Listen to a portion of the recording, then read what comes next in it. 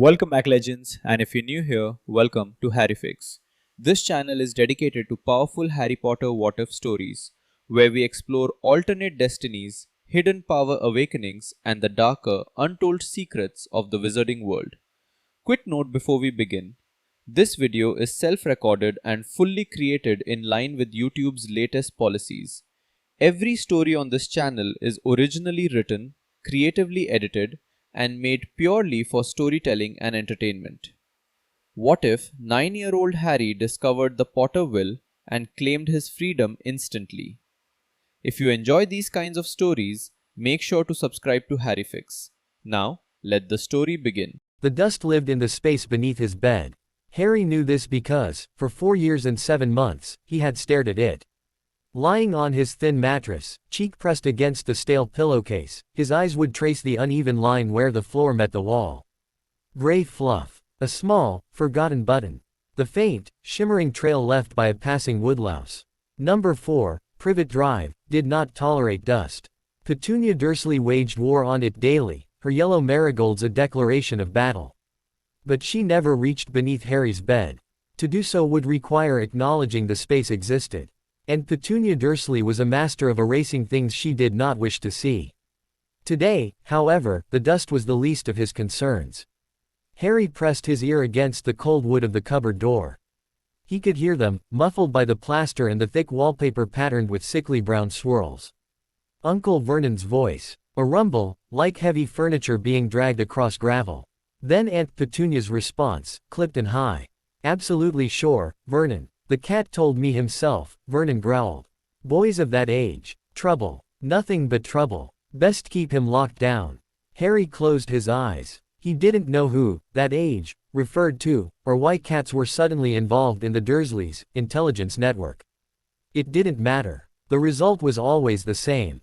He glanced at the tiny pile of possessions on his shelf.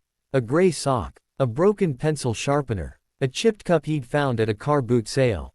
Nothing to write with. Nothing to draw with. He often wondered what his voice sounded like, because he rarely got to use it for anything except, yes, Uncle Vernon, and, no, Aunt Petunia. The sun moved. The sliver of light beneath the door narrowed, then vanished. When the key turned in the lock, Harry flinched. It was a small, quick movement, barely a tremor. He hated that he still did it. "Out!" Vernon snapped, his frame blocking the kitchen light. "Supper. Don't dawdle." Harry slid out, avoiding eye contact.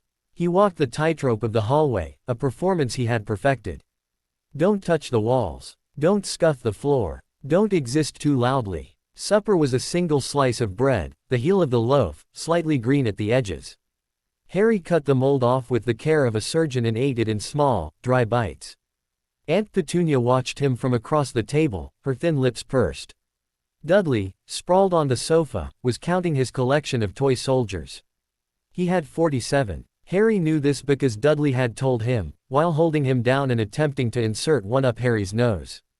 "He looks peaky," Dudley said, not looking up. "His hair's a mess." Harry's hand instinctively rose to his head. The hair, as always, refused to lie flat. It stuck up at the back, a permanent cowlick that defied combs, water, and once, desperate times, glue. "Eat your potatoes, Dudley," Petunia murmured, sliding the entire steaming dish towards her son. Harry looked at the potatoes. Buttered, soft, golden at the edges. His stomach cramped. The silence stretched. Vernon's mustache twitched as he chewed. "The Potters," Vernon said, out of nowhere. Harry froze, the bread halfway to his lips. "Drunk drivers," Vernon continued, addressing the gravy boat. "That's what they were. Reckless. No respect for decent society. Left their freak child a burden on decent folk." Harry lowered the bread. He had heard this before. Fragments, really. Whispered at the end of long days. His parents had died in a car crash. They had been drunk. They were worthless. He had tried, once, to imagine them. He'd pictured his mother with red hair, like the woman who worked in the corner shop. His father with glasses, perhaps. But the images were fuzzy, like photographs left out in the rain. He had no proof they had ever existed at all. "Finish your scraps and get back in the cupboard," Vernon ordered. "And don't think we didn't notice you eyeing the potatoes."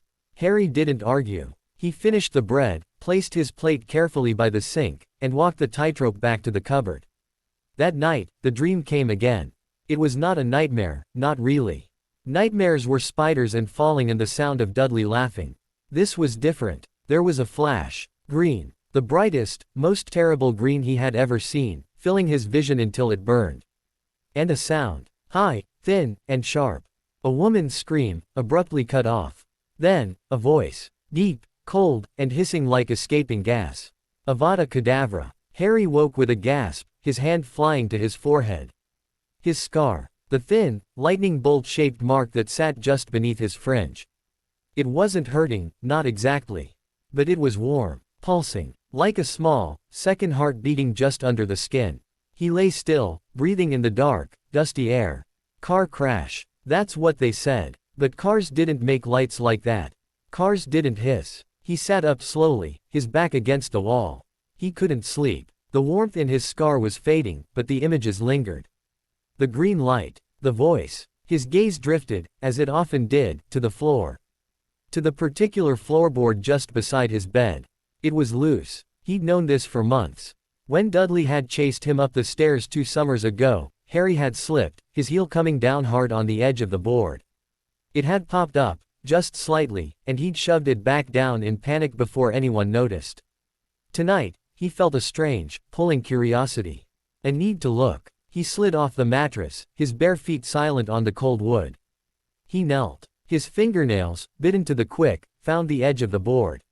He pulled. It came up with a soft, protesting creak. Darkness. A void beneath the house, smelling of cold earth and time. Harry reached in, his heart hammering against his ribs. His fingers brushed something. Not dust. Not a mouse. Paper. He drew it out. It was an envelope, thick and yellowed with age, the edges soft as velvet. It was heavy. Sealed with a blob of crimson wax, pressed with a symbol he didn't recognize. A circle, bisected by a triangle, with a vertical line running through the center. His name was written across the front. Not boy. Not freak. Harry. The ink was dark, elegant. The H was tall and looping, the Y trailing off in a confident flourish. It was the first time he had ever seen his name written by someone who cared how it looked. His hands trembled. He broke the seal. Inside, there were multiple pages. The first was heavy parchment, the same as the envelope. It was dense with text, legal jargon, words he had to sound out silently in his head. Last will and testament. James Charles Potter. Lily Eve Potter. His mother. His father. His vision blurred. He blinked rapidly, forcing the wetness away. He couldn't read it in here. The light was too dim. He needed the landing light, but if Aunt Petunia caught him? He didn't care. For the first time in 4 years, he didn't care. He tucked the envelope into the waistband of his pajama trousers, pulled his oversized shirt over it, and slipped out of the cupboard. The stairs creaked beneath his weight. He knew the exact spots to avoid. 3 steps from the top. 1 step from the bottom. He reached the landing. The light from the street lamp outside filtered through the net curtains, casting long shadows. He opened the first page. I, James Charles Potter, being of sound mind and body. His breath caught. He read the line again. And again. Do hereby bequeath my full estate, titles, and vaults at Gringotts Wizarding Bank to my son, Harry James Potter, to be held in trust. Until his majority or upon his successful emancipation from the custody of any non-magical guardians. He didn't understand half of it. Gringotts. Wizarding. Emancipation. But he understood the next part. It is my express wish that my son, Harry, be raised within the magical community. Should it be deemed necessary to place him with non-magical relatives for his protection, this arrangement is to be temporary only, lasting no longer than 1 year, and subject to quarterly review by the office of the Chief Warlock. 1 year. He had been here for 4. His eyes scanned down, desperate, hungry. To my son, I leave the cloak of invisibility, passed down through the generations of Potters, that he may have the freedom to explore the world his mother and I loved so dearly. To my son, I leave the deeds to the ancestral home at Godric's Hollow, that he may always have a place to return to. To my son, I leave my trust. I leave my hope. I leave my name. And to my sister-in-law, Petunia, and her husband, Vernon, I leave the sum of 10 galleons, to be delivered annually on August 1st, as payment for the care of my son. Asterisk. 10 galleons. They had called him a burden. They had fed him scraps and locked him in a cupboard and told him his parents were worthless drunks.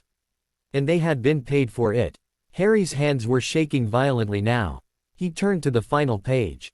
It was a separate document, simpler, the ink slightly different. It had been added later, perhaps pinned to the will itself. Emancipation Clause. The undersigned, being the magical guardian or custodian of the minor, may relinquish all claims and responsibilities. Upon the presentation of this document to an authorized representative of Gringotts Bank, the minor shall be declared legally emancipated, with full access to their inheritance and the right to choose their own place of residence. There was a blank line. A space for a signature. He had no guardian to sign it. But as he stared at the page, the words seemed to shift. Rearrange themselves in the darkness. The document didn't require the current guardian to sign it. It required the minor to present it. It required the minor to claim their freedom. The sound of a floorboard creaking upstairs shattered the silence. Harry froze, the papers clutched to his chest. Footsteps. Heavy, lumbering. Vernon, going to the bathroom. The toilet flushed. Water ran. The footsteps retreated. Harry didn't move. He barely breathed. Then, slowly, he looked down at the seal on the envelope again. The triangle. The circle. The line. He didn't know what it meant. He didn't know where Gringotts was, or who the chief warlock was, or why his parents had left him here. But he knew one thing with absolute certainty. He was not going back in the cupboard. He crept down the stairs, silent as a ghost, and stopped in front of the telephone table in the hall.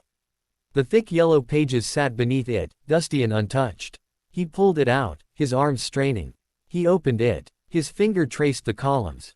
Banks. There were dozens. Barclays. Lloyds. NatWest. But there, at the bottom, in small, plain type, an entry he had never noticed before. Gringotts. 7-13 Diagon Alley. Inquiries by prior appointment only. Asterisk. No telephone number. Harry stared at the address. Diagon Alley. He didn't know where it was. He didn't know how to get there. But the will was in his hands.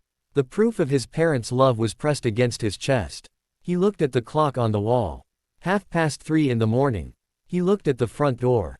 The lock was old. A simple Yale. He had watched Dudley unlock it 1,000 times, tossing the keys carelessly onto the sideboard.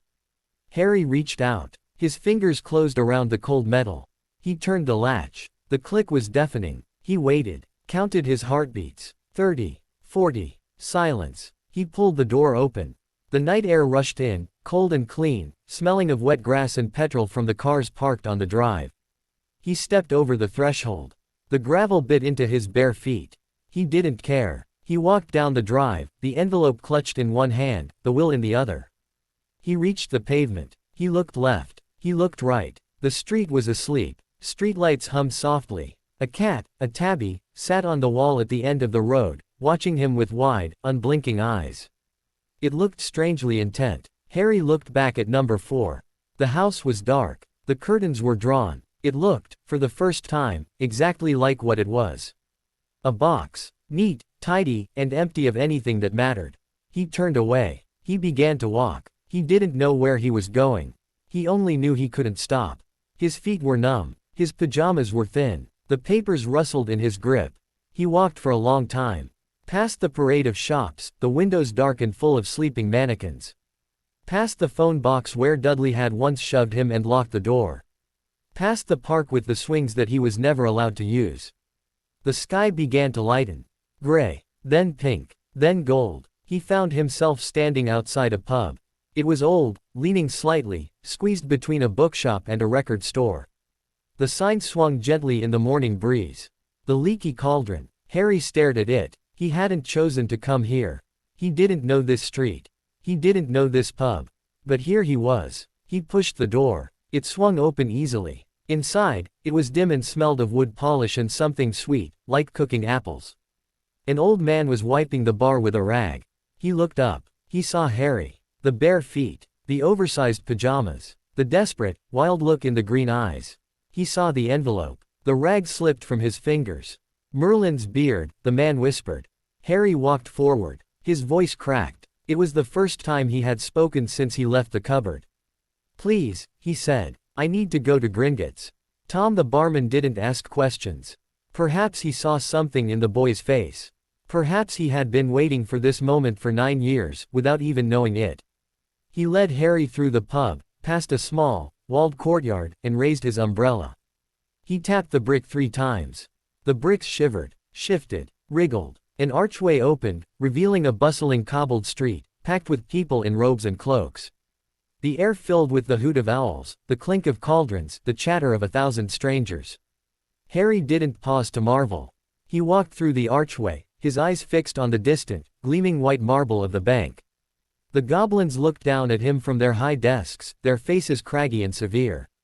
They saw a human child. A messy human child in inadequate clothing. Then Harry placed the will on the counter. He didn't speak. He didn't beg. He just laid the document down, the crimson seal catching the light of the chandeliers.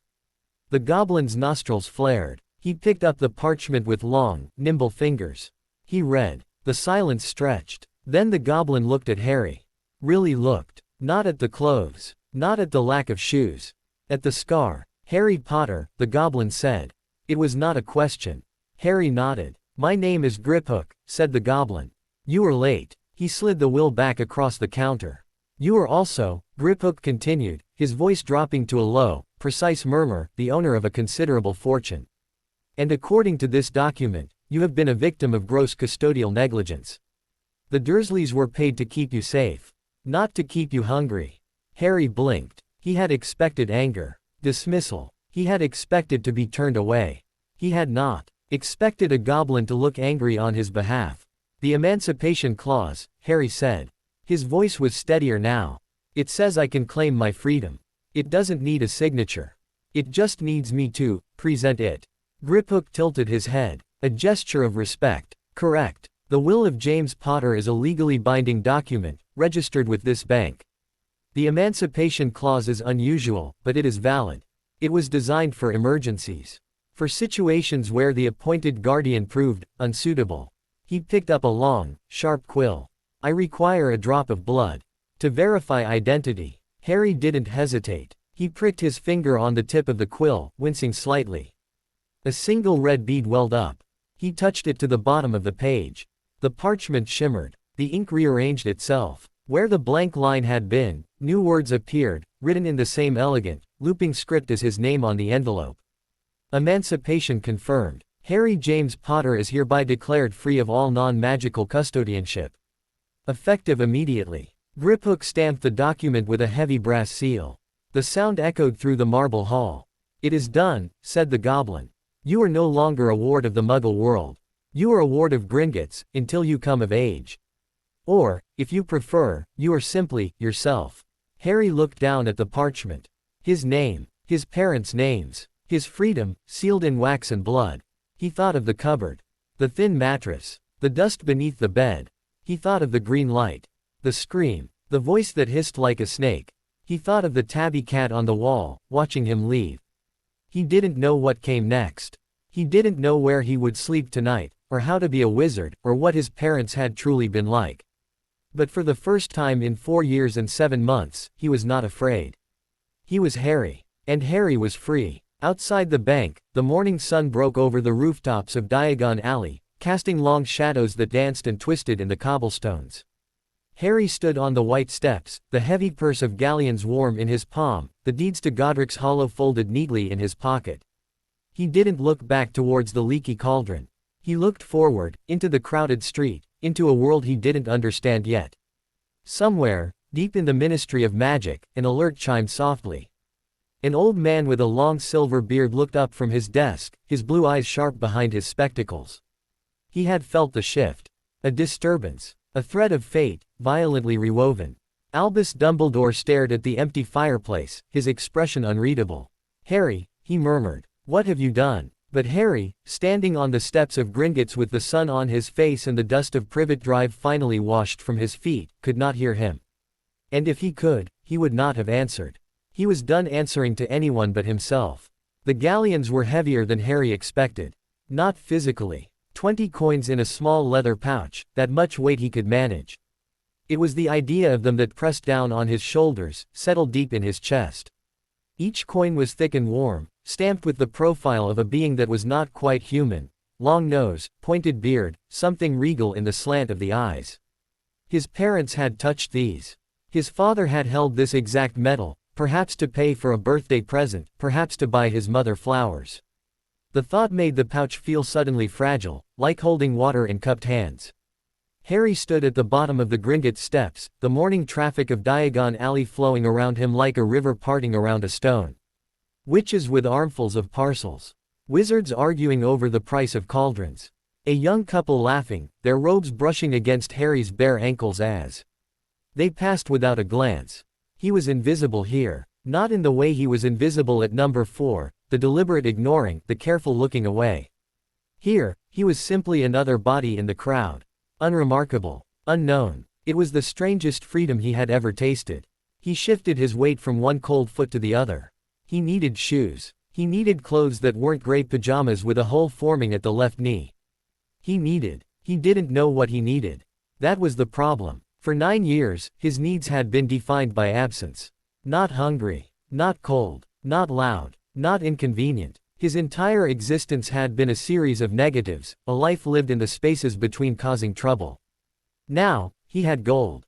He had papers. He had a name that made a goblin look at him differently. He had no idea what to do with any of it. A woman bustled past, trailing the scent of lavender and ink. Her owl, perched on her shoulder, turned its head completely around and fixed Harry with a round, unblinking stare. Harry stared back. The owl blinked. Once. Twice. Then swiveled forward again, apparently satisfied. Harry's stomach growled. Loudly. A passing witch glanced down at him, her expression shifting from indifference to mild concern as she took in his bare feet, his too thin frame, the wild nest of black hair.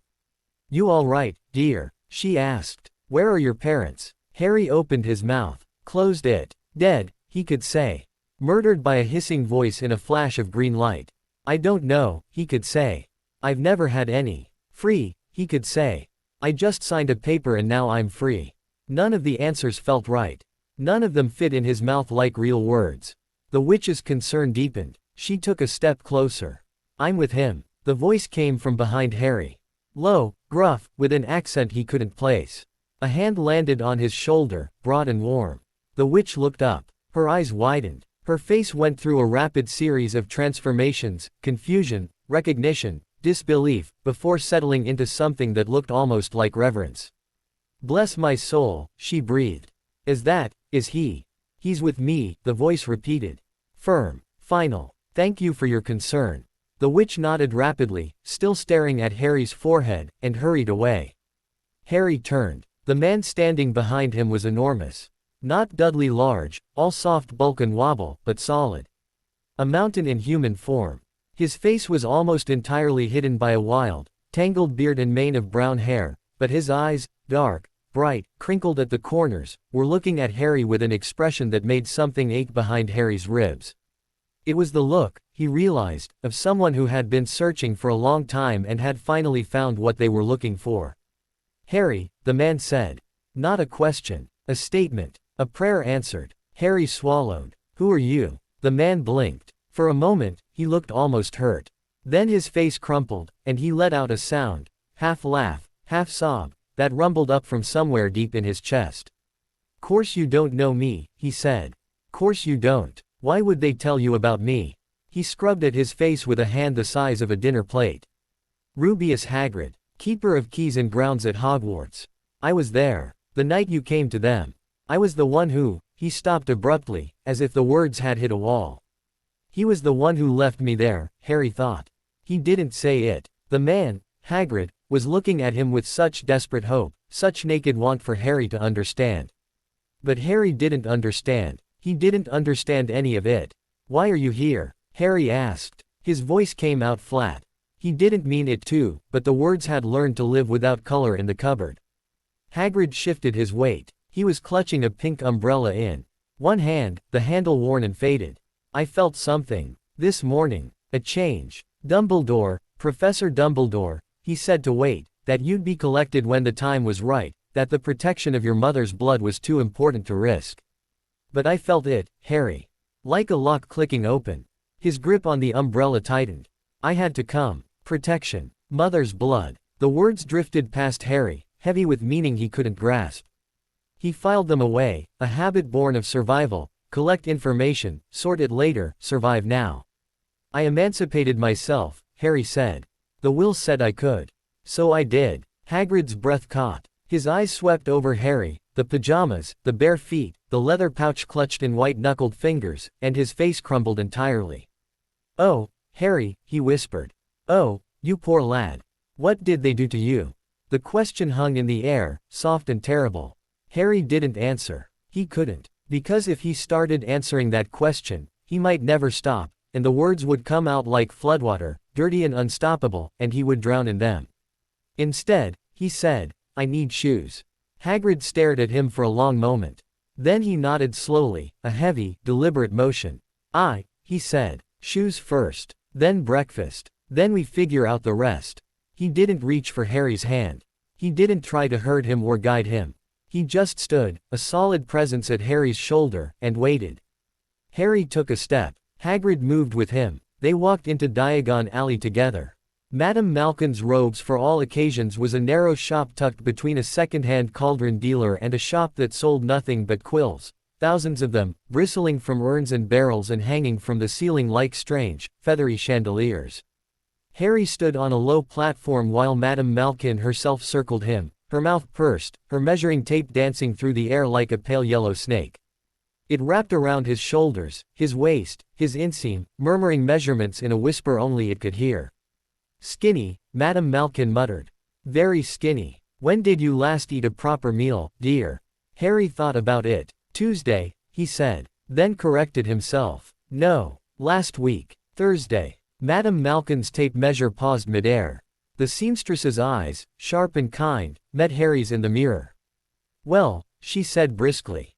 "We'll start with 3 sets of casual robes, 2 dress robes, winter cloak with silver fastenings, and 4 pairs of trousers that actually fit you.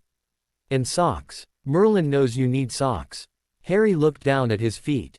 They were dirty, the nails ragged, the soles calloused from years of navigating cold floors without slippers. He curled his toes against the polished wood of the platform. "I have money," he said quickly. "I can pay." Madame Malkin waved a dismissive hand. "I should hope so, dear. We don't barter turnips here." But her voice was gentle, and when the tape measure resumed its work, it moved with extra care. Hagrid waited by the window, his bulk somehow compressed into a wooden chair that groaned in protest with every breath he took. He was watching the street with an expression Harry couldn't read, watchful, wary, like a dog waiting for a threat. "You don't have to stay," Harry said quietly. "I can manage." Hagrid's gaze shifted to him. "I know you can manage. You've been managing on your own since you could walk, I reckon." His fingers drummed against his umbrella handle. "Doesn't mean you should have too." Harry didn't know what to say to that. So he said nothing. The fitting continued in silence. Madame Malkin pinned and tucked, muttering to herself. Harry stood still, watching his reflection transform. The boy in the mirror looked different. Not just because the oversized pajamas were gone, replaced by charcoal gray trousers and a soft white shirt. It was something in his posture. The way he held his shoulders. The way he met his own eyes without immediately looking away. He looked like someone who had choices. "Will that be all, dear?" Madame Malkin asked, stepping back to survey her work. Harry hesitated. Then, from the pocket of his new trousers, he withdrew a folded piece of parchment. "The deeds to Godric's Hollow. Can you tell me where this is?" he asked. Madame Malkin's face softened. She took the parchment carefully, handling it like it was made of spun sugar. Her eyes scanned the elegant script. "Godric's Hollow," she murmured. "Oh, my. Oh, you poor lamb." She looked up at Harry, then at Hagrid, then back at the deeds. "It's in the West Country, dear. A few hours by flow." "But the house," she hesitated. Harry's chest tightened. "The house is gone." No, it's still standing. But it's been sealed since that night. They left it as a memorial. People leave flowers, teddy bears, notes." Her voice dropped to a whisper. "They think you died there too, you see. They think you were inside when." She stopped abruptly, color rising to her cheeks. "When my parents were murdered," Harry finished silently. "When the green light came for them and missed me."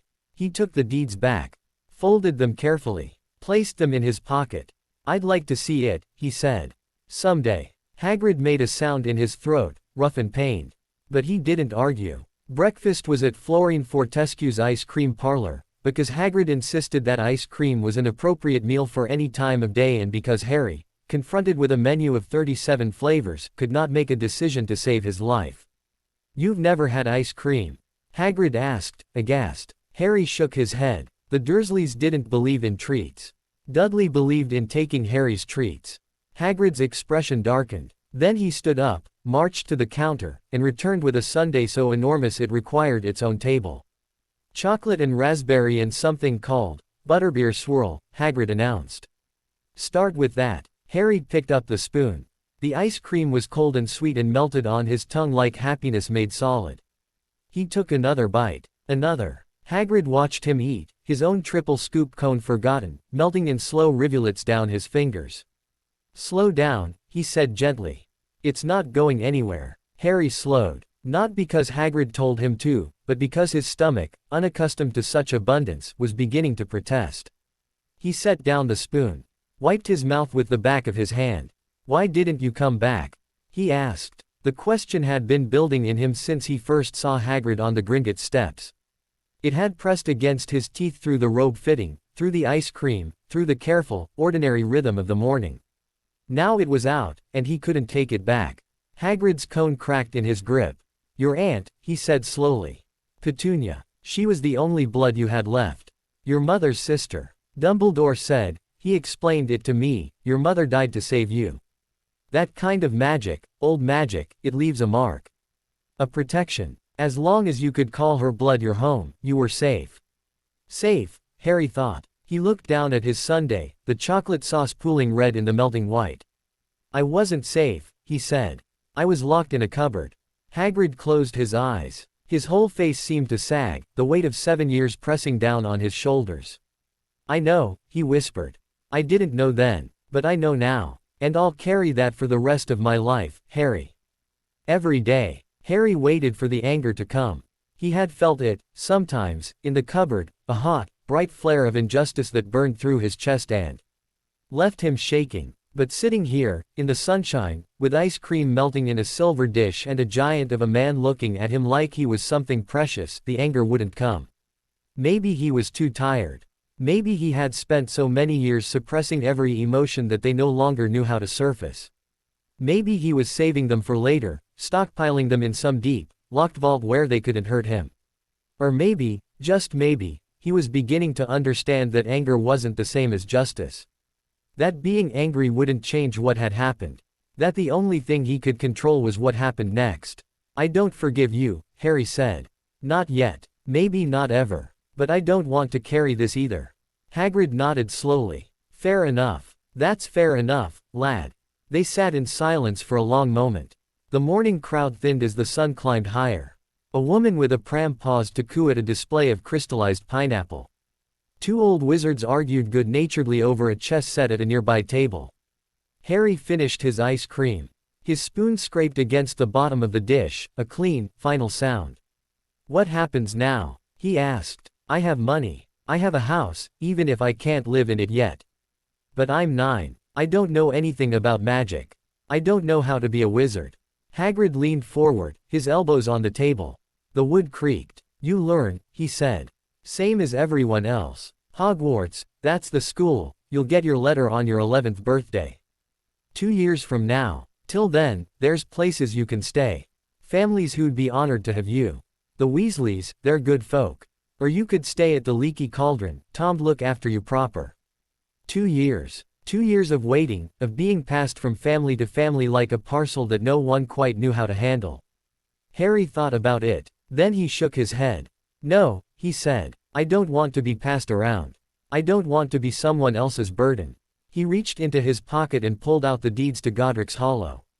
"This is mine. My parents' house. Why can't I live there?" Hagrid shifted uncomfortably. "It's been sealed, Harry. For your protection. Dumbledore. Dumbledore isn't my guardian," Harry said. His voice was calm, steady.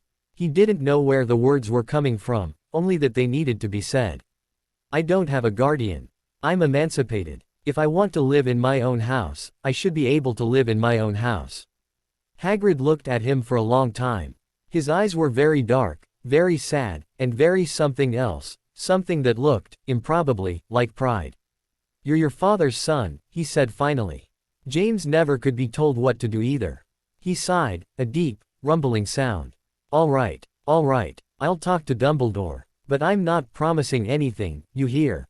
The wards on that house, they're old, they're powerful, and they were set by him. If he says it's not safe, it's not safe." Harry nodded. It wasn't a victory. But it wasn't a refusal either. It was a start. They spent the afternoon buying supplies. Not Hogwarts supplies, that would come later, when Harry was 11 and the letter finally arrived. But supplies for living. A trunk, sturdy and brass-bound, large enough to hold everything he owned and leave room for more. A set of quills and ink, because Madame Malkin had mentioned that wizards wrote letters, and Harry wanted to be able to write his own. A watch, silver-faced and simple, that told time and date and, apparently, the phases of the moon. Hagrid paid for half of it. Harry tried to protest, but Hagrid simply shook his head and slid his galleons across the counter. "Your parents were good friends to me," he said gruffly. "Let me do this. Please." Harry let him. By late afternoon, the trunk was full. Harry stood in the back room of the leaky cauldron, staring at it. His trunk. His clothes, his watch, his quills. The deeds to his house. The will that had set him free. It was more than he had ever owned. More than he had ever dared to want. Tom the barman knocked gently on the open door. "Room's ready whenever you are, Mr. Potter," he said. "Number 11. Best view of the street." Harry looked up. "You don't have to call me that." Tom's expression didn't change. "It's your name, isn't it?" "Yes," Harry thought. "Yes, it is." He followed Tom up the narrow stairs. The room was small but clean, with a bed that actually had more than one blanket and a window that looked out over the cobbled alley. Sunlight filtered through the gauze curtains, casting soft patterns on the floor. Tom left. The door clicked shut. Harry sat on the edge of the bed. He didn't lie down. He didn't unpack. He just sat, his hands resting on his knees, and breathed. He was alone. Truly, completely alone for the first time in his life. No Dursleys breathing down the stairs. No cupboard walls pressing in. No one to tell him when to wake, when to sleep, when to eat, when to speak. It should have been terrifying. It was, a little. But beneath the fear, beneath the exhaustion and the confusion and the weight of 100 unanswered questions, there was something else. Something that felt, impossibly, like hope. The knock came at midnight. Harry wasn't sleeping. He had tried, lying in the strange bed with the unfamiliar sounds of the city seeping through the walls, but sleep wouldn't come. His mind kept turning, spinning the day's events into patterns he couldn't quite read. The knock was soft, deliberate. 3 slow taps. Harry slid out of bed. His bare feet made no sound on the worn carpet. He didn't turn on the light. "Who is it?" he asked, his hand on the frame. No answer. He opened the door. The corridor was empty. But at his feet, gleaming faintly in the moonlight, lay a single object. A cloak. Silver, liquid, shimmering like water caught mid-flow. It seemed to breathe, shifting and settling with a life of its own. Harry knelt. His fingers brushed the fabric. It was cold. And then it was warm.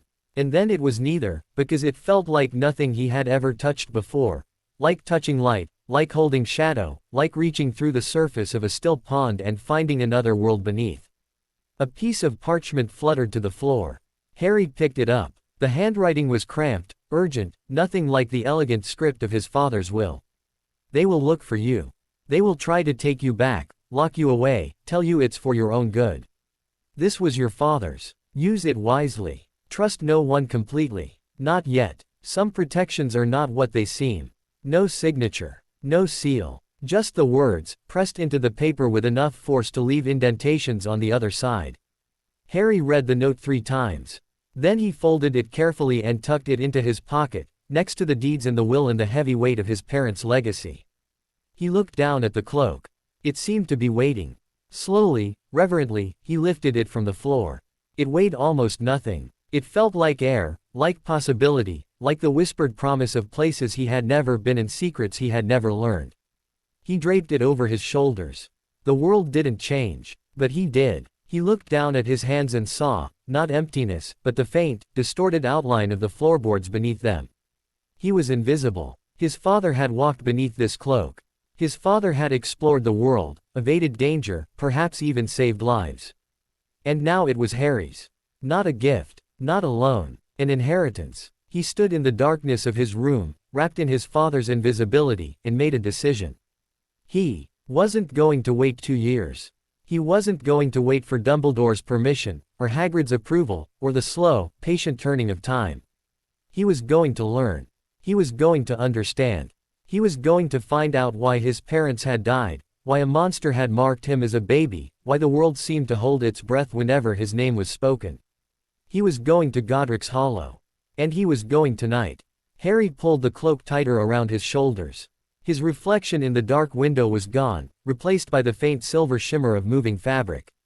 He looked like a ghost. He looked like a memory. He looked like a Potter. The door opened. The door closed. Harry stepped into the corridor, invisible and unknown, and began to walk. The night air bit hard. Harry pulled the cloak tighter, but the silver fabric offered no warmth, only the strange, tingling sensation of being separate from the world, watching it through a pane of invisible glass. His new shoes echoed against the cobblestones. Left, right, left, right. A heartbeat in his feet. He didn't know where he was going.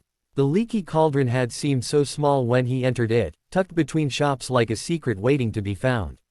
Now, standing in the darkened alley behind it, the building looked different. Older. More like a mouth than a door. Harry turned his back on it and walked.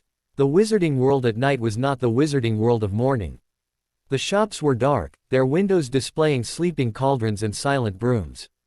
The street lamps burned with a soft, golden light that seemed to breathe, pulsing gently like the chest of a sleeping animal. No owls. No crowds. Just the wind, and the distant sound of music from somewhere deep in the alleys, a fiddle, high and lonesome. Harry reached the end of Diagon Alley and stopped. The archway was there, the bricks still and silent. He had watched Hagrid tap the pattern this morning, 3 up, 2 across, and the wall had opened like a door. But that was morning, with the sun high and Hagrid's bulk solid at his shoulder. Now, alone in the dark, the wall looked like a wall. He raised his hand. His fingers hovered an inch from the cold brick. He didn't know the pattern. He hadn't been paying attention. He had been too busy not drowning in the flood of newness, too focused on keeping his feet under him in a world that kept shifting shape. 3 up, 2 across. Or was it 2 up, 3 across? He tapped. Nothing. He tried again, different bricks. Still nothing. The fiddle music swelled, then faded. The wind picked up, carrying the scent of rain. Harry lowered his hand. His chest was tight, his breath coming too fast. He was trapped. He had walked out of the leaky cauldron with nothing but his father's cloak and a pocket full of questions, and now he couldn't even leave the street. Stupid. So stupid. He leaned his forehead against the cold bricks. They smelled of dust and age and something else, something faintly sweet, like the residue of old magic. I just want to see, he whispered. I just want to know who they were. The bricks didn't answer. But something else did. Bit late for a stroll, innit? Harry spun around. The cat was sitting on the cobblestones behind him. Not the tabby from Privet Drive, this one was black, sleek, with eyes the color of old copper. It blinked at him slowly, deliberately. Harry didn't move. His heart was hammering against his ribs, but he forced his voice steady. I'm not doing anything wrong. The cat tilted its head. Didn't say you were. Just observed that it's late. Past your bedtime, I'd wager. Cats didn't talk. Harry knew this. He had spent 9 years in a world where cats sat on fences and ignored humans and occasionally hissed at dogs. Cats did not hold conversations in dark alleys. But this wasn't that world. This was a world where goblins ran banks and ice cream was a valid breakfast and a man could be 7 feet tall and cry over a boy he'd left behind. This was a world where his parents had been murdered by a voice that hissed. What are you? Harry asked. The cat stood. It stretched, arching its back, and then, shifted. Not smoothly, not like water flowing. More like a ripple, a distortion, as if the air itself was rearranging around the animal's form. Where the cat had been, a woman now sat. She was old. Not fragile old, like the residents of the nursing home Aunt Petunia had once dragged Dudley to visit. Strong old. Sharp old. Her hair was silver, pulled back in a severe bun, and her glasses were perched on a nose that looked like it had been broken at least twice. She wore robes of deep emerald green, and her eyes, the same copper as the cat's, were fixed on Harry with unsettling intensity. "Better," she said, "though I preferred the fur." Harry's hand flew to his forehead, pressing against his scar beneath the fringe. His other hand clutched the cloak at his throat. "Who are you?" The woman tilted her head, a distinctly feline gesture. "Someone who's been watching you since you were a baby. Someone who made a promise to your mother and has spent 9 years wondering if she'd ever be able to keep it." She stood, brushing dust from her robes. Up close, she was taller than she had appeared as a cat. Her presence filled the narrow alley, pushing against Harry's chest like pressure before a storm. "My name is Minerva McGonagall," she said. "I am the deputy headmistress of Hogwarts School of Witchcraft and Wizardry. And you, Harry Potter, are supposed to be asleep in the leaky cauldron."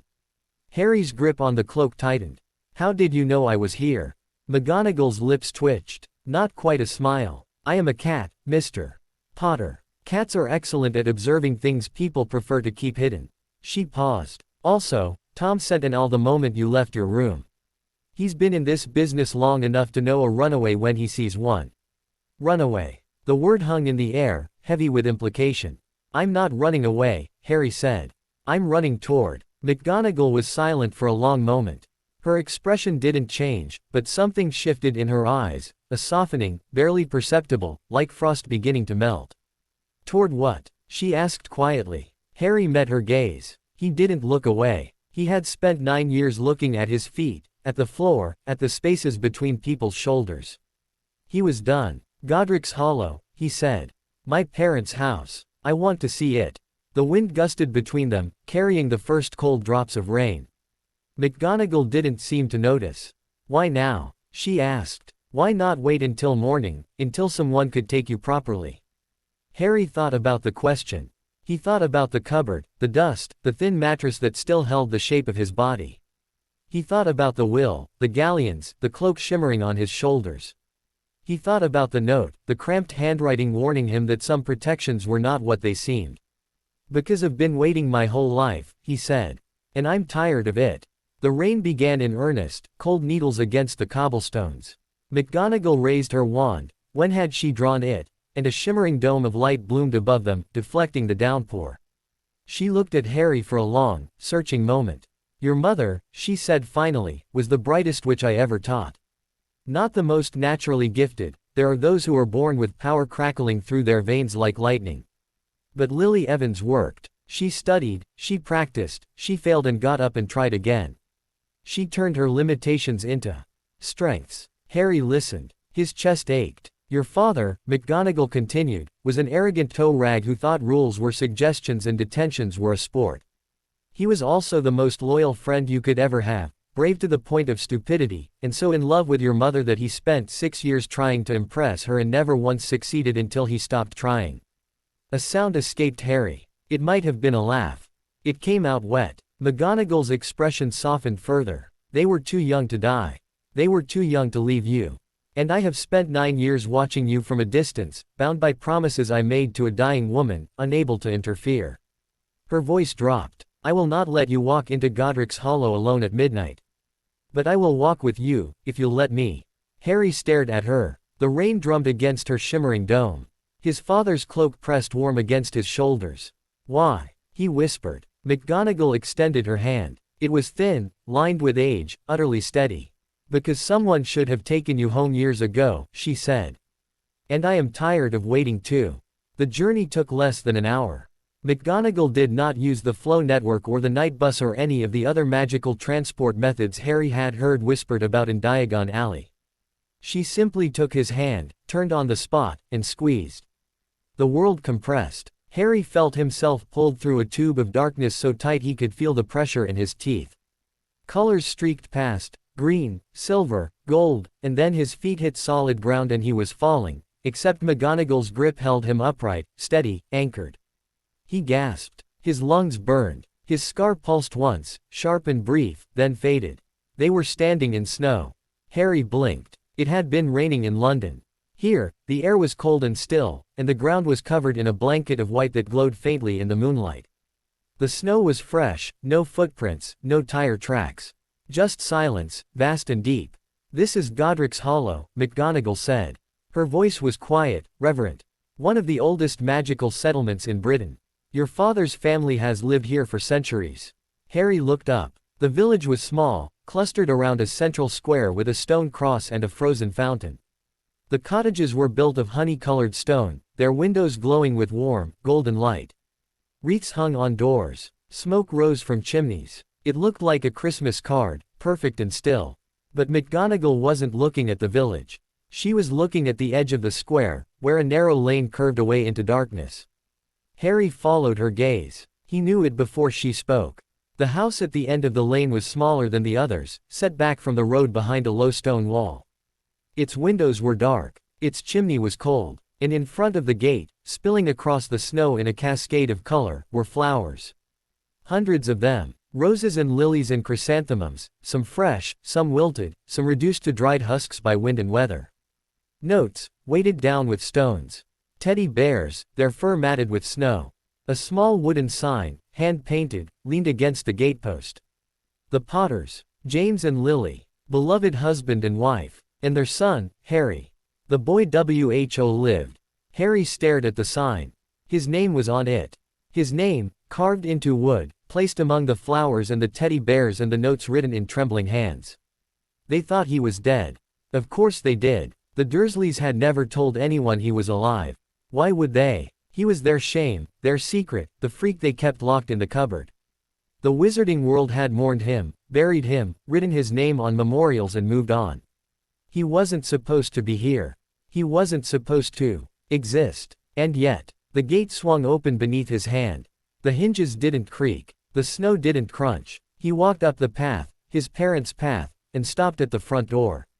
The wood was dark, aged, protected by magic that hummed beneath his fingers like a sleeping animal. He pressed his palm flat against it. "I'm here," he thought. "I came home." The door didn't open, but the hum deepened, shifted, became something almost like recognition. A warmth spread from his palm, down his arm, into his chest. He was expected. "How do I get in?" he asked. McGonagall stood at the gate, a silent sentinel. Her wand was drawn, but her hand was lowered. Watching. Waiting. "The wards were set by Dumbledore," she said. "They recognize blood. They recognize intent. But they were also set to protect, and protection often means keeping things out rather than letting them in." Harry looked at the door. At his hand, pressed against the wood. "My blood is in this house," he said. "My parents died here. Doesn't that count?" McGonagall didn't answer. Perhaps she didn't know. Harry closed his eyes. He thought of his mother, red hair, green eyes, a smile he had never seen but somehow remembered. He thought of his father, glasses, messy hair, a laugh that echoed through the silence of the cupboard. He thought of the green light. The scream. The voice that hissed like a snake. "Please," he thought. "Please let me in. I just want to see." The door opened. Not swinging inward, not cracking on its hinges. It simply stopped being closed. The wood rippled, and then it was air, and Harry stepped through. The inside of the house was frozen. Not literally. The temperature was the same as outside, cold but not bitter. But everything was exactly as it had been the night his parents died. The sofa, facing the fireplace. A half-empty teacup on the side table, the liquid long since evaporated, leaving a brown ring like a scar. A pair of men's glasses, lenses cracked, sitting on the mantelpiece as if waiting for their owner to return. Harry walked through the rooms like a ghost haunting his own grave. The kitchen. Plates in the drying rack. A high chair, folded and stored in the corner. A child's drawing on the refrigerator, held in place by a magnet shaped like a snitch. The drawing was of 3 people, a tall man with messy black hair, a woman with a smile that stretched across her entire face, and a tiny figure between them with a round head and stick limbs and a scribble of green on its forehead. "My family," Harry thought. "They drew me." He touched the paper. It was yellowed, the edges curling. But the colors were still bright, the green of the eyes, the gold of the snitch magnet, the red of his mother's hair. He left it there. He couldn't take it. Not yet. Upstairs. The master bedroom was tidy, the bed made. A hairbrush on the dresser, a few strands of red caught in the bristles. Harry picked it up, held it in his palm. It weighed almost nothing. It weighed everything. He moved to the next room. The nursery. The door was ajar. Harry pushed it open with one finger. The room was small, painted in soft yellows and greens. A mobile of golden snitches hung over the empty crib, swaying gently in a breeze Harry couldn't feel. Bookshelves lined one wall, filled with picture books and early readers. A toy broomstick, a real one, scaled down for a toddler, leaned against the wall. And on the windowsill, catching the moonlight, was a letter. Harry crossed the room. His legs felt disconnected from his body, moving without his permission. His hand reached out, picked up the envelope. For Harry, it said, "When he is ready." His mother's handwriting. He knew it instantly. The same looping curves, the same confident flourishes as his name on the will. He broke the seal. "My darling boy, if you're reading this, I'm not there to hold your hand. I'm so sorry for that. I wanted to be with you for everything, your first day of school, your first Quidditch match, your first heartbreak. I wanted to watch you grow. I wanted to see who you would become. But I also knew, from the moment I held you in my arms, that you were not mine to keep. You were always going to be more than just my son. You were going to be hope, and change, and a future I could only dream of. James says I'm being dramatic. He says we're going to live forever and annoy each other until we're both deaf and gray. He's probably right. He usually is, the arrogant prat. But just in case he's not, just in case the world turns out to be darker than we want it to be, I need you to know some things. I need you to know that you were wanted. Not just by us, but by everyone who met you. You came into this world screaming, and the healer said you had the loudest lungs she'd ever heard, and your father cried. He'll deny it if anyone tells you, but he cried.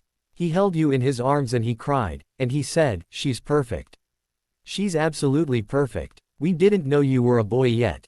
The healer hadn't finished. But James was so sure you were a girl, and when you proved him wrong, he just laughed and said, of course.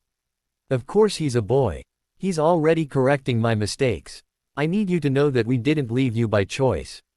Every night, I check on you before I go to sleep. I stand over your crib and watch you breathe, and I think about all the things I want to teach you, all the places I want to show you. I want to take you to the coast, where James proposed to me. I want to show you the tree in the orchard where we carved our initials. I want to be there when you cast your first spell, catch your first snitch, fall in love for the first time. I want to be there. I want to be there so badly it hurts. And if I can't be, if something happens and I can't be, I need you to know that it wasn't your fault. None of it was your fault. You were the best thing that ever happened to us. You were the reason we fought so hard to stay alive. You were everything. Be brave, my darling. Be kind. Be stubborn, you get that from your father. And never, ever forget that you are loved. All my love, always. Mum. Harry lowered the letter. The tears were streaming down his face, hot and silent. He didn't try to stop them. He didn't wipe them away. He just stood in his nursery, surrounded by the remnants of a life that should have been his, and let himself cry. He cried for his mother, who had written him letters she never thought he'd read. He cried for his father, who had cried at his birth and died defending him.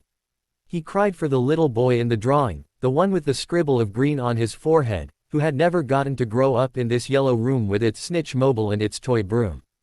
And he cried for himself. For the 9-year-old who had slept in a cupboard and believed, truly believed, that his parents had been worthless drunks who didn't want him. He had been so wrong. He had been wrong about everything.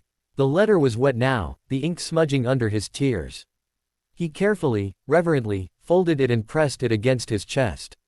I love you too, he whispered. I love you both. The room didn't answer. But the snitch mobile spun gently, once, twice, and then was still. McGonagall found him an hour later, sitting on the floor of the nursery, his back against the empty crib. He had read the letter 4 more times. He had memorized every word. Harry, she said quietly. We should go. Dawn is approaching, and there are questions that will need answering. Harry looked up. His eyes were red-rimmed, his cheeks stained with salt. But his voice was steady. I'm not leaving, he said. This is my house. These were my parents. I'm not leaving them again.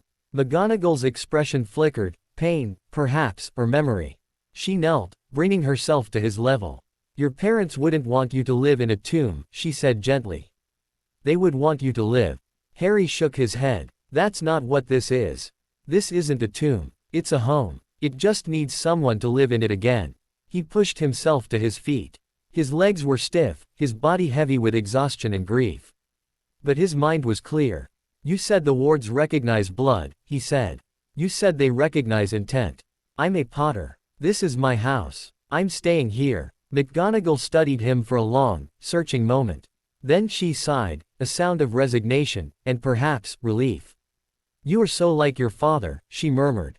It's uncanny. She stood. Her wand traced a pattern in the air, complex, looping, ancient.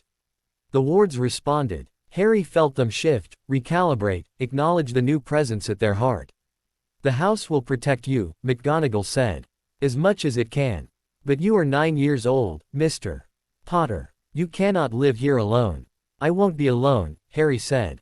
I have Hedwig. It was a weak argument, and he knew it. But McGonagall didn't laugh. No, she agreed. You won't be alone. She paused. I will arrange for supplies.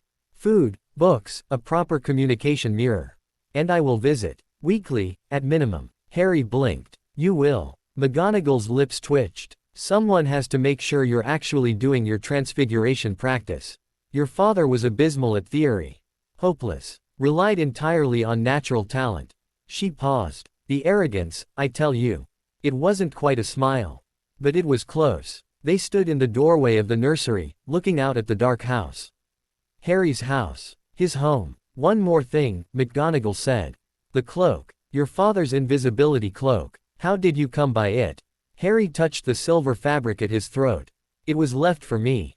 At the leaky cauldron. With a note. A note from whom? I don't know. It wasn't signed. McGonagall was very still. May I see it? Harry hesitated. Then, slowly, he withdrew the folded parchment from his pocket. McGonagall read it in silence. Her expression didn't change, but her grip on her wand tightened. Trust no one completely, she murmured. Not yet. She looked at Harry. This is good advice. Not just for you, for everyone. The war may be over, but its wounds are still fresh. There are those who would use you, Harry. Who would shape you into a symbol they can control. Is that what Dumbledore wants? Harry asked. McGonagall was silent for a long moment. Albus Dumbledore, she said carefully, is the greatest wizard of our age. He is also a man who believes the ends can justify the means. Sometimes they can. Sometimes they can't. The trick is knowing the difference. She handed the note back to him. Keep the cloak. Use it wisely. And remember that trust is earned, not given. Harry folded the note and placed it back in his pocket, next to his mother's letter. 2 pieces of parchment. 2 voices, speaking to him across the divide of death and time. I will, he said.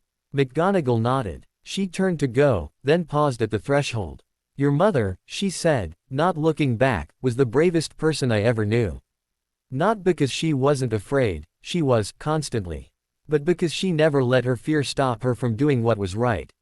She stepped through the door and vanished into the gray dawn. Harry stood alone in his parents' house. The snitch mobile spun gently above his head. His mother's letter was warm against his chest. His father's cloak settled on his shoulders like an embrace. He walked to the window and looked out at the village. The snow had stopped. The sky was pale gold, streaked with rosé. In the square, a woman was opening the bakery, her breath misting in the cold air. A dog barked. A child laughed. Life, continuing, moving forward. Harry pressed his hand against the cold glass. He didn't know what came next. He didn't know how to be a wizard, or how to live alone, or how to carry the weight of a war he couldn't remember. He didn't know who to trust, or what to believe, or why a monster had marked him as a baby and then vanished. But he knew his mother's handwriting. He knew his father's courage. He knew the feel of his own name, written with love, pressed against his heart. And he knew, with a certainty that settled deep in his bones, that he was exactly where he was supposed to be. The sun rose over Godric's Hollow. Harry Potter, age 9, stood in his parents' house and watched the light creep across the floor. He was home. The knock came at dusk. Harry had spent the day exploring. Every room, every cupboard, every dusty corner of the house that had been waiting 9 years for his return. He had found photographs, moving photographs, his parents waving at him from frozen moments of joy.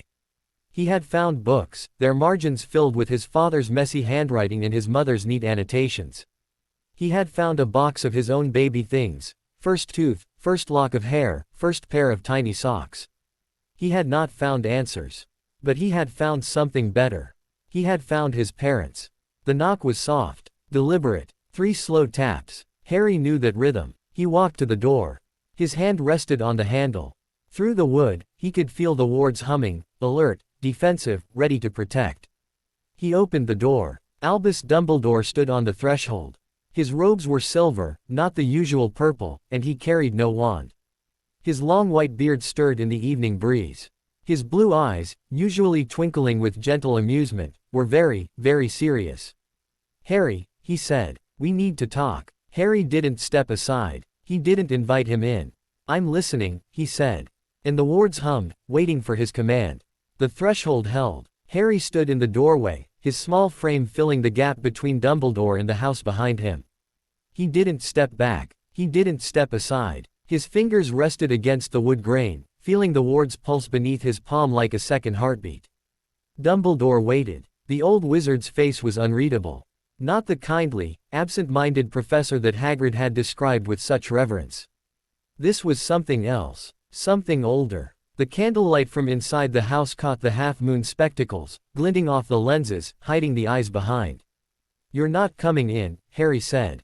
It wasn't a question. It wasn't a negotiation. It was simply a fact, stated plainly, like the weather or the time of day. Dumbledore inclined his head. "No," he agreed. "I don't believe I am." The silence stretched between them. In the square behind Dumbledore, the village was settling into evening. Lights flickered on in cottage windows. Smoke rose from chimneys. Normal life, continuing in its normal rhythms, utterly unaware of the 2 figures standing at the edge of it. "Why did you leave me there?" Harry asked. The words came out flat. He had been carrying them for hours, days, years, a stone in his chest that had grown heavier with every passing moment. Now, finally, he set it down. Dumbledore's expression shifted. The twinkle that usually lurked in his eyes dimmed, replaced by something rawer. Something that looked, improbably, like grief. "Petunia was your mother's sister," he said. "Her blood runs in your veins. When Lily died to save you, that sacrifice created a bond, an ancient magic, powerful and rare. As long as you could call her blood's home your own, you were protected. Her home became your sanctuary. Her refusal to harm you became a shield that no dark magic could penetrate." He paused. His voice, when he continued, was softer. "I did not anticipate that sanctuary would become a prison." Harry heard the words. He understood them, intellectually. A protection. A shield. His mother's love, turned into magic and wrapped around him like armor. But he also remembered the cupboard. The hunger. The way Dudley's fists had felt against his ribs, and the way Aunt Petunia had looked away. "Did you know?" Harry asked. "Did you know what they were doing to me?" Dumbledore was silent for a long moment. The wind stirred his beard, silver threads catching the light. "I knew," he said. "Not the details. Not the cupboard, not the neglect. But I knew that Petunia had not wanted you. I knew that Vernon viewed you as an inconvenience, at best. I chose to believe that their dislike would manifest as indifference rather than cruelty." His voice dropped. "I chose to believe what was convenient. It was not my finest hour." Harry absorbed this. He thought about the will, tucked safely in his pocket. The 10 galleons, paid annually to the Dursleys. The clause that had promised quarterly reviews that never happened. "You were supposed to check," Harry said. "Every 3 months. It says so in the will." Dumbledore closed his eyes. When he opened them, the grief was still there, but something else had joined it. Acceptance, perhaps. Or resignation. "Yes," he said. "I was." The 2 words hung in the air, heavy with everything they didn't say. Harry waited. He had learned, in the cupboard, that silence was often more effective than words. People would fill it eventually, if you gave them enough time. Dumbledore did. "I was afraid," he said. "Not of Petunia. Not of you. Of what you represented. You were a symbol before you could walk, Harry. The boy who lived. The child who defeated the darkest wizard in a century. Everyone wanted a piece of you. The ministry, the press, the desperate and the hopeful and the power-hungry. I thought that if I could keep you hidden, keep you ordinary, you might have a chance at a normal life." He looked at Harry directly. His eyes, usually so bright and penetrating, were dull with something like shame. "I was wrong. I let the perfect become the enemy of the good. I let my fear of what might happen blind me to what was actually happening." He drew a slow breath. I failed you, Harry. And I am deeply, profoundly sorry. Harry listened. He heard the words. He believed them, or at least, he believed that Dumbledore believed them. But belief wasn't the same as forgiveness. I don't know what to do with that, Harry said. You're sorry. It doesn't change anything. Dumbledore nodded slowly. No, he agreed. It doesn't. But it is, unfortunately, all I have to offer at present. Harry considered this. Then he reached into his pocket and withdrew the folded parchment, the note that had accompanied the cloak, the cramped handwriting warning him to trust no one completely. Did you send this? He asked. Dumbledore took the parchment. His eyes scanned the words, his expression flickering through several emotions before settling into something Harry couldn't identify. No, he said. I did not. He handed the note back. But I recognize the handwriting. Harry waited. Alistair Moody, Dumbledore said. Former or currently retired, though, retired, is perhaps too peaceful a word for Alistair's current state. He was a friend of your father's. He has been watching the Dursley residence for years, waiting for the right moment to intervene. Harry looked down at the note. Trust no one completely. Not yet. He doesn't trust you, Harry said. Dumbledore's lips curved into something that wasn't quite a smile. Alistair doesn't trust anyone. It's one of his more endearing qualities. He paused. It is also, in this instance, not entirely unjustified. Harry folded the note and placed it back in his pocket. His fingers brushed against his mother's letter, the parchment soft and warm. Why are you here? He asked. If you're not going to try to take me back, or lock me away, or tell me this is all for my own good, why are you standing on my doorstep? Dumbledore was quiet for a long moment. When he spoke, his voice was measured, deliberate. Because you are 9 years old, living alone in a house that has been sealed for the better part of a decade. Because there are people who will seek to exploit you, manipulate you, use you as a weapon in battles you don't yet understand. Because the Dark Lord is not dead, merely diminished, and his followers are scattered but not destroyed.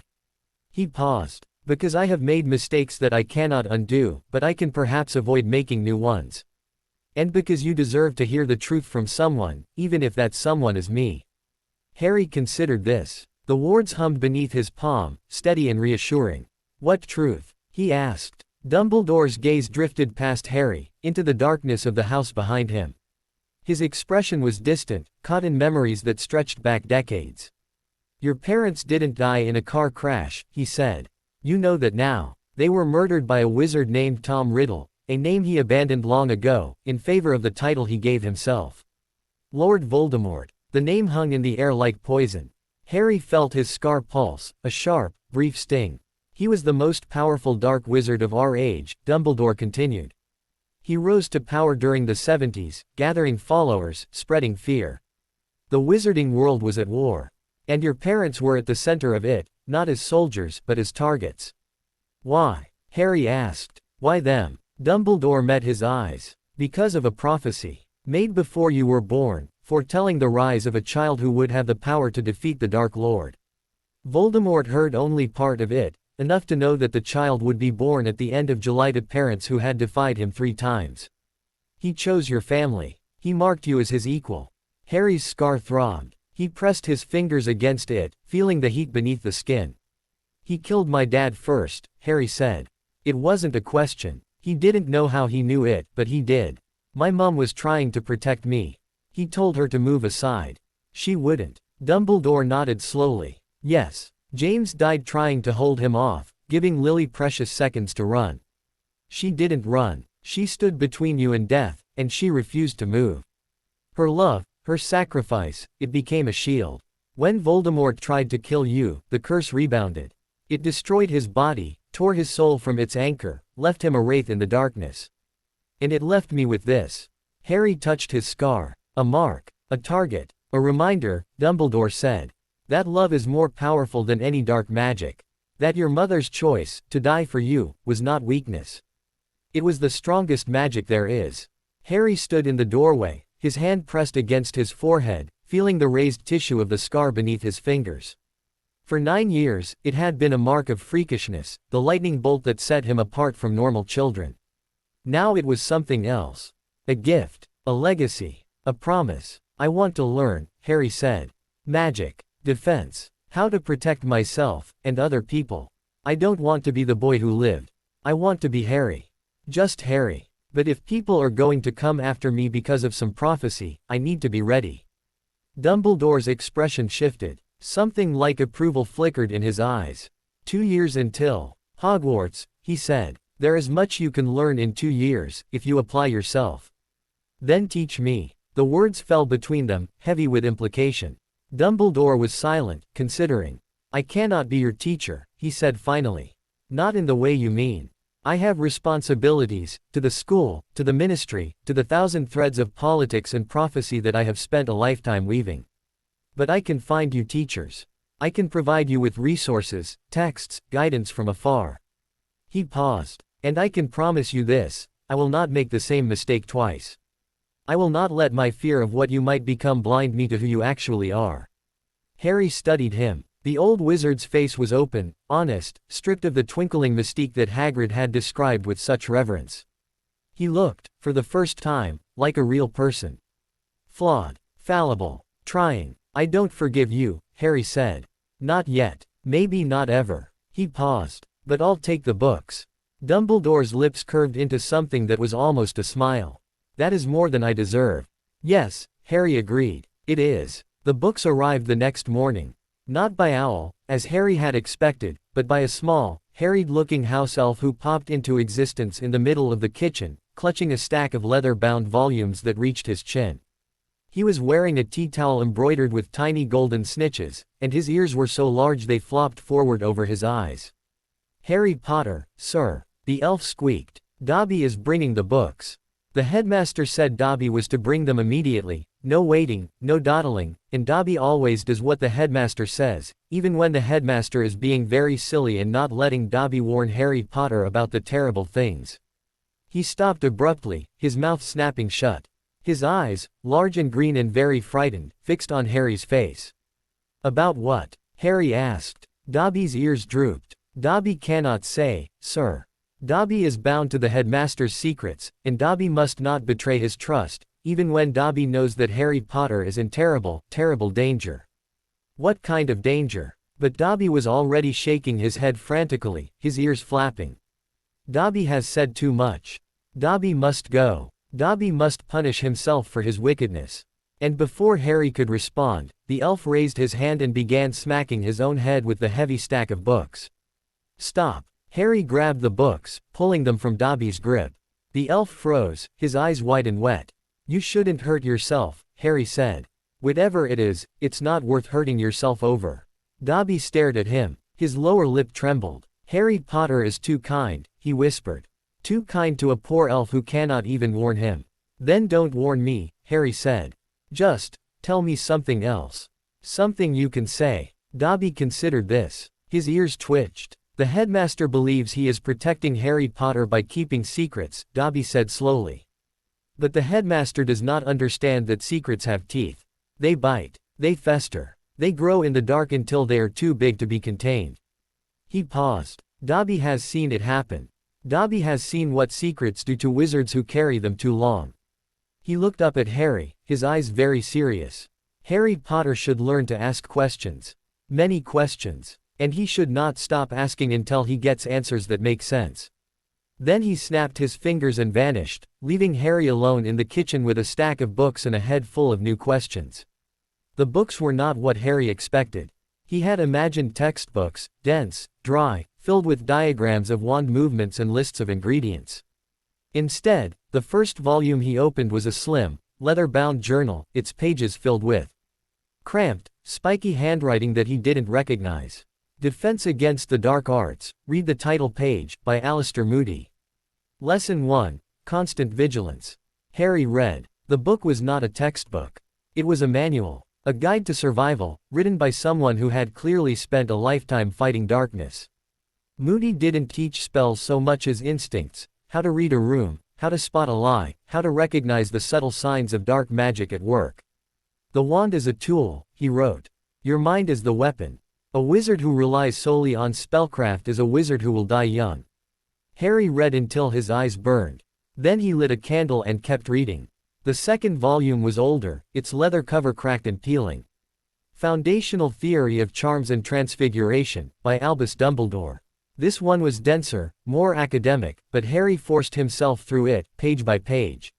He learned about the laws of magical conservation. He learned about the differences between transfiguration and conjuration. He learned that magic was not simply a matter of will and wand, but of understanding, deep, fundamental understanding of the nature of reality. To transfigure an object, Dumbledore wrote, you must first understand what it is. To change something, you must know it completely.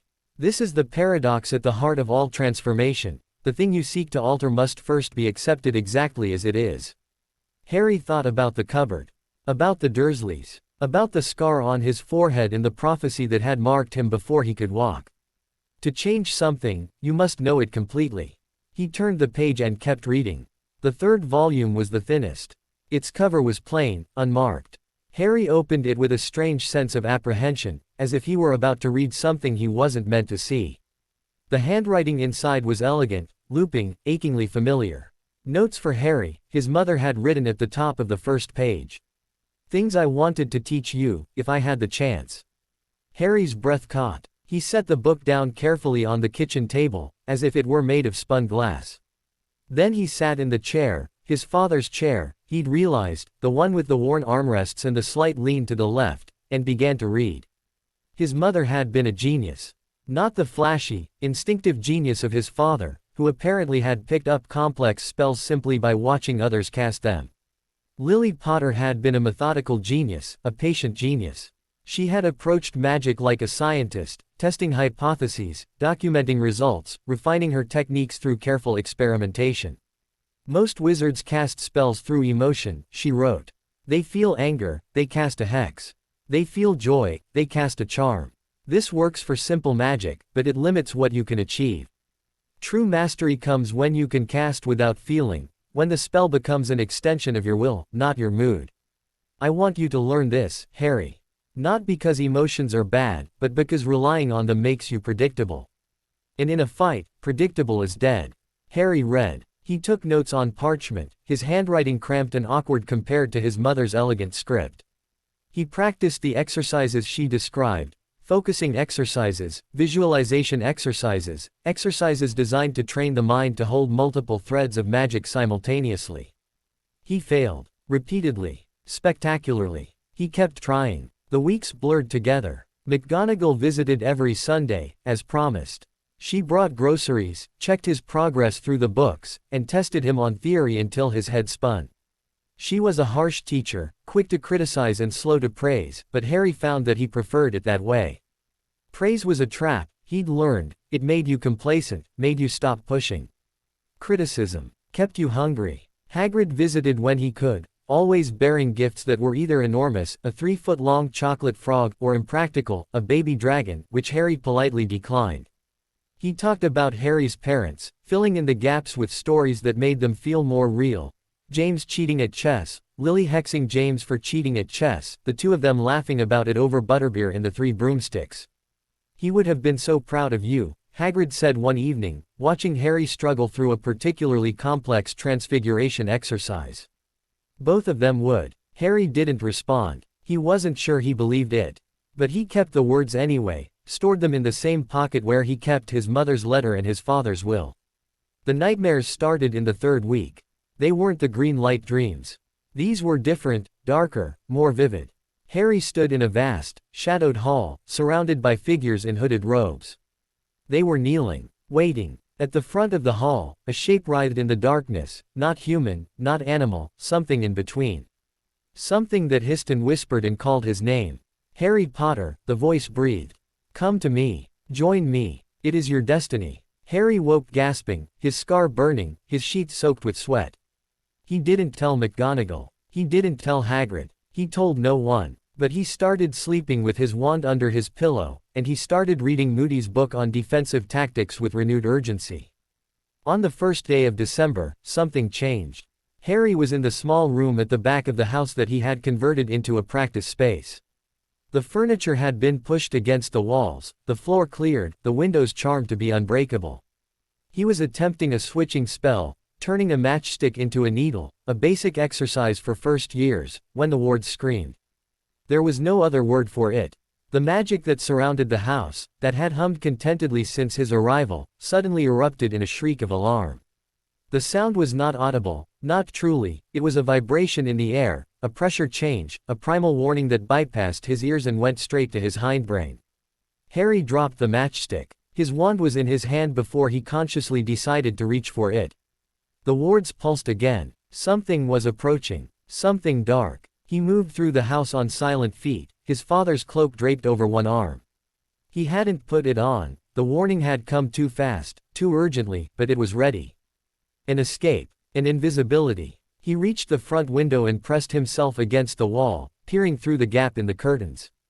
The street was empty. Snow had begun to fall, soft and silent, blanketing the cobblestones in white. The cottage across the way was dark, its residents already asleep. The only light came from the street lamp at the corner, casting a warm orange glow on the falling flakes. And standing beneath it, looking directly at Harry's window, was a man. He was tall, thin, dressed in shabby black robes that seemed to absorb the light rather than reflect it.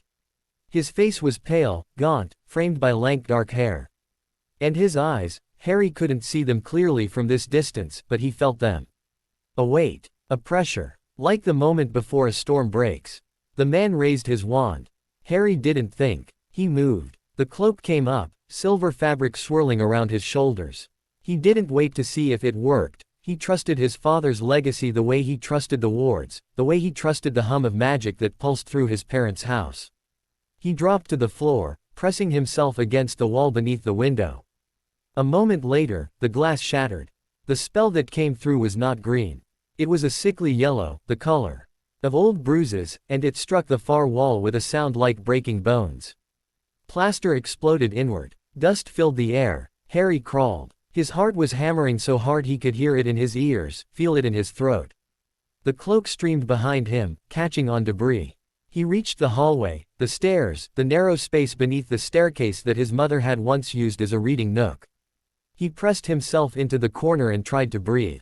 More spells. He heard them impact the house like hailstones, each one a blow against the wards. The wards were fighting back. He could feel them straining, pushing against the intruder's magic, but they were old, and he was young, and he didn't know how to help them. Think, he told himself. Think. The flow was in the sitting room. Too far. The back door was closer, but it opened onto the garden, and the man was at the front. McGonagall had given him a communication mirror, but it was upstairs, on his nightstand. He had nothing. He was nothing. A 9-year-old boy hiding under the stairs while a monster tore his home apart. Just like last time, the thought hit him like a physical blow. His parents had died here. They had died in this house, protecting him. They had stood between him and death and refused to move. And now death had come back. No, the word wasn't spoken. It wasn't even thought. It was simply there, a stone at the center of his chest, hard and cold and immovable. He wasn't his parents. He wasn't a trained wizard, wasn't powerful, wasn't prepared. But he was a Potter. And Potters didn't cower under staircases while their homes burned. He stood up. The cloak fell away from his face, pooling at his shoulders. His wand was in his hand, though he didn't remember drawing it. His scar was burning, blazing, a fire beneath his skin that matched the fire in his chest. He walked to the front door. The man was inside now. He stood in the center of the sitting room, his wand raised, his eyes scanning the debris. He hadn't seen Harry yet. The cloak was still working, still hiding him from view. But Harry didn't want to hide anymore. He pulled the cloak from his shoulders. The man turned. His face, caught in the moonlight streaming through the broken window, was younger than Harry had expected. Not old, not withered. Perhaps 30. His eyes were dark, hollow, fixed on Harry with an intensity that made the air itself feel heavy. "You," the man breathed. "You're alive." Harry raised his wand. He didn't know any offensive spells. He hadn't learned any yet. But he remembered something his mother had written, in her careful, looping handwriting. The wand is an extension of your will. The spell is simply a shape you pour your intent into. If your intent is strong enough, the shape doesn't matter. His intent was very, very strong. "I don't know who you are," Harry said. His voice was steady. He didn't know where the steadiness came from, but he clung to it. "But you're in my house. And I want you to leave." The man stared at him. His wand hand wavered. "You don't understand," he said. I've been looking for you for years.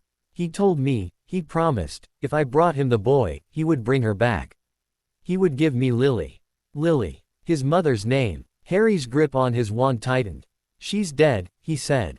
She died saving me. No one is bringing her back. The man's face crumpled. For a moment, he looked less like a monster and more like what he was, a broken man, clinging to desperate hope. You don't know that, he whispered. You don't know what he can do. I know what he did, Harry said.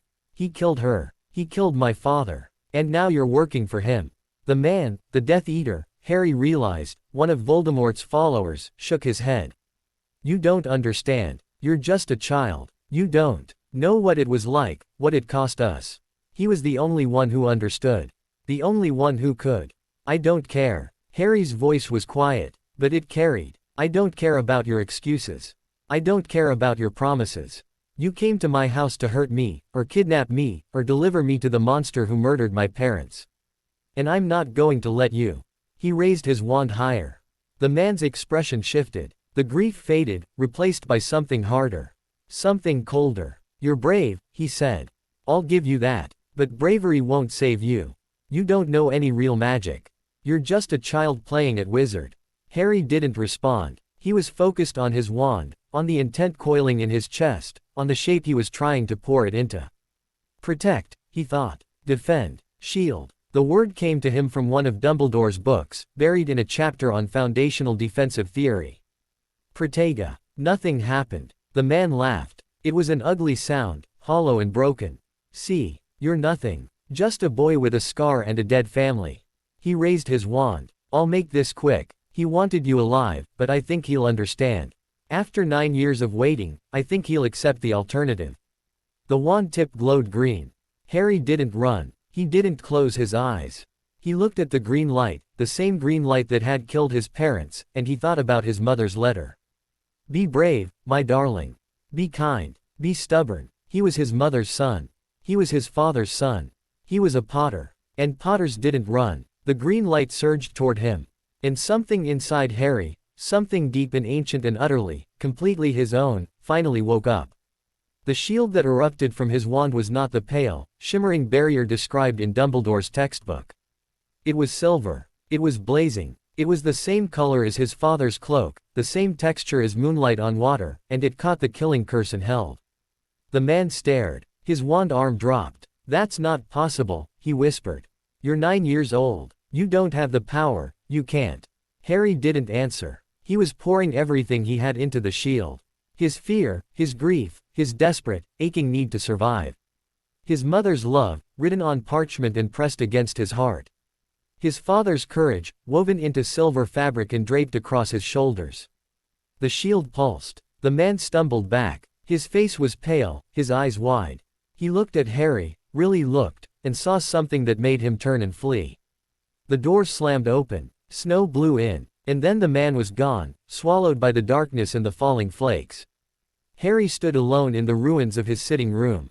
His wand arm dropped. The shield vanished. His legs buckled, and he slid down the wall until he was sitting on the cold, debris-covered floor.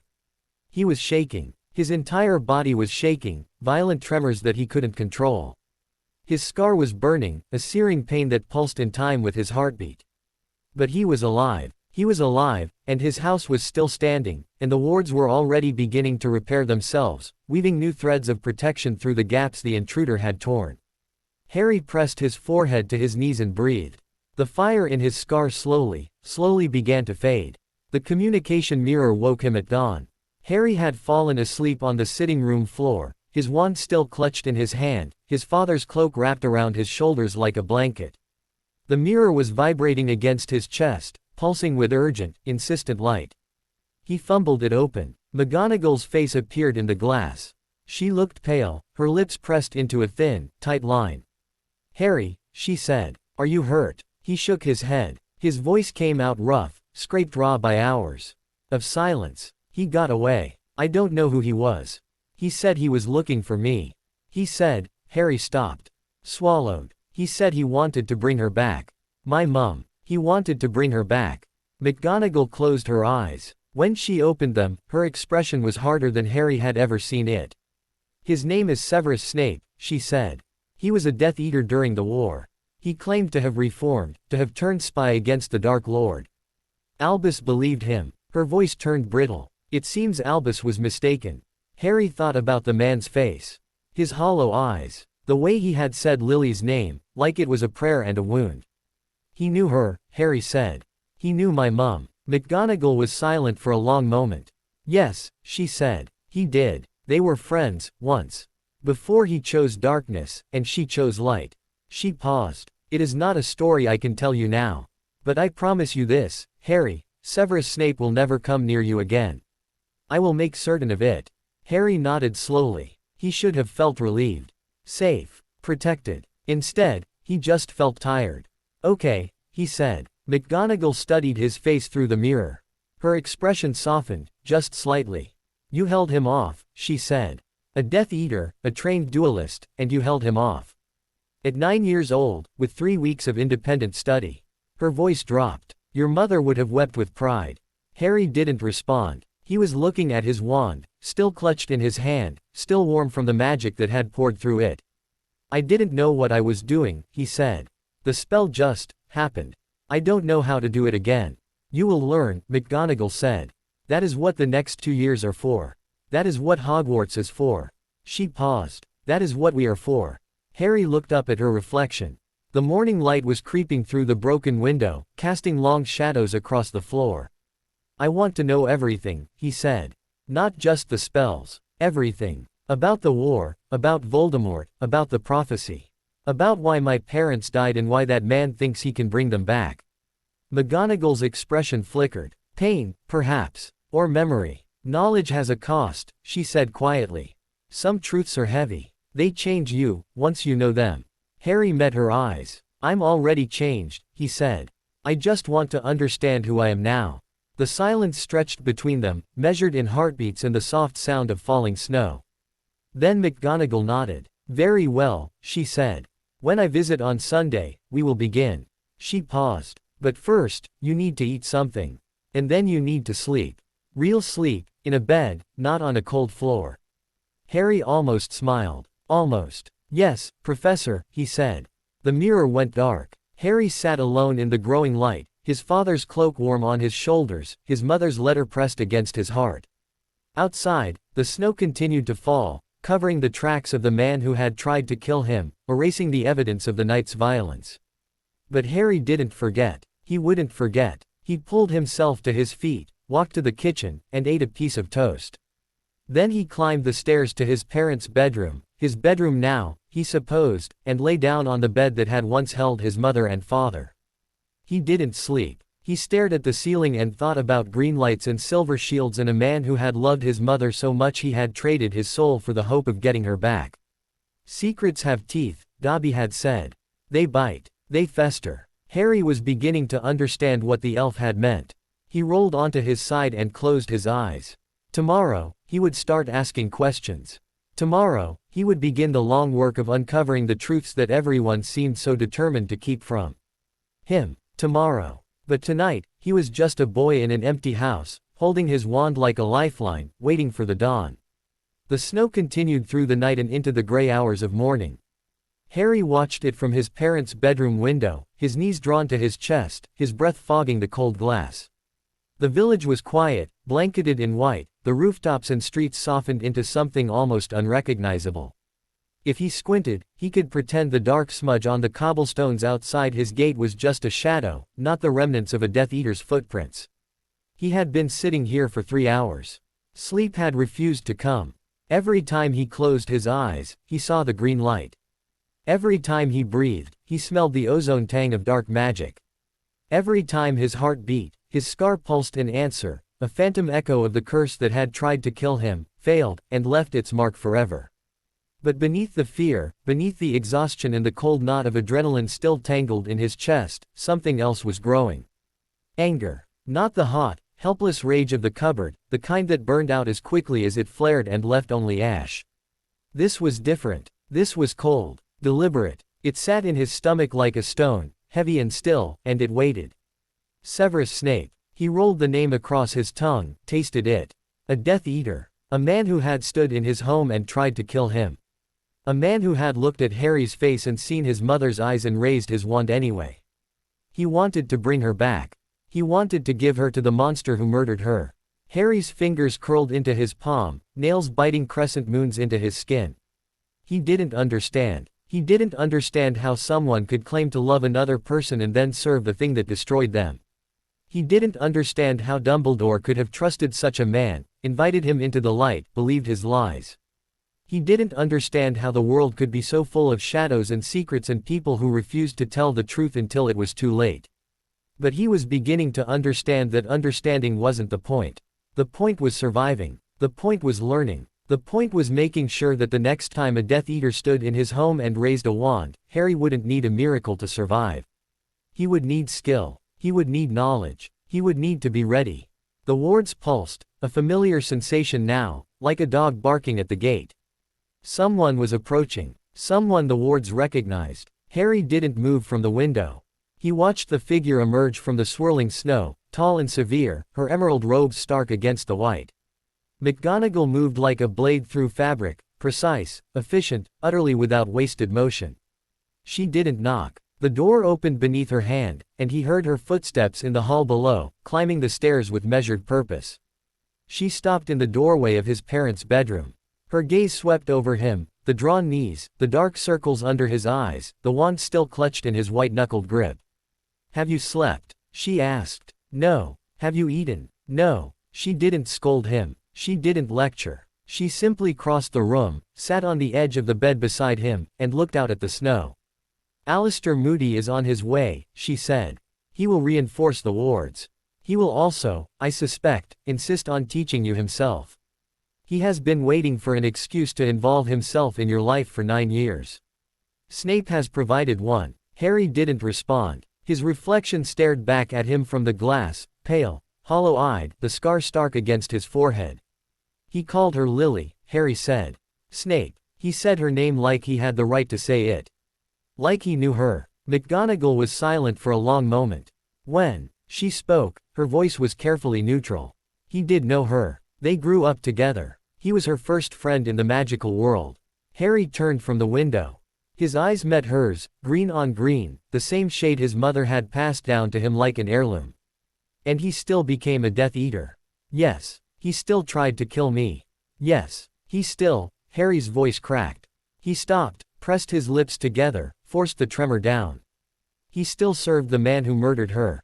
McGonagall didn't look away. Her face was grave, her eyes steady. "Yes," she said again. "The human heart is not a simple thing, Harry.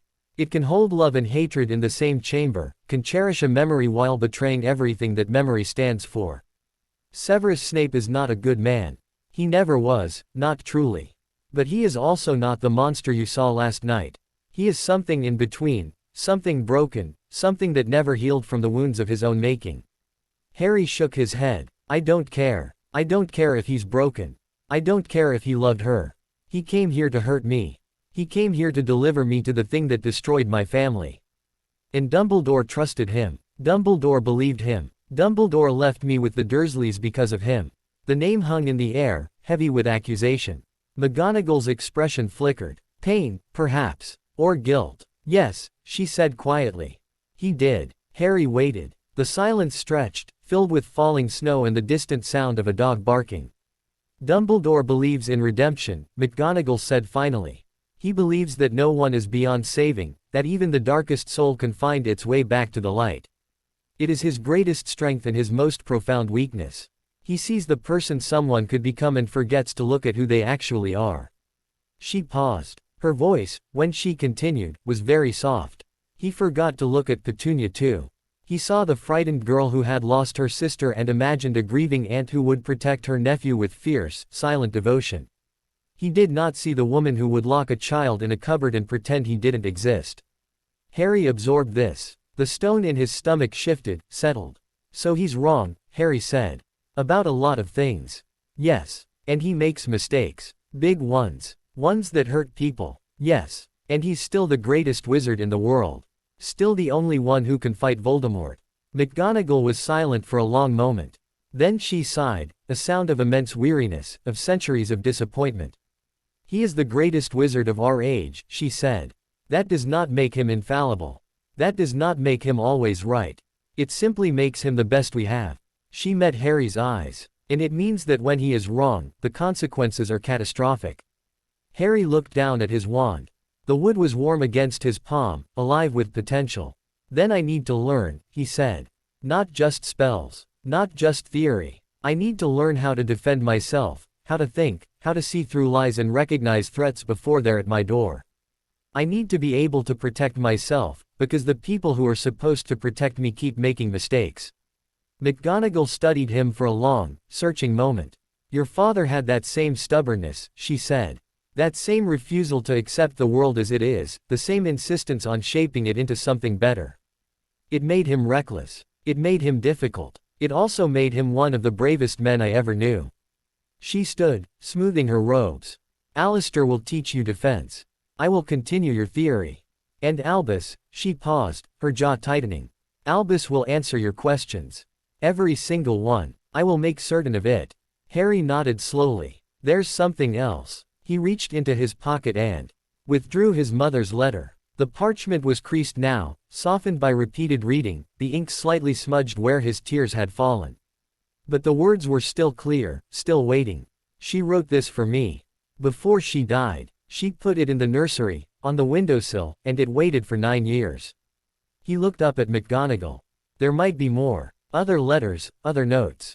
Things she wanted me to know, things my father wanted me to learn. I need to find them. McGonagall's expression shifted. Something in her eyes softened. Grief, perhaps, or memory. Your mother was meticulous, she said. If she left one letter, she likely left others.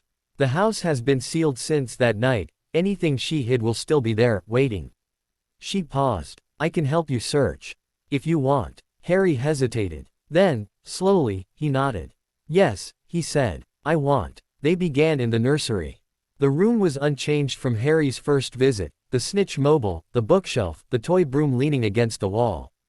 But now, with McGonagall's sharp eyes scanning every surface, the room revealed its secrets. A loose floorboard beneath the crib yielded a small wooden box containing a lock of red hair tied with silver ribbon, a photograph of Lily Evans in her Hogwarts uniform, and a pressed flower, a lily, of course, preserved between sheets of transparent parchment. A hollow space behind the bookshelf held a collection of James Potter's Quidditch medals, tarnished but still gleaming, and a hand-drawn playbook filled with intricate diagrams of plays and formations. And tucked inside the cover of a children's picture book, The Tales of Beetle the Bard, was a second letter. This one was not addressed to Harry. Petunia, it read. If you're reading this, I'm gone. Please don't hate me for that. Please don't hate me for asking this of you. I know we never understood each other. I know you think I abandoned you when I went to Hogwarts, that I chose magic over family. But you were never just the sister I left behind.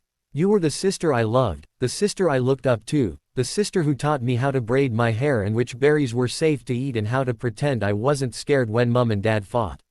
I'm asking you now to take care of my son. Not because you owe me, you don't. Not because it's your duty, it isn't. I'm asking because Harry is innocent, and good, and deserves a chance to grow up loved. I'm asking because I believe, despite everything, that you are still the girl who held my hand during thunderstorms and promised me the monsters couldn't get in. I'm asking because you're my sister. And I love you. Please, take care of my baby. Give him the childhood I had, the one you had, before we grew apart and forgot how to be sisters. All my love, always. Lily. Harry set the letter down carefully, his hands trembling. She wrote to her, he said. His voice was barely audible. She wrote to Petunia. She asked her to take care of me. McGonagall's face was very still. Yes. And Petunia, Harry stopped. Swallowed. Petunia read this. She knew what my mother wanted. She knew my mother loved her, trusted her. And she still put me in a cupboard. The silence stretched, heavy with everything that couldn't be said. Some wounds never heal, McGonagall said quietly. Some resentments run too deep. Petunia spent her entire life jealous of a sister who had done nothing to deserve her jealousy. Lily had magic, Petunia did not. Lily was special, Petunia was ordinary. Lily was loved by everyone who met her, Petunia was merely tolerated. She paused. That kind of envy doesn't disappear when its object is gone. It just turns inward, becomes something harder and darker. Harry stared at the letter. His mother's handwriting. His mother's hope. His mother's faith in a sister who had failed her in the worst possible way. She deserved better, he said. My mum. She deserved a sister who loved her back. Yes, McGonagall said. She did. Harry folded the letter carefully, precisely, and placed it in his pocket next to the first one. 2 pieces of parchment. 2 voices, reaching across death and time.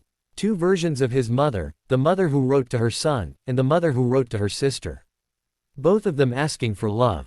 Both of them betrayed. They searched the rest of the house methodically, room by room. In his father's study, Harry found a collection of maps, not just of Britain, but of places he'd never heard of. The Forbidden Forest, the Burrow, the Quidditch World Cup Stadium. Each map was annotated in his father's messy handwriting, notes about shortcuts and secret passages and the best places to avoid Filch. In his mother's small writing desk, he found correspondence.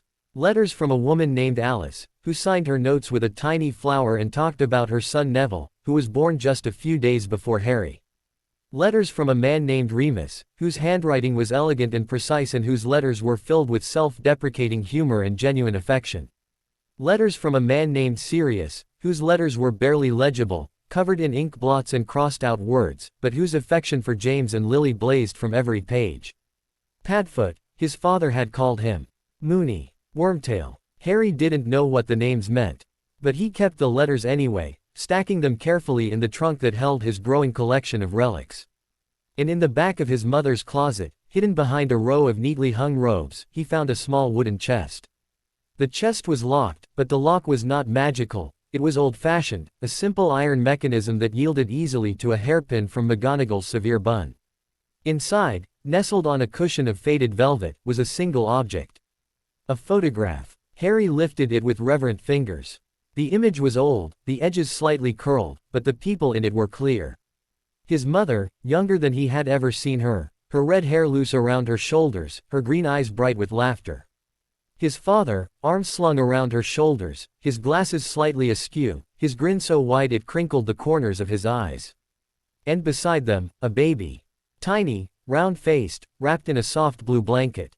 His eyes were closed, his mouth slightly open, his fist curled around his father's finger.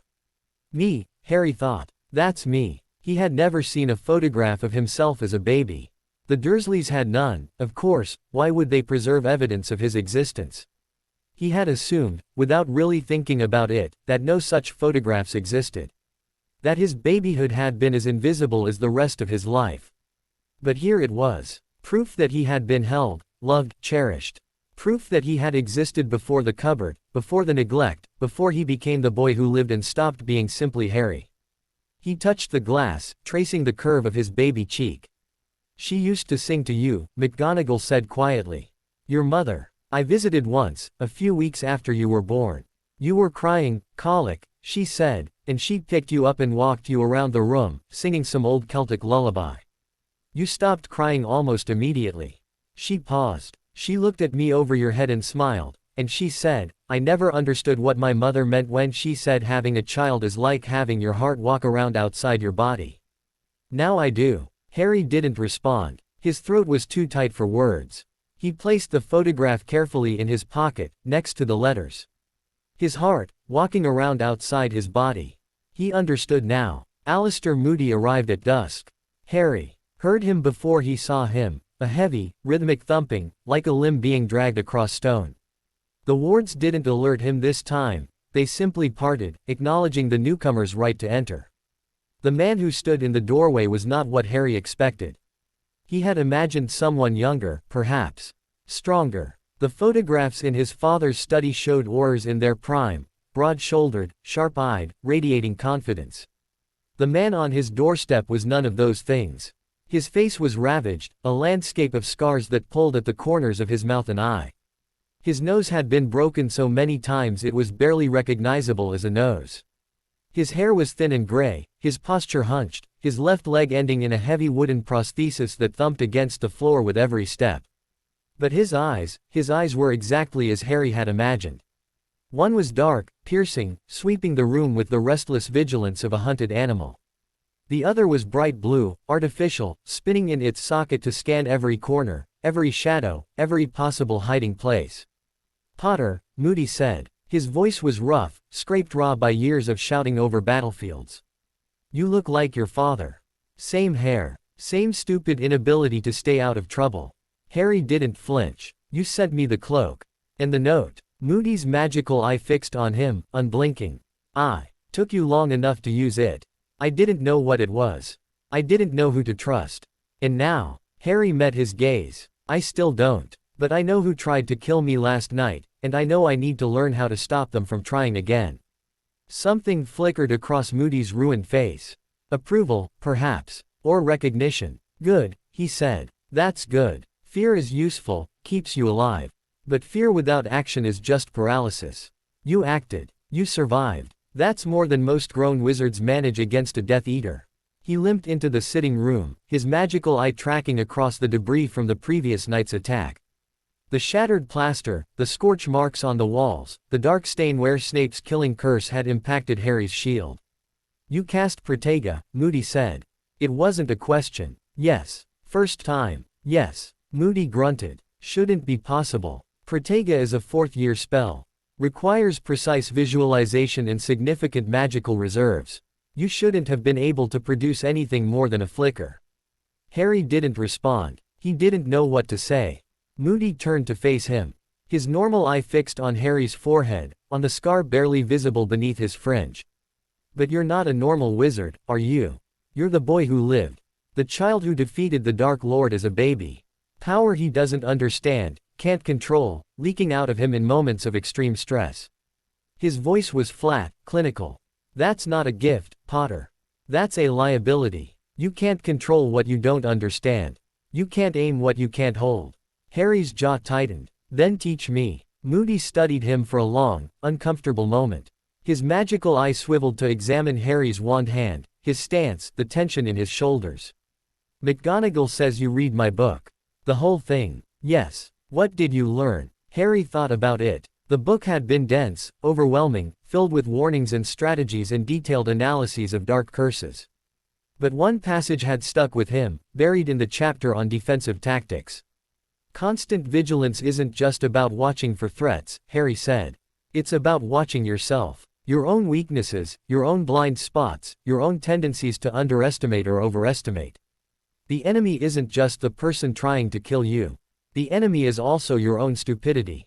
Moody's expression shifted. His normal eye widened slightly, his magical eye stopped spinning and fixed on Harry with laser intensity. Your father read that book, Moody said slowly. Cover to cover, 3 times. He never understood that passage. Thought I was being metaphorical. He paused. He was a brilliant duelist. Fastest reflexes I ever saw. But he never learned to think beyond the next spell. Always assumed he could react fast enough to fix his mistakes. He limped closer, his wooden leg thumping against the floor. You're not your father. You don't have his reflexes, his instincts, his raw talent. But you have something he never had. He tapped his own forehead, just above his normal eye. You know you're vulnerable. You know you can be hurt, beaten, killed. That knowledge, real knowledge, not intellectual understanding, is the difference between a duelist and a survivor.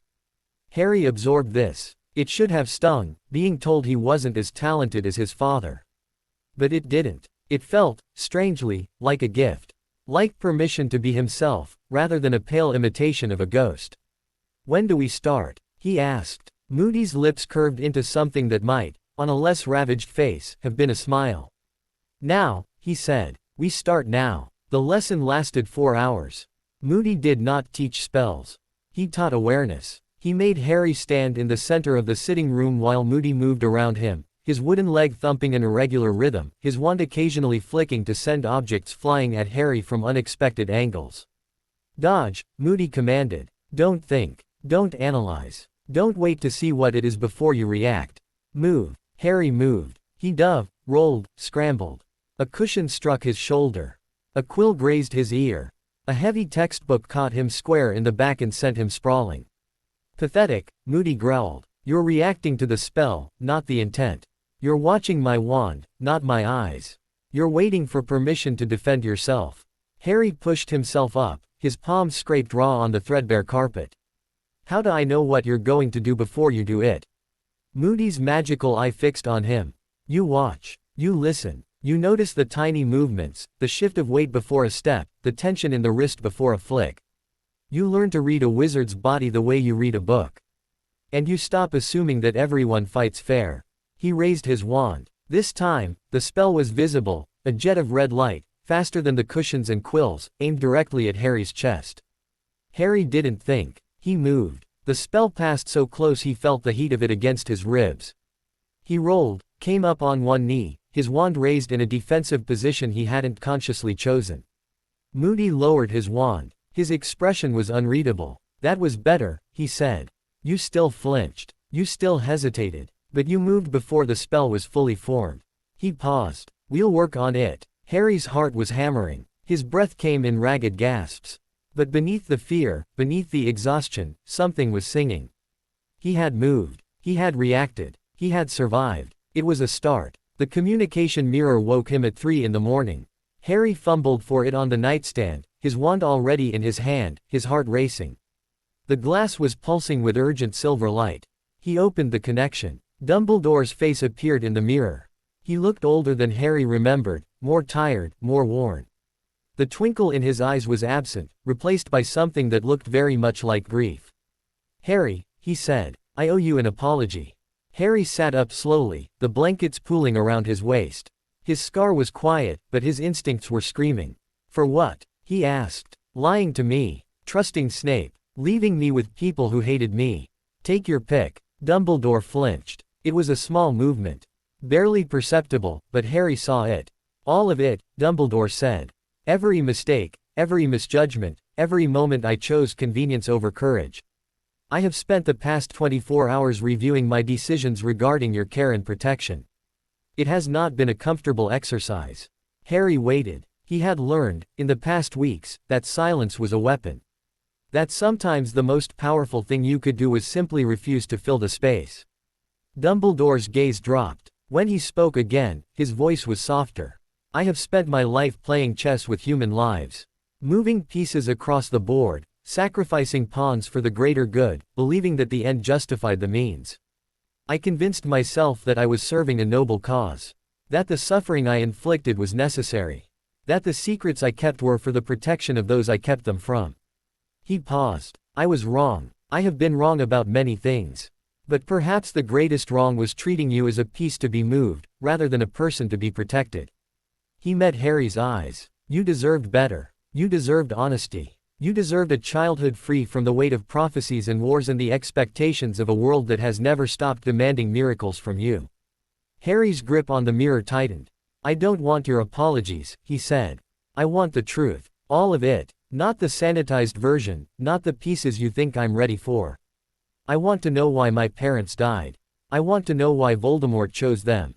I want to know about the prophecy and the war and the man who tried to kill me last night.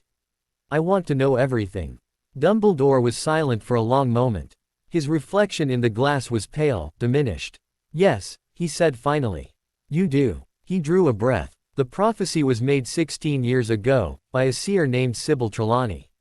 I was conducting her interview for the divination post at Hogwarts when she slipped into a trance and spoke the words that would shape your entire existence. His voice shifted, becoming distant, reciting. The one with the power to vanquish the Dark Lord approaches, born to those who have thrice defied him, born as the 7th month dies, and the Dark Lord will mark him as his equal, but he will have power the Dark Lord knows not, and either must die at the hand of the other, for neither can live while the other survives.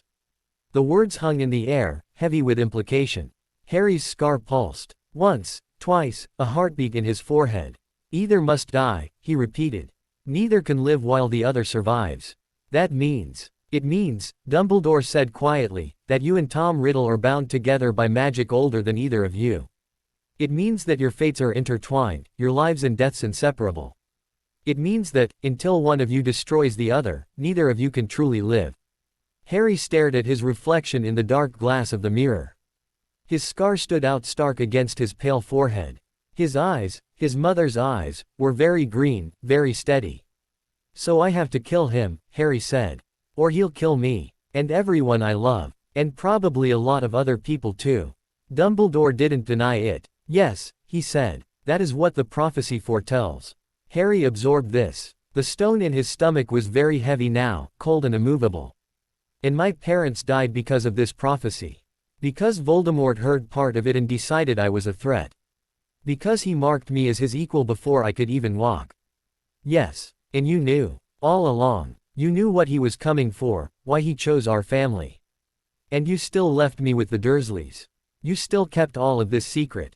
Dumbledore's face was gray. Yes. Harry looked down at his wand. It lay on the blanket beside him, dark wood gleaming faintly in the moonlight. I need you to leave now, he said. I need to think. Dumbledore nodded slowly. Harry, leave. The mirror went dark. Harry sat alone in his parents' bedroom, the prophecy echoing in his skull. Neither can live while the other survives. He thought about his mother's letter. Her hope, her love, her desperate wish for him to have a childhood. He thought about his father's courage, his willingness to stand between his family and death. He thought about the photograph in his pocket, the tiny baby curled around his father's finger, innocent of the fate that waited for him. He thought about Severus Snape, standing in his sitting room with murder in his eyes and his mother's name on his lips.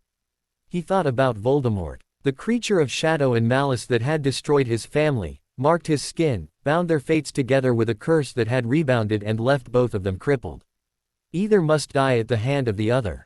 Harry pressed his forehead to his knees and tried to breathe. He was 9 years old.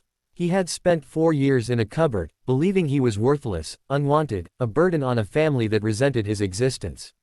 He had spent 3 weeks discovering that he was loved, that his parents had died for him, that his name meant something in a world he had never known. And now he had learned that his entire life was a countdown. That every breath he took brought him closer to a confrontation he had never asked for, against an enemy he had never chosen.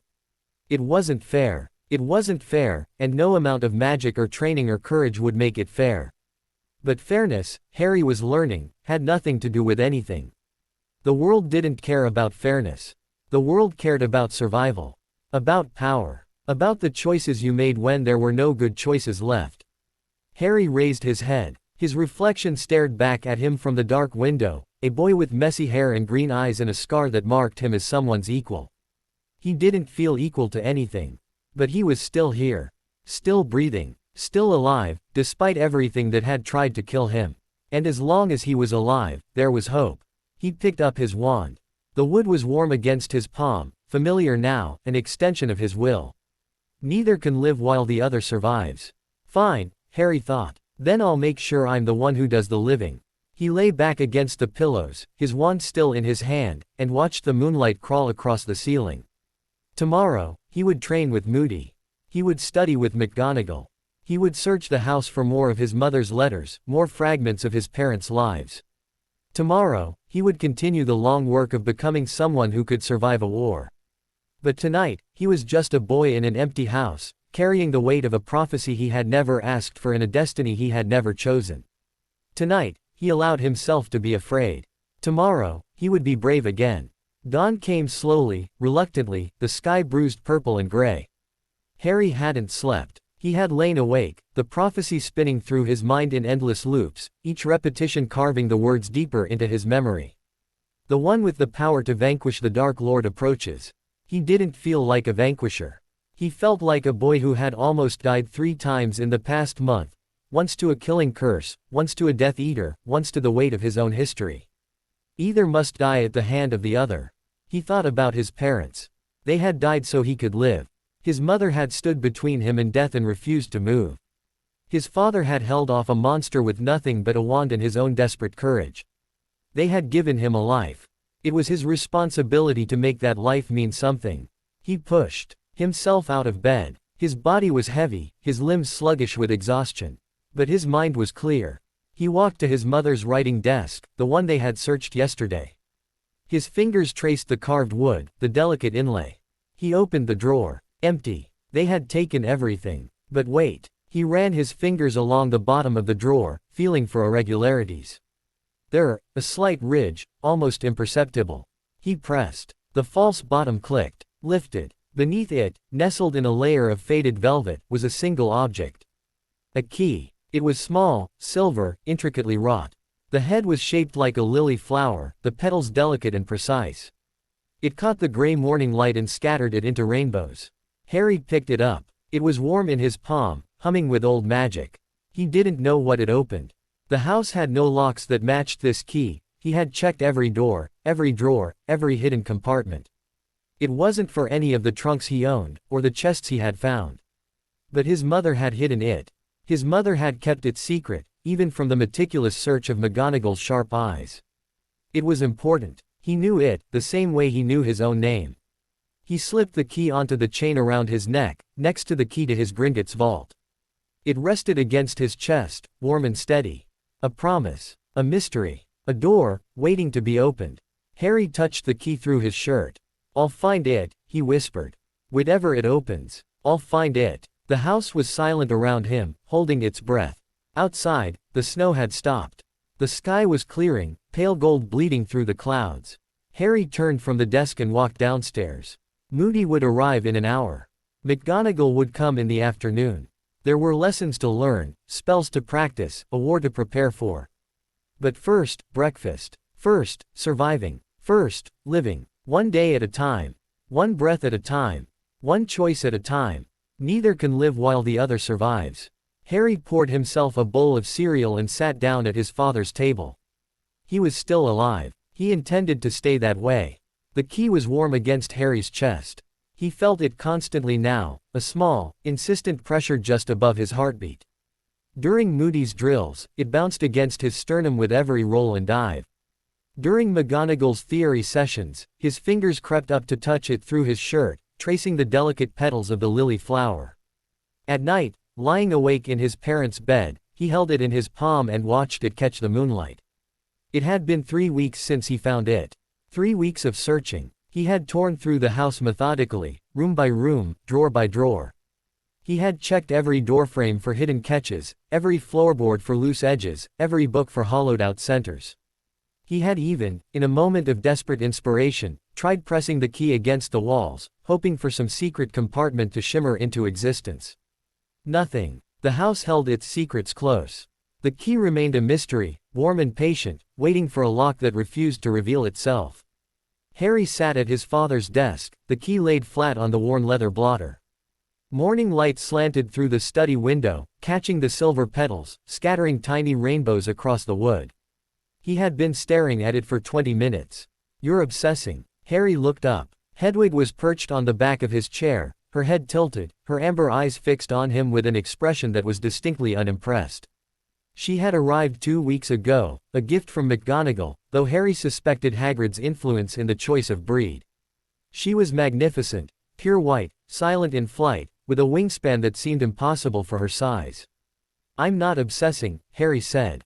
"I'm thinking." Hedwig blinked slowly. Her expression clearly conveyed that she considered these the same thing. Harry sighed and picked up the key. It was heavier than it looked. Not physically, it weighed almost nothing, but there was a weight to it, a density of purpose that pressed against his palm. His mother had hidden it carefully, deliberately, in a secret compartment behind a false bottom. She had wanted him to find it. She had wanted him to find whatever it opened. But she hadn't left instructions. She hadn't left clues. Just the key, and the hope that he would understand. He thought about his mother's letters. The one in the nursery, waiting for him to be ready. The one to Petunia, pleading for her son's life. Both of them filled with love, with hope, with the desperate wish for a future she wouldn't live to see. She had known she might die.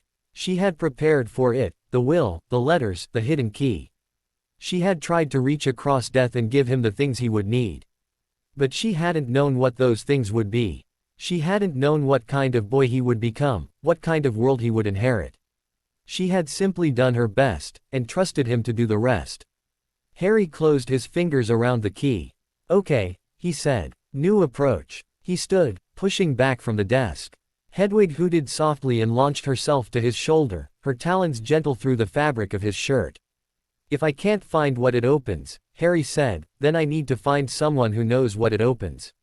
He paused in the doorway of the study, looking back at the room. His father's books. His father's maps. His father's collection of Quidditch medals, tarnished and waiting. His father had secrets too. They all did. Harry walked downstairs, the key warm against his chest, Hedwig a white sentinel on his shoulder. It was time to ask different questions. McGonagall arrived at her usual time, stepping through the flow with her characteristic precision, not a single speck of ash on her robes, not a hair out of place. She took one look at Harry's face and set down her tea. "You've found something," she said. Harry placed the key on the table between them. McGonagall was very still. Her eyes, usually sharp and assessing, softened almost imperceptibly. Her hand hovered over the key, not quite touching. "A lily," she said quietly. "Your mother's flower. I found it in her desk. Hidden." Harry paused. "I don't know what it opens. I've searched the whole house, every room, every drawer. Nothing fits." McGonagall picked up the key. She held it with the same reverence Harry had felt, turning it slowly in her long fingers. "This isn't a key to a door," she said. "Not a physical door, at least." She looked up at Harry. "Your mother was a mistress of protective enchantments. She specialized in wards, seals, containment spells. If she created this key, it's meant to unlock something far more complex than a simple lock." Harry leaned forward. "Then what does it open?" McGonagall was silent for a long moment. Her thumb traced the delicate petals of the lily, back and forth, back and forth. "When I was a young professor," she said slowly, "barely 30 years in the post, your mother came to me with a question. She wanted to know about memory preservation, not the simple pensive memories that most wizards use, but something deeper. Something that could preserve not just a moment, but an entire consciousness. A fragment of a soul." Harry's breath caught. She wanted to leave messages. Not just letters, something more. "Yes." McGonagall set the key down carefully, reverently. "I told her it was impossible. Soul magic is the darkest of arts. Any attempt to preserve consciousness after death skirts dangerously close to the creation of Horcruxes. I assumed she abandoned the idea, but she didn't." "No." McGonagall's voice was barely audible. "She was always too clever for her own good, your mother. If she decided something was possible, she wouldn't let impossibility stand in her way." Harry looked at the key. It gleamed innocently in the morning light, a pretty trinket, a delicate piece of silverwork. "So there's something here," he said. "Something she left behind. Not just letters, a memory. A piece of herself." McGonagall nodded slowly. "If such a thing exists, it would be heavily warded. Hidden not just physically, but magically. The key wouldn't open a door, it would unlock the wards themselves, reveal what they're concealing." She paused. "And it would only respond to someone with the right blood. The right intent." Harry's hand closed around the key. It pulsed against his palm, warm and eager. "Then how do I find it?" McGonagall studied him for a long, searching moment. "The same way your mother would have found it," she said. "Through patience. Through persistence. Through the willingness to look beyond the obvious." She paused. "And perhaps, through magic." She drew her wand. Her expression was grave, focused. "This is not a spell I can teach you," she said. "It is not a spell that can be taught, truly. It is a matter of will, of intent, of opening yourself to the magic that already flows through your blood." She met his eyes. "Your mother's blood. Her magic is in you, Harry. You carry her legacy in every cell of your body. If anyone can find what she left behind, it's you." Harry looked down at the key in his palm. Then at his wand, resting on the table beside it. "How do I start?" McGonagall's expression softened. "You close your eyes. You think of her. Not the idea of her, not the memory of her death, her. The woman who held you as a baby, who sang to you, who wrote you letters she hoped you'd never need to read. You think of her love, her hope, her desperate wish for you to be safe and happy and whole." She paused. "And then you listen." Harry closed his eyes. He thought of his mother. Not the photograph, frozen and silent. Not the letters, preserved in ink and parchment. Not the grave in the churchyard, the cold stone carved with her name. He thought of her hands. He had never seen them, never felt them, but he imagined them, slender, strong, with quick fingers that had traced runes and brewed potions and held a tiny baby against her chest. He thought of her voice, high and clear, singing an old Celtic lullaby in a language he didn't understand. He thought of her smile, the way it crinkled the corners of her green eyes, his eyes, passed down like an inheritance. He thought of her love. It was not a vague, abstract concept. It was not a memory he had fabricated from letters and photographs. It was something deeper, something that lived in his bones, in his blood, in the scar on his forehead that her sacrifice had carved into his skin. Her love had saved him. Her love had wrapped around him like a shield and turned aside a killing curse. Her love had followed him through 4 years of hunger and cold and loneliness, waiting for him to be ready to receive it. And now, standing in his parents' house with her key pressed against his palm, he finally was. "I'm here," he thought. "I'm listening. Please, show me what you left for me." The key grew warm. Not the gentle warmth of sunlight or body heat. This was something else, a deep, pulsing heat that radiated from the silver into his palm, up his arm, into his chest. His scar tingled, not painfully, but with recognition. With welcome. He opened his eyes. The key was glowing. Faintly, softly, a silver luminescence that pulsed in time with his heartbeat. The lily petals seemed to shift, opening slightly, reaching towards something Harry couldn't see. "Harry," McGonagall breathed. "Your hand." He looked down. The key was pointing. Not deliberately, not consciously, it simply angled toward the door, its light casting a thin silver beam across the floorboards. Harry stood. His legs moved without conscious direction, carrying him through the sitting room, into the hall, toward the stairs. Hedwig launched from his shoulder, gliding ahead of him like a pale ghost. The key pulled him upward, past his parents' bedroom, past the nursery, to a narrow door at the end of the corridor that Harry had assumed was a linen closet. He had opened it before, peered inside at the neatly folded sheets and towels, closed it again. Now, with the key glowing in his palm, he saw what he had missed. The door wasn't a door. It was a seal. The magic was subtle, masterfully woven into the wood grain itself.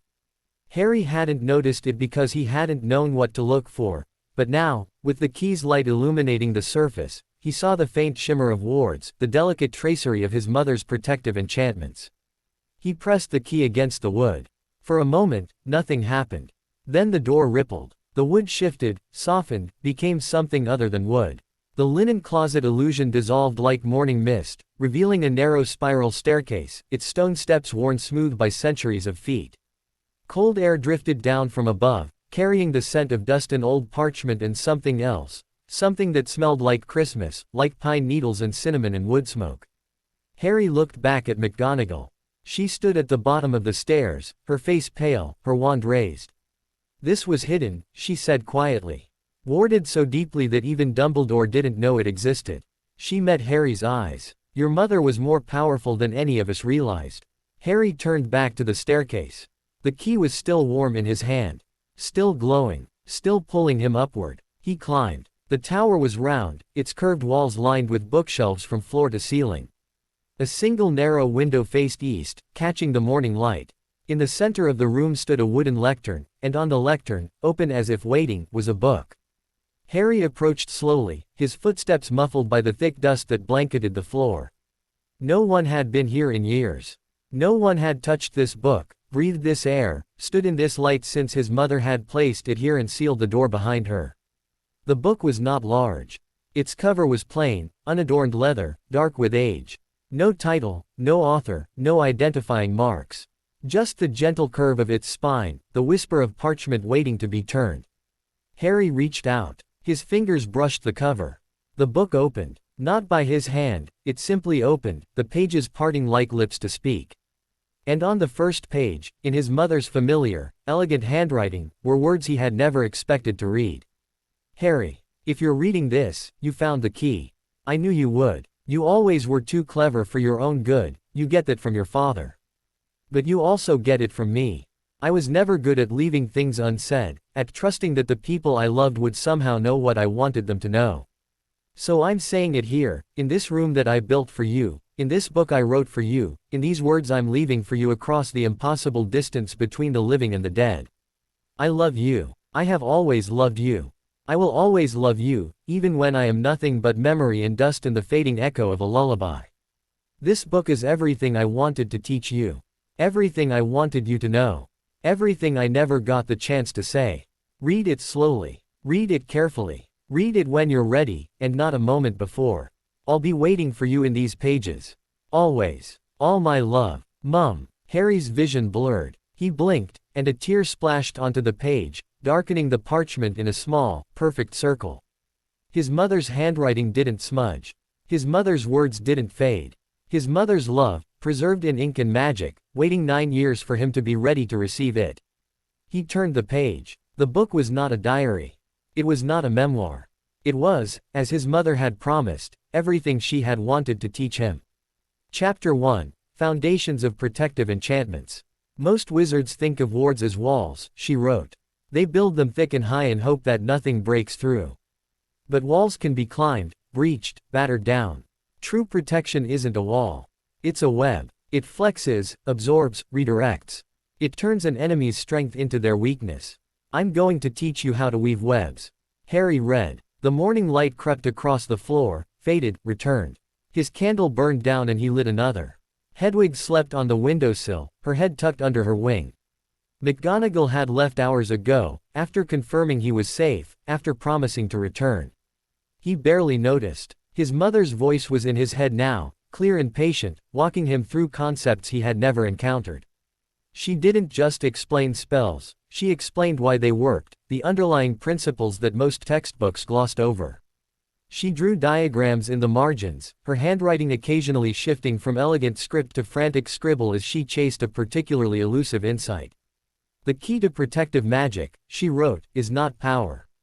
It's precision. You don't need to be the strongest witch in the world to build effective wards. You need to be the most patient. Patience was never your father's strength. But it was mine, and I think, my darling boy, that it might be yours too. Harry's fingers traced the words. He didn't know if he was patient. He had never had the chance to find out. The cupboard hadn't taught patience, it had taught endurance, the grim determination to survive one more day. But perhaps that was the same thing. Perhaps patience wasn't waiting for something to change. Perhaps patience was continuing to exist, moment after moment, even when existence was painful and lonely and seemed utterly pointless. Perhaps patience was hope, wearing a different face. He turned the page. The days took on a new rhythm. Mornings with Moody, learning to read intent in the tension of a shoulder, the shift of weight, the flicker of an eye. His body grew harder, faster, more responsive. His reflexes sharpened from sluggish to merely slow, and Moody, grudgingly, admitted it was an improvement. Afternoons with McGonagall, drilling theory until his head spun. Transfiguration, charms, the intricate mathematics of spellcraft. She pushed him relentlessly, refusing to accept anything less than his complete understanding. He failed constantly. He learned constantly. Evenings in the tower, with his mother's book. He rationed the pages like food, forcing himself to read slowly, to absorb each lesson before moving to the next. He practiced her exercises, tracing ward patterns in the air with his wand until his arm ached. He failed at those too, more often than he succeeded. But each failure taught him something, a subtle shift in wand angle, a deeper understanding of the magic he was trying to shape. His mother had written notes in the margins, updates and revisions she had added over time. Some were technical, corrections to her earlier assumptions, refinements to her theories. Others were personal. Harry said his first word today. It wasn't, Mama, or, Dada. It was, Snitch. James is insufferably proud. Harry took his first steps. He fell over immediately and cried for 20 minutes. I cried too. James pretended he wasn't crying, but I saw him wipe his eyes when he thought I wasn't looking. Harry is 2 years old today. We had a party. Remus came, and Sirius, and Peter, and even Alice brought little Neville.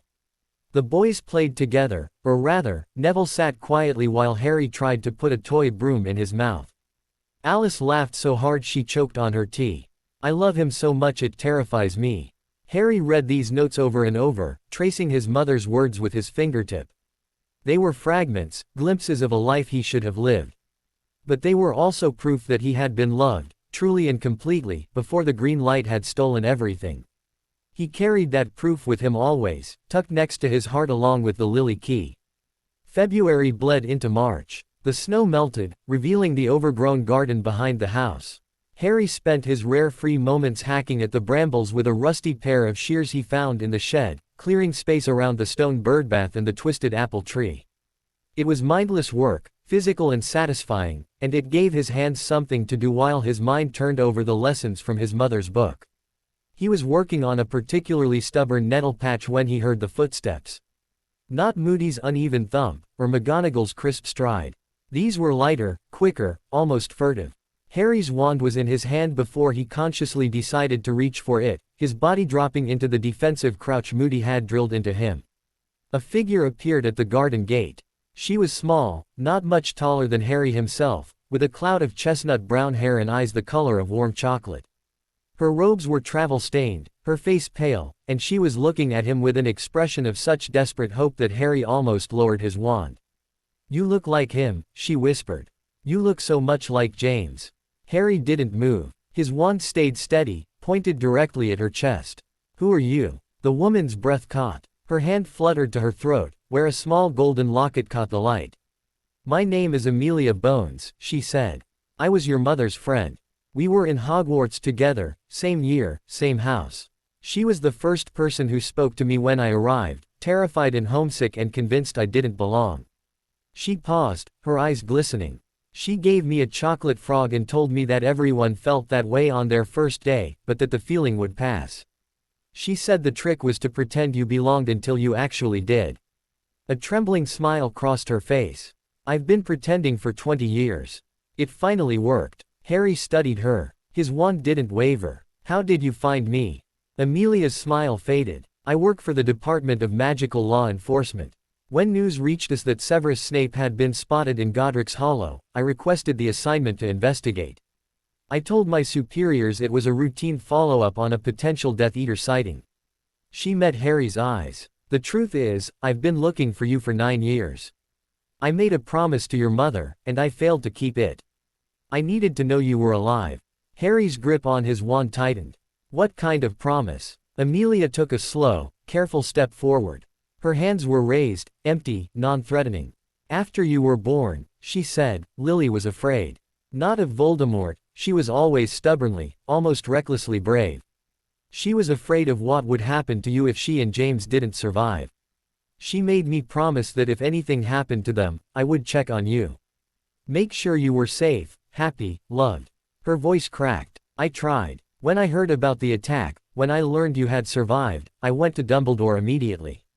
I demanded to know where you were, who was caring for you.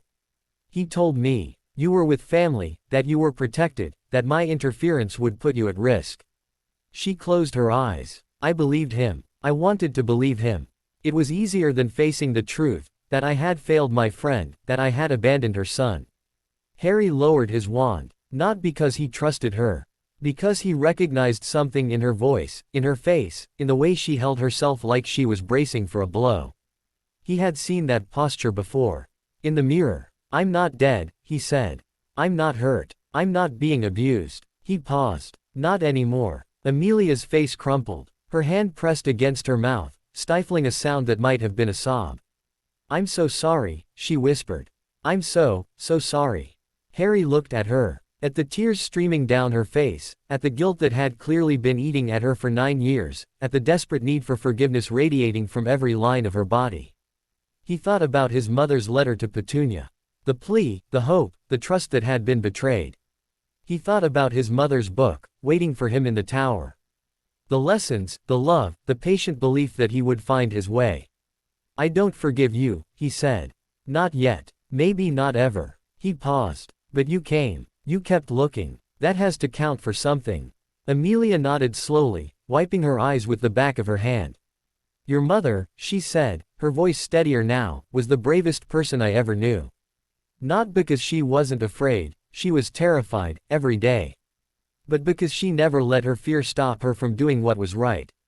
She met Harry's eyes. "You have her courage. I can see it." Harry didn't respond. He didn't know if he was brave. He only knew that he was still here, still fighting, still refusing to give up. Maybe that was enough. Amelia stayed for 3 hours. She told him stories about his mother, not the polished, reverent anecdotes that adults usually shared, but real memories, messy and human. Lily Evans hexing a Slytherin who had made a first-year cry. Lily Evans staying up all night to help Amelia prepare for her charms newt. Lily Evans laughing so hard at one of James's terrible jokes that she snorted pumpkin juice out her nose. She was furious, Amelia said, grinning. Absolutely mortified. And James was so delighted that he'd actually made her laugh that he proposed on the spot. She hexed him into next week, obviously, but he didn't even care. He just lay there in the rubble, grinning up at her, and said, "Is that a yes?" Harry felt his lips twitch. It wasn't quite a smile, but it was close. They were ridiculous, Amelia continued. Absolutely, completely, hopelessly ridiculous. They finished each other's sentences. They argued about everything and nothing and made up within 5 minutes. They looked at each other like the other person had hung the moon. She paused, her eyes distant. I used to think that kind of love only existed in storybooks. But it was real. They were real. Harry looked down at his hands. His father's wand, his mother's key, his parents' legacy, carried in his blood and bones. I wish I could remember them, he said quietly. Not the stories. Them. Their voices, their faces, the way they smelled. I wish I had something more than photographs and letters. Amelia was silent for a long moment. Then she reached into her robe and withdrew a small, worn notebook. This was your mother's, she said. She gave it to me for safekeeping the week before you were born. She said it was her backup, everything she'd learned about protective enchantments, compiled in one place. She wanted someone to have it, just in case. She placed the notebook on the table between them. I never opened it, she said. It didn't feel right. It was yours, not mine. I've been carrying it for 9 years, waiting for the day I could give it to you. Harry stared at the notebook. His mother's handwriting, visible even through the worn cover. His mother's knowledge, preserved and waiting. I already have her book, he said. I found it. In the tower. Amelia's eyes widened. There's a tower. Harry nodded slowly. He didn't know why he was telling her this. Perhaps because she had loved his mother. Perhaps because she had carried this notebook for 9 years, waiting to return it. Perhaps because he was tired of carrying secrets alone. She built it, he said. Warded it. Hid it so well that even Dumbledore didn't know it existed. She filled it with everything she wanted to teach me. Amelia's face was very still. Her hands, resting on the table, were trembling. She always said she would, Amelia whispered. When we were in school, she used to talk about the house she wanted to build. Not just a house, a legacy. A place where her children could learn everything she knew, even if she wasn't there to teach them. She met Harry's eyes. I thought it was just a dream. I didn't realize she'd actually done it. She did, Harry said. It's real. It's all real. Amelia nodded slowly. Her eyes were bright with tears, but she didn't let them fall. Good, she said. That's good. She pushed the notebook across the table. This is just the backup, then. The condensed version. But it might help you understand her methods better. Her thought process. She paused. She always said that the mark of a true teacher wasn't just passing on knowledge, it was passing on the ability to acquire knowledge. Teaching someone to think like a witch, not just to cast like one. Harry picked up the notebook. It was heavier than it looked, dense with his mother's careful handwriting. He opened it to the first page. Protective Enchantments, a Personal Philosophy, she had written. By Lily Potter née Evans. The problem with most ward theory is that it assumes a static threat. You build a wall, and you hope it's tall enough to keep out whatever comes. But threats aren't static. They adapt, evolve, find weaknesses you didn't know existed. A truly effective ward isn't a wall, it's a living thing. It learns. It grows. It changes in response to changing circumstances. The question is, how do you teach magic to be alive? Harry looked up from the page. Amelia was watching him with an expression he couldn't quite read. She would be so proud of you, Amelia said quietly. Not because you found her book, or because you're learning her spells. Because you're still here. Because you survived, and you kept going, and you never stopped looking for the truth. She paused. That's what she wanted most. Not for you to be the greatest wizard in the world, or to defeat the Dark Lord, or to fulfill some prophecy. She just wanted you to live. To be happy. To be free. Harry's throat was tight. He nodded, not trusting his voice.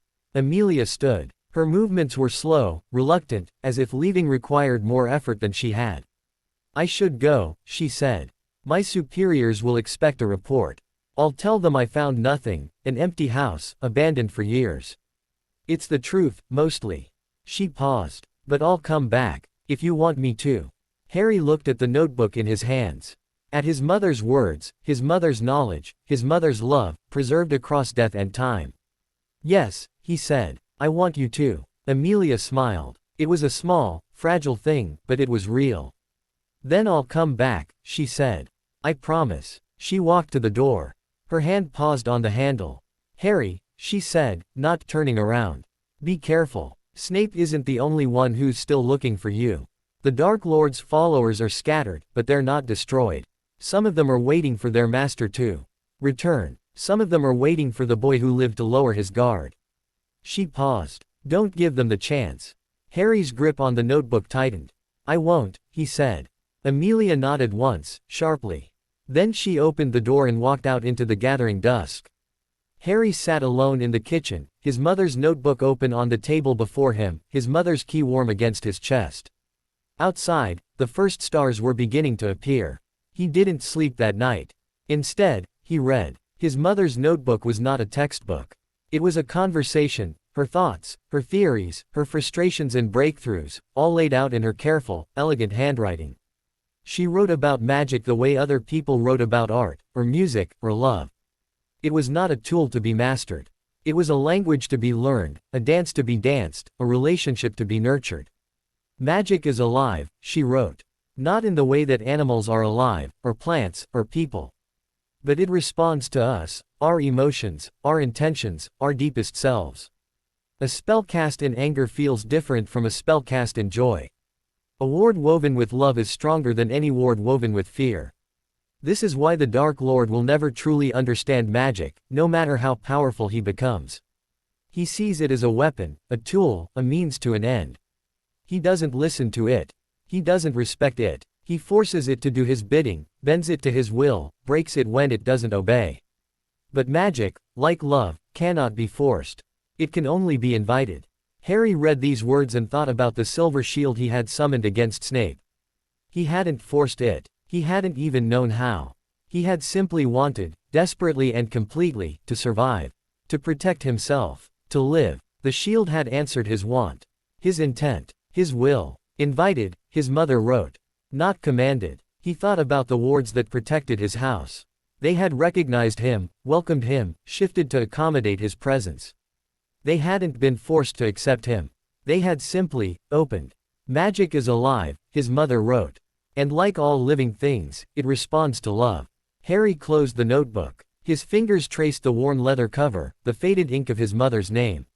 He didn't understand love. Not really. He had spent 9 years believing he was unlovable, unwanted, a burden to be tolerated rather than a child to be cherished. His mother's letters had begun to change that belief, but belief was not the same as understanding. Understanding took time, practice, patience. But perhaps that was what the next 2 years were for. Perhaps that was what Hogwarts was for, what his mother's book was for, what Moody's lessons and McGonagall's lectures and Amelia's guilt-ridden visit were for. Perhaps he wasn't meant to understand love yet. Perhaps he was only meant to be open to it. To invite it, the way his mother had invited magic. To let it in. Harry stood. His legs were stiff, his eyes gritty with exhaustion. But his mind was clear. He climbed the stairs to the tower.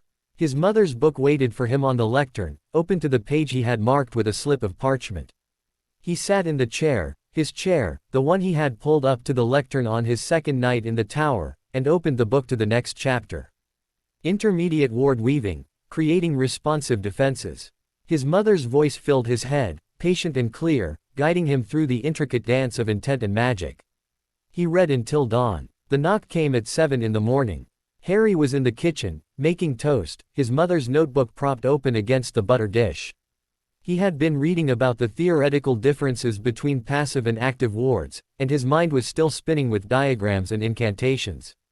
The knock was sharp, authoritative. Not Moody's impatient hammering, not McGonagall's crisp rap. Someone else. Harry's wand was in his hand before he reached the door. He had learned to trust his instincts, the subtle warnings that Moody had spent weeks drilling into him. The wards were quiet, unperturbed, whoever was outside was not a threat. But that didn't mean they were welcome. He opened the door. The man standing on his doorstep was tall, gaunt, dressed in shabby black robes that hung loose on his thin frame. His face was pale, his hair lank and dark, his eyes fixed on Harry with an intensity that made the air itself feel heavy. Severus Snape. Harry's wand came up. His body dropped into the defensive crouch that Moody had beaten into his muscles. His scar pulsed, not painfully, but with recognition. With warning. "You," Harry said. "You're not supposed to be here." Snape's lips curved into something that was not a smile. No, he agreed. I'm not. He made no move toward his wand. His hands hung empty at his sides, his posture carefully, deliberately non-threatening. I'm not here to hurt you, he said. I'm here to explain. Harry's grip on his wand tightened. The silver shield was at the edge of his consciousness, waiting to be summoned. His father's cloak hung on the hook by the door, close enough to grab. I don't want your explanations, Harry said. I want you to leave. Snape didn't move. His dark eyes held Harry's, unblinking. You want to know why I tried to take you, he said. Why I served the Dark Lord. Why I loved your mother and served the man who murdered her. He paused. You deserve to know. And I deserve to be the one to tell you. Harry stared at him. The man who had stood in this house, raised his wand, cast a killing curse. The man who had called his mother by her name, spoken it like a prayer and a wound. The man who had looked at Harry's face and seen Lily's eyes and tried to kill him anyway. Why should I listen to you? Harry asked. Snape's expression didn't change, but something shifted in his eyes, something that looked, improbably, like pain. Because I made a promise, he said. To your mother. And I have spent 19 years breaking it. He paused. I'm trying to keep it now. Harry stood in the doorway of his parents' house, his wand raised, his heart hammering against his ribs. Behind him, the wards hummed with readiness, waiting for his command. Before him stood the man who had tried to murder him, offering explanations and apologies and promises he had no right to make. The morning light was golden, soft, utterly indifferent to the weight of the moment. Harry lowered his wand. 5 minutes, he said. And if you lie to me, I'll know.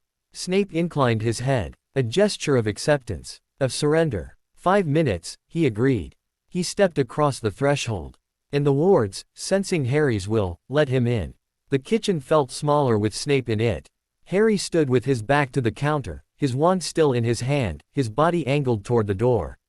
Not to flee, he was done fleeing. But to block, to trap, to ensure that if Snape tried anything, there would be no easy escape. Snape stood in the center of the room, utterly still. His gaze moved slowly across the space, the worn table, the mismatched chairs, the faded curtains his mother had hemmed by hand. His expression was carefully blank, but his hands, hanging loose at his sides, had curled into fists. You kept it, he said. His voice was quiet, stripped of the sneer Harry remembered from their first encounter. The kitchen. You didn't change anything. Harry didn't answer. He didn't owe Snape conversation about his mother's house. Snape's jaw tightened. His dark eyes swept the room once more, lingering on the small vase of dried flowers on the windowsill. Then, with visible effort, he turned his attention back to Harry. 5 minutes, Snape said. You promised me 5 minutes. Harry's grip on his wand tightened. I didn't promise anything. I said I'd listen. That's not the same thing. Something flickered across Snape's face, surprise, perhaps. Or respect. No, he agreed. It isn't. He didn't sit. He didn't move toward the table or the chairs. He simply stood in the center of the kitchen, his posture rigid, his hands clenched, and began to speak. I grew up in a house that hated me. His voice was flat, clinical. As if he were reciting a textbook rather than his own history. My father was a muggle. He drank. He blamed my mother for the magic in my blood, and he blamed me for existing. My mother was a witch, but she was afraid, of my father, of the world, of her own power. She never taught me anything. She never protected me from anything. She just waited. For what, I never knew. He paused. His eyes were distant, fixed on something Harry couldn't see. Then I met your mother. Harry's chest tightened. His scar pulsed, a dull, warning ache. She was 7 years old. She was sitting on a wall, reading a book, and I was hiding in the bushes because my father had locked me out of the house again. She saw me. She didn't run away, or call me names, or throw stones. She asked if I wanted to see what she was reading. Snape's voice dropped. It was a book about magic. She didn't know it was magic, she just thought it was a story. But I knew. I recognized the symbols, the incantations, the language my mother whispered in her sleep. And I told her. He looked at Harry directly. I told her she was a witch. I told her about Hogwarts, about the wizarding world, about everything I had pieced together from my mother's frightened fragments. I thought she would be afraid. I thought she would reject it, reject me, the way everyone else always had. His voice cracked. Just slightly. Barely audible. She smiled. She said she always knew there was more to the world than Cokeworth and its grey streets and grey people. She said she was glad I was the one who told her. Silence stretched between them, thick and heavy. Harry's throat was tight. He forced words through it. That doesn't explain why you became a Death Eater. Snape's expression shuddered. His face, for a moment, became the mask Harry remembered, cold, sneering, impenetrable. No, he said. It doesn't. He drew a breath. Slow, deliberate. When he spoke again, his voice was steady. Hogwarts was supposed to be different. I thought that once I was among my own kind, I would belong. But the wizarding world has its own hierarchies, its own cruelties. I was poor. I was awkward. I dressed in my mother's cast-off robes, which were 20 years out of fashion and smelled of mothballs. I knew more curses than any first year should, and I was not ashamed to use them. He paused. Your father and his friends made my life miserable. Not because I was a Death Eater, I wasn't, not then. Because I was an easy target. Because I was interested in the dark arts. Because I dared to be friends with Lily Evans, and James Potter had decided she belonged to him. Harry's jaw tightened. My father wasn't. Your father, Snape cut him off, his voice sharp, was a bully. He grew out of it, eventually. He became a good man, a brave man, a man worthy of your mother's love. But when he was 16, he was an arrogant toe rag who thought rules were suggestions and other people's pain was entertainment. He met Harry's eyes. I am not telling you this to hurt you. I am telling you this because you deserve the truth. All of it, not the sanitized version. Harry didn't respond. His father's photograph was in his pocket, the one from the nursery. James Potter, grinning at the camera, his arm around his wife and his son. He looked like someone who had never hurt anyone in his life. But photographs lied. Harry knew that. They captured moments, not lifetimes. They preserved smiles and erased everything that came before. He changed, Harry said. It wasn't a question. Yes, Snape said. He changed. Because your mother made him want to be better. Because he loved her more than he loved his own pride.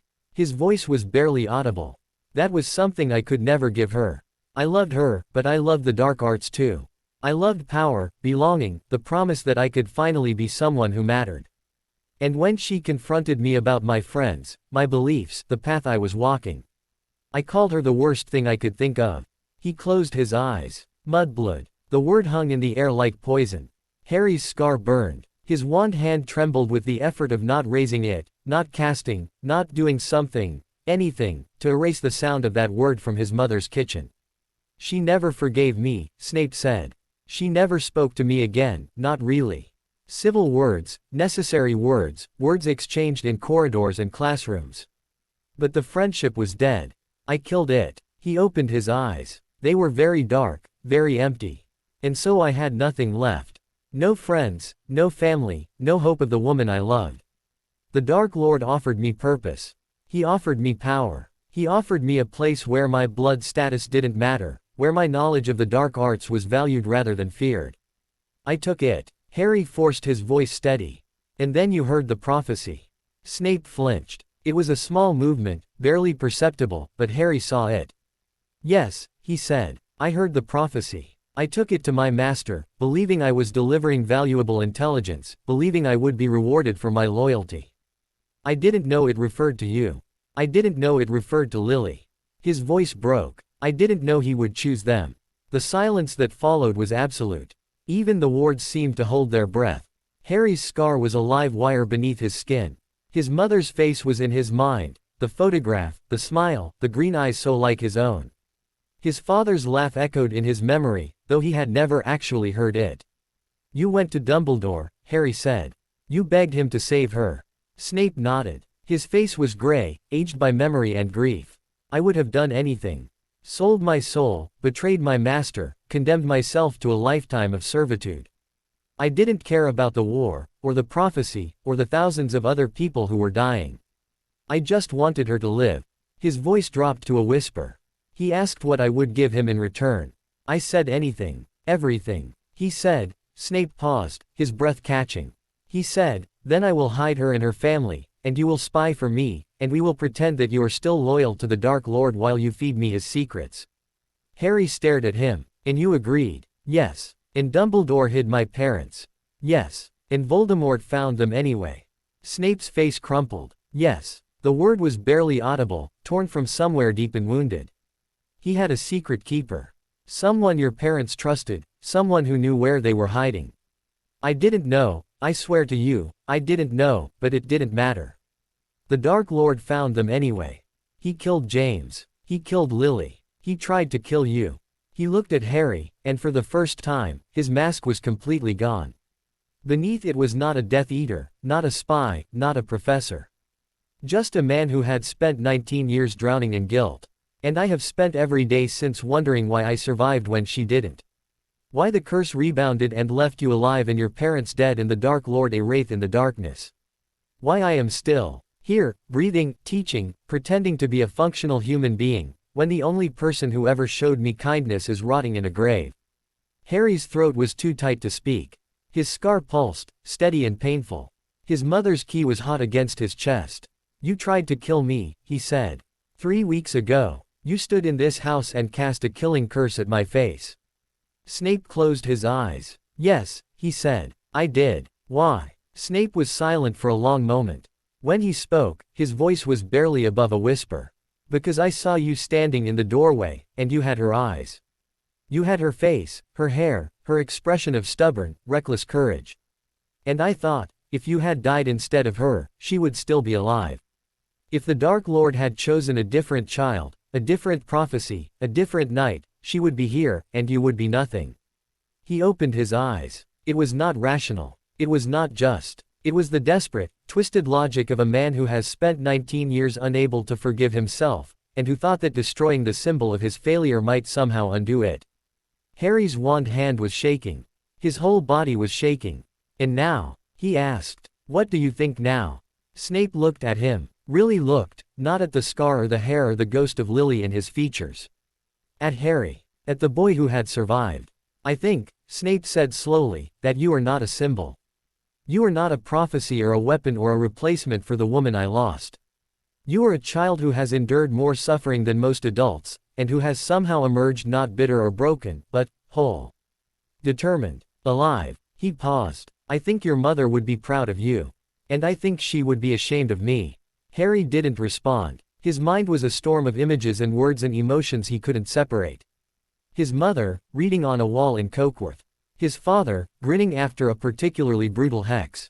Snape, kneeling in Dumbledore's office, offering his soul for a woman who would never love him back. I don't forgive you, Harry said. His voice was steadier than he expected. I don't think I ever will. You were a Death Eater. You served the man who murdered my parents. You stood in my house and tried to kill me. He paused. But I understand. Not what you did. Why you did it. He met Snape's eyes. And I think my mother would understand too. She might even forgive you. She was always better at that than I am. Snape's face contorted. His hand pressed against his mouth, stifling a sound that might have been a sob. 5 minutes, Harry said. That was your 5 minutes. You should go. Snape nodded slowly. His hand dropped. His face, when he raised it, was carefully blank once more. Yes, he said. I should. He turned toward the door. His steps were slow, heavy, each one an effort. Professor Snape. Snape stopped. He didn't turn around. Why did you really come here? Harry asked. Not to explain. Not to apologize. You could have done that by letter, or through Dumbledore, or never at all. Why did you come in person? Snape was silent for a long moment. His hand rested on the doorframe, pale against the dark wood. Because I dreamed of her last night, he said. Lily. She was standing in the Hogwarts greenhouse, surrounded by flowers, and she was smiling at me the way she used to. Before everything went wrong, his voice dropped. She said, you have to tell him, Sev. You have to tell him the truth. It's the only way you'll ever be free. He paused. I don't expect to be free. I don't deserve freedom, but I owed her the truth. And I owed it to you. He opened the door. The morning light flooded in, harsh and golden. If you ever need me, he said, not turning back, send a Patronus. I will come. Then he was gone, swallowed by the light. And the cold and the quiet hum of the wards closing behind him. Harry stood alone in his mother's kitchen, his wand still raised, his heart still racing. He didn't know if he believed Snape. He didn't know if he could trust anything the man had said. But he knew, with a certainty that settled deep in his bones, that something had shifted. The world was not black and white. The war was not simply good against evil, heroes against monsters. His father had been a bully. His mother had loved a Death Eater. The man who had tried to kill him had also spent 19 years trying to atone. Harry didn't know what to do with any of it. But he knew he couldn't ignore it. He walked to the table and sat down. His mother's notebook was still open to the chapter on responsive wards. His mother's handwriting stared up at him, patient and waiting. He turned the page. Moody arrived at noon. His magical eye swept the kitchen as he limped through the door, cataloging every detail. The displaced chair. The faint shimmer of lingering magic. The tension in Harry's shoulders that he hadn't been able to release. He was here, Moody said. Not a question. Harry nodded. Snape. Yes. Moody's normal eye narrowed. His magical eye swiveled to fix on Harry's face, unblinking. And you let him leave. I let him explain. Harry paused. I didn't forgive him. I didn't trust him. But I listened. Moody was silent for a long moment. His scarred face was unreadable. Listening, he said finally, is not the same as believing. And believing is not the same as trusting. He limped closer, his wooden leg thumping against the floor. What did he tell you? Harry hesitated. Snape's confession was raw, private, torn from a wound that had never healed. But Moody had earned the right to know. He had been watching, waiting, ready to intervene for 9 years. Everything, Harry said. His childhood. My parents. The prophecy. Why he became a Death Eater. Why he switched sides. Why he tried to kill me. He paused. Why he loved my mother. Moody's expression flickered. His magical eye stopped spinning and fixed on the middle distance. I knew, he said quietly. Most of it, at least. Dumbledore told me enough to convince me Snape was on our side. I never trusted him, I don't trust anyone, but I believed he was useful. He paused. I didn't know about the prophecy. I didn't know he was the one who delivered it. He didn't know what it meant, Harry said. He didn't know Voldemort would choose my family. Moody snorted. Ignorance isn't innocence. He handed the Dark Lord a weapon. He didn't get to cry when it was aimed at someone he loved. Harry nodded slowly. That was exactly what he had thought, what he still thought. But it wasn't the whole truth. It was never the whole truth. He's going to carry it for the rest of his life, Harry said. The guilt, the grief, the knowledge that he destroyed the only person who ever cared about him. He met Moody's eyes. I don't think that's absolution. I think it's just what he deserves. Moody studied him for a long, searching moment. You're too young to be this cynical, he said. But his voice was not unkind. Harry shook his head. I'm not cynical. I'm just realistic. He paused. My mother's dead. My father's dead. No amount of guilt or grief or self-flagellation will bring them back. Snape can spend the rest of his life punishing himself, and it won't change anything. He looked down at his hands. His father's wand. His mother's key. The only thing that matters, he said, is what he does now. Whether he keeps his promise. Whether he actually helps, or just wallows in his own misery and calls it penance. Moody's expression shifted. His magical eye swiveled back to Harry, focusing with laser intensity. That, he said, slowly, is the most intelligent thing I've heard anyone say about Severus Snape in 20 years. He limped to the table and lowered himself into a chair. His wooden leg extended stiffly, creaking with the movement. Your parents, he said, were the best of us. Not because they were the most powerful, or the bravest, or the cleverest. Because they never stopped believing that people could change. That redemption was possible. That even the darkest soul could find its way back to the light. He paused. They would have forgiven Snape. Lily especially. She had that gift, the ability to see past a person's worst moment and recognize the humanity beneath. He met Harry's eyes. That's not weakness, Potter. It's the hardest kind of strength there is. Harry was silent for a long moment. I'm not my mother, he said. I don't have that gift. Moody shook his head. You don't know that yet. You're 9 years old. You haven't had the chance to discover what kind of person you are. He paused. But you're already asking the right questions. That's more than most adults manage. He stood, his joints protesting. Now stop philosophizing and get your wand. We're working on nonverbal casting today, and I want to see if you can manage a shield charm without announcing it to the entire street. Harry reached for his wand. But his mind was still on Snape, on his mother, on the impossible weight of forgiveness and the terrible cost of holding grudges. He didn't know if he could forgive. He didn't know if he even wanted to. But he was beginning to understand that forgiveness wasn't really about the person who had wronged you. It was about yourself. About releasing the poison before it destroyed you from within. His mother had understood that.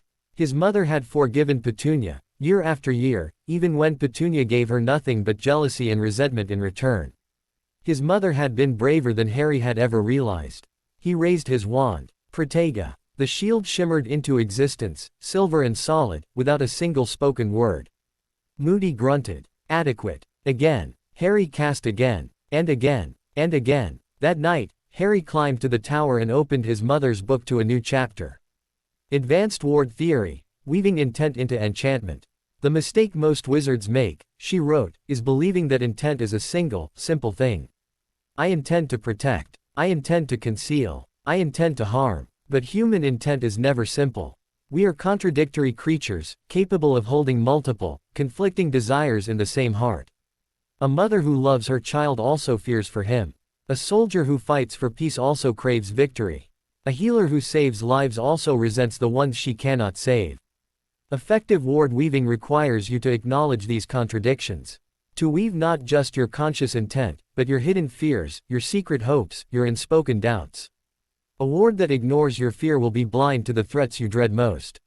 A ward that suppresses your hope will be brittle, unable to flex and adapt.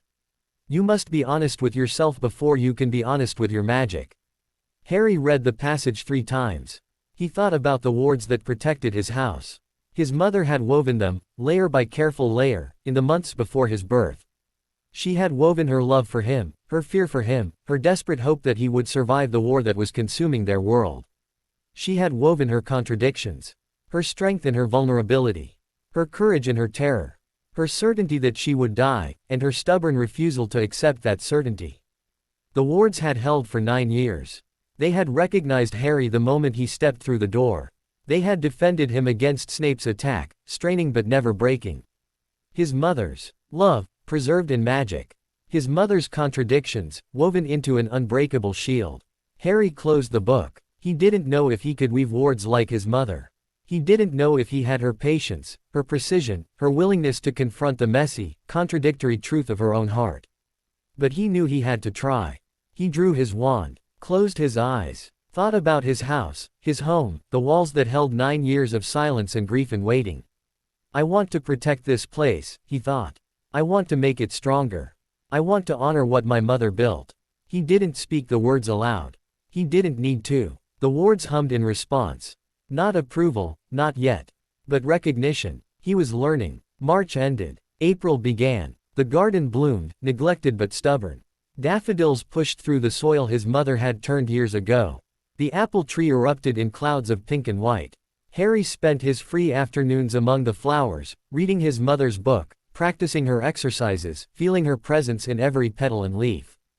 Amelia visited twice more. She brought news from the ministry. The investigation into Snape's attack had been quietly closed, no evidence found.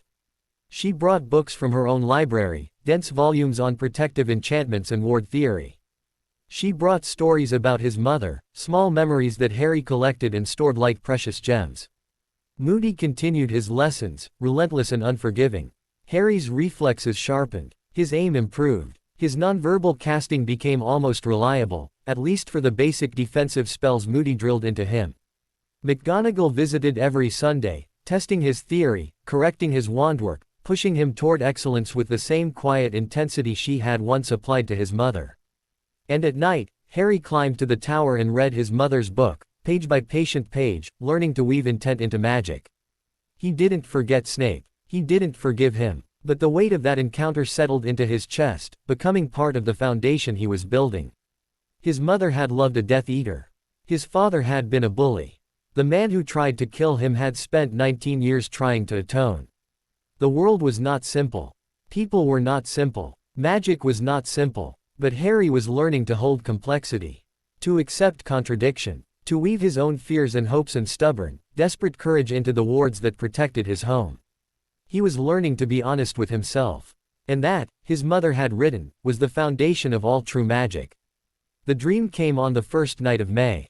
Harry was standing in a graveyard. The headstones were old, weathered, their inscriptions worn smooth by decades of wind and rain. Mist coiled between the markers, thick and cold. He walked without willing it, his bare feet silent on the damp grass. The mist parted, revealing a single grave at the edge of the cemetery. Lily Potter, the headstone read.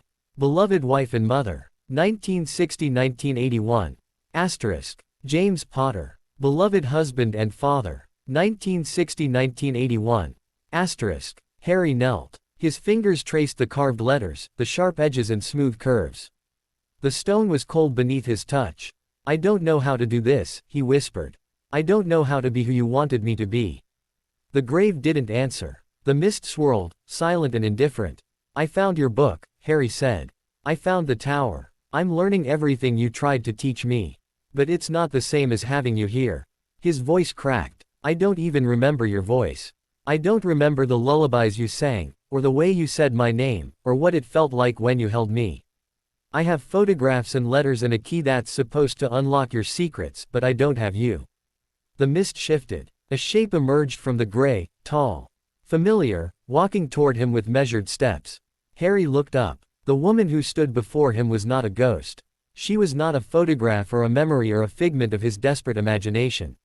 She was solid, real, her red hair bright against the gray mist, her green eyes fixed on his face with an expression of infinite tenderness.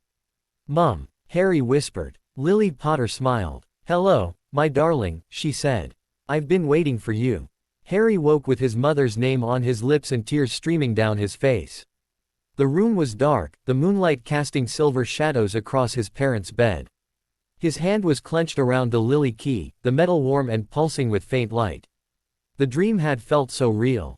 His mother's voice, her smile, the way she had looked at him like he was the most precious thing in the world. He could still hear her words echoing in his skull. I've been waiting for you. Harry sat up slowly. His heart was racing, his breath coming in shallow gasps. The key was hot against his palm, almost too hot to hold. He looked down at it. The lily petals were open. Not slightly, not partially, fully open, the silver segments splayed outward like a flower in full bloom. And at the center, where solid metal should have been, there was a hollow space. A space that had not been there before. Harry stared at it. His mind raced, trying to reconcile the key he had held for weeks with this transformed object in his hand. The dream. His mother's voice. The wards, the tower, the patient waiting of 9 years. She's been waiting, he thought. She left something for me. Something I wasn't ready to find until now. He climbed out of bed. His legs were unsteady, his hands trembling. He pulled on his robe, grabbed his wand, and climbed the stairs to the tower. His mother's book was open on the lectern, exactly where he had left it. But the pages had turned. The chapter he had been reading was gone, replaced by a section he had never seen before. Final Wards, the title read. The Threshold of Readiness. There are some secrets that cannot be given. They must be earned. They must be discovered when the seeker is ready to receive them, and not a moment before. If you are reading this, Harry, you are ready. Go to the garden. Go to the apple tree. Press the key to the bark and speak your full name, the name your father gave you, the name I gave you, the name that belongs to you and no one else. I will be waiting. Harry closed the book. His hands were steady now. His heart was calm. He walked down the stairs, through the kitchen, out the back door into the moonlit garden. The apple tree stood at the far end, its blossoms silver in the darkness, its branches reaching toward the sky. Harry pressed the lily key to the bark. Harry James Potter, he said. Son of Lily and James. Heir of the House of Potter. The tree opened. Not split, not cracked, opened, the trunk parting along invisible seams to reveal a hollow chamber within. And in the chamber, nestled on a bed of velvet, was a single object. A pensieve. Harry reached inside. His fingers closed around the stone basin, cool and smooth. It was smaller than the ones he had read about, delicate enough to hold in one hand. The carvings around its rim were familiar, the circle, the triangle, the line. The same symbols that marked his father's will, his mother's key, the legacy of the Potters through generations. He lifted it from the tree. The basin was empty. But as Harry held it, as his fingers traced the ancient symbols, he felt the magic stirring within. Waiting. His mother's memories. Her voice, her face, her love, preserved not in ink or parchment, but in the living magic of her own mind. Waiting for him to be ready. Harry carried the pensieve back into the house. He placed it on the kitchen table, in the center of his mother's carefully woven wards, and sat down to wait for dawn. He didn't sleep. He didn't need to. His mother was waiting for him, and he was finally ready to meet her. The pensieve sat on the kitchen table like a held breath. Harry hadn't moved from his chair since he placed it there. The first light of dawn was creeping through the curtains, painting the stone basin in shades of gray and gold. His reflection rippled across its empty surface, a boy with messy hair and green eyes and a scar that had come to mean both everything and nothing. His mother's memories were inside that basin. Her voice, her face, her love, preserved in magic so pure that even death could not erase it.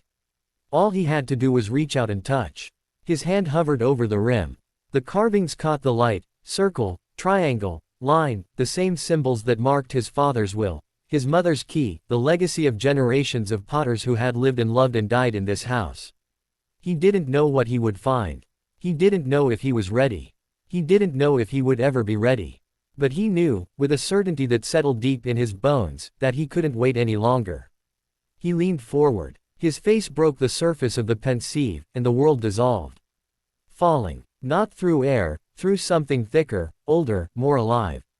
Memories swirled around him like autumn leaves, fragments of color and sound and emotion that brushed against his skin and vanished. A woman's laugh. The smell of baking bread. Sunlight on stone. A child's cry, quickly soothed. Then his feet touched solid ground, and he was standing in a place he had never seen but recognized instantly. The Gryffindor common room. The fire was crackling in its great stone hearth, casting dancing shadows across the crimson tapestries. Students were scattered across the squashy sofas and armchairs, some studying, some chatting, one group huddled over a chessboard in the corner. Through the tall windows, the sky was the deep blue of evening, dotted with stars. Harry stood in the center of the room, invisible, unnoticed. A ghost in his mother's memory. And there, curled in the window seat with a book open on her lap, was Lily Evans. She was younger than Harry had ever seen her, 15, perhaps 16. Her hair was shorter, barely brushing her shoulders, and her face was softer, unmarked by the grief and fear that would later settle into her features. But her eyes were the same. Green, bright, alight with the fierce intelligence that Harry recognized from her letters. She was reading intently, her lips moving slightly as she traced the words. Her quill hovered beside her, waiting to take notes. The firelight caught the copper in her hair, turning it to spun gold. Harry couldn't move, couldn't breathe. This was his mother, not a photograph, not a letter, not a grave. Alive, breathing, reading a book in a window seat, unaware that her son was watching her from across 30 years of grief and magic. The common room door burst open. Lily, Lily, you won't believe what Potter did now. A girl with long black hair and a sharply pretty face dropped onto the window seat beside Lily, her cheeks flushed with indignation. Harry recognized her from his father's photographs, the one who always stood close to James, who smiled at the camera with practiced ease. Lily looked up from her book, one eyebrow arched. "What has James done that's so terrible, Severus?" she asked. "Hexed another first year. Attempted to transfigure his hair into something less offensive. Breathed." Harry's breath caught. Severus. The girl, Snape, Harry realized with a jolt, made an irritated sound. "He's been telling everyone that you're going to Slughorn's Christmas party with him. He's been saying it for weeks. Lily. Everyone thinks you two are together." Lily's expression didn't change. "And whose fault is that?" she asked calmly. Snape blinked. "What do you mean?" "I mean," Lily said, closing her book, "that you're the one who told Mary McDonald I fancied him. You're the one who spread that rumor all over the common room last year." Her voice was quiet, steady. "I never said anything then because I thought it was a childish mistake. But you keep doing it, Severus. You keep trying to push me toward him, and I don't understand why." Snape's face paled. I don't. You do." Lily set her book aside. "Every time a boy shows interest in me, you find ways to drive them away. Every time I mention someone I might like, you tell me why they're wrong for me. Every time I try to make friends outside our little circle, you find reasons why I shouldn't trust them." She leaned forward, her eyes searching Snape's face. "Why? Are you afraid I'll abandon you? Is that what this is about? Snape's jaw tightened. His hands, clasped in his lap, were trembling. I'm not afraid of anything, he said. I just don't want to see you make a mistake. These people, they don't care about you. Not really. They only see your blood status, your muggle parents, your... My blood status, Lily repeated. Her voice had gone cold. Is that what you see when you look at me, Severus? A mudblood who's managed to rise above her station. Snape flinched as if she had struck him. No, that's not, I didn't mean. You used that word. Lily's voice was barely audible. Last week, in the dungeons. You called me a mudblood. Snape's face crumpled. I didn't mean it. It just slipped out. Mulciber was there, and Avery, and I couldn't let them think I couldn't. You couldn't let them think you were friends with a mudblood. Lily finished the sentence for him. Her voice was very quiet, very steady. So you called me one instead. The silence stretched between them, heavy and brittle. The fire crackled. Students laughed in the background, oblivious to the small, private tragedy unfolding in the window seat. I've been your friend for 7 years, Lily said. 7 years, Severus. I defended you when other people called you names. I helped you with your homework and listened to your problems and believed, really believed, that you were better than the people you chose to surround yourself with. She stood. Her book was in her hands, her quill tucked behind her ear. Her face was very pale, very composed. I can't do this anymore. I can't watch you become someone I don't recognize. I can't pretend that the words you say don't matter, that the company you keep doesn't reflect the person you're choosing to become. She paused at the foot of the girl's staircase. I hope you find what you're looking for, Severus. I hope the Dark Lord gives you everything you think you want. Her voice cracked, just slightly. But I won't be there to watch you destroy yourself. She climbed the stairs and vanished into the shadows. Snape sat alone in the window seat, his hands clenched in his lap, his face a mask of frozen grief. Harry watched him, watched the moment the mask cracked, the tears spilling down his pale cheeks, the silent sob that shook his thin shoulders. He watched Severus Snape, age 16, lose the only person who had ever loved him. And he understood, with a clarity that cut through him like glass, why Snape had spent 19 years drowning in guilt and grief and the desperate, futile hope of bringing her back. The memory dissolved. Harry was falling again, tumbling through fragments of color and sound.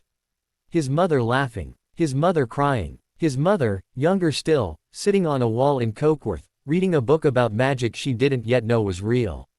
Then his feet touched solid ground, and he was somewhere else. The common room was the same, but the light was different, warmer, softer. Late afternoon, perhaps. The fire was burning low. Students were scattered across the sofas, but the room felt quieter, more intimate. And there, by the window, stood his father. James Potter was 17. His hair was as messy as Harry's own, defying gravity in ways that seemed almost intentional. His glasses were slightly askew. His hands were shoved deep in his pockets, and he was looking at the door with an expression of barely concealed anxiety. "You're pacing," said a voice from the nearest armchair. "You've been pacing for 20 minutes. People are starting to stare." James whirled around. "I'm not pacing. I'm shifting my weight contemplatively." Sirius Black raised an eyebrow. He was sprawled across the armchair with the boneless grace of a cat, his long legs dangling over one armrest. His dark hair was even messier than James's, and his grin was pure mischief. "You're pacing," he said. "And you've been staring at the door like a lovesick hippogriff. It's embarrassing to witness." James ran a hand through his hair, making it worse. "She said she'd think about it. That was 3 days ago. What does think about it mean?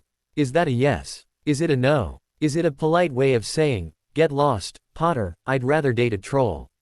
"It means," said a quiet voice from the corner, "that she's trying to decide if you're worth the risk." Remus Lupin looked up from his book. His face was pale, his robes slightly too large for his thin frame. But his eyes were kind, and his smile was gentle. "She knows you've changed, James. She's seen it. But trust isn't rebuilt overnight." He paused. "Give her time." James slumped into the chair opposite Sirius, his head in his hands. "What if time isn't enough?" he muttered. "What if I've ruined it forever? What if she never forgives me for being such an arrogant, thoughtless, complete and utter?" "If you say, Pratt, I'm hexing you," Sirius said cheerfully. "It's my word. You can't have it." James laughed. It was a surprised sound, startled out of him, and it transformed his face.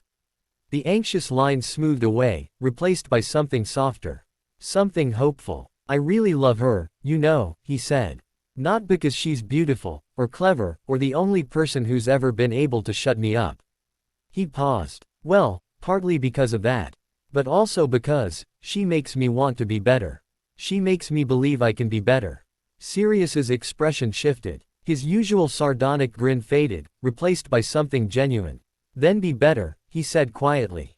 Not for her. For yourself. He paused. But also, you know, for her. Because she's Lily Evans and she deserves someone who actually deserves her. James nodded slowly. He looked at the door, still closed, still waiting. I will, he said.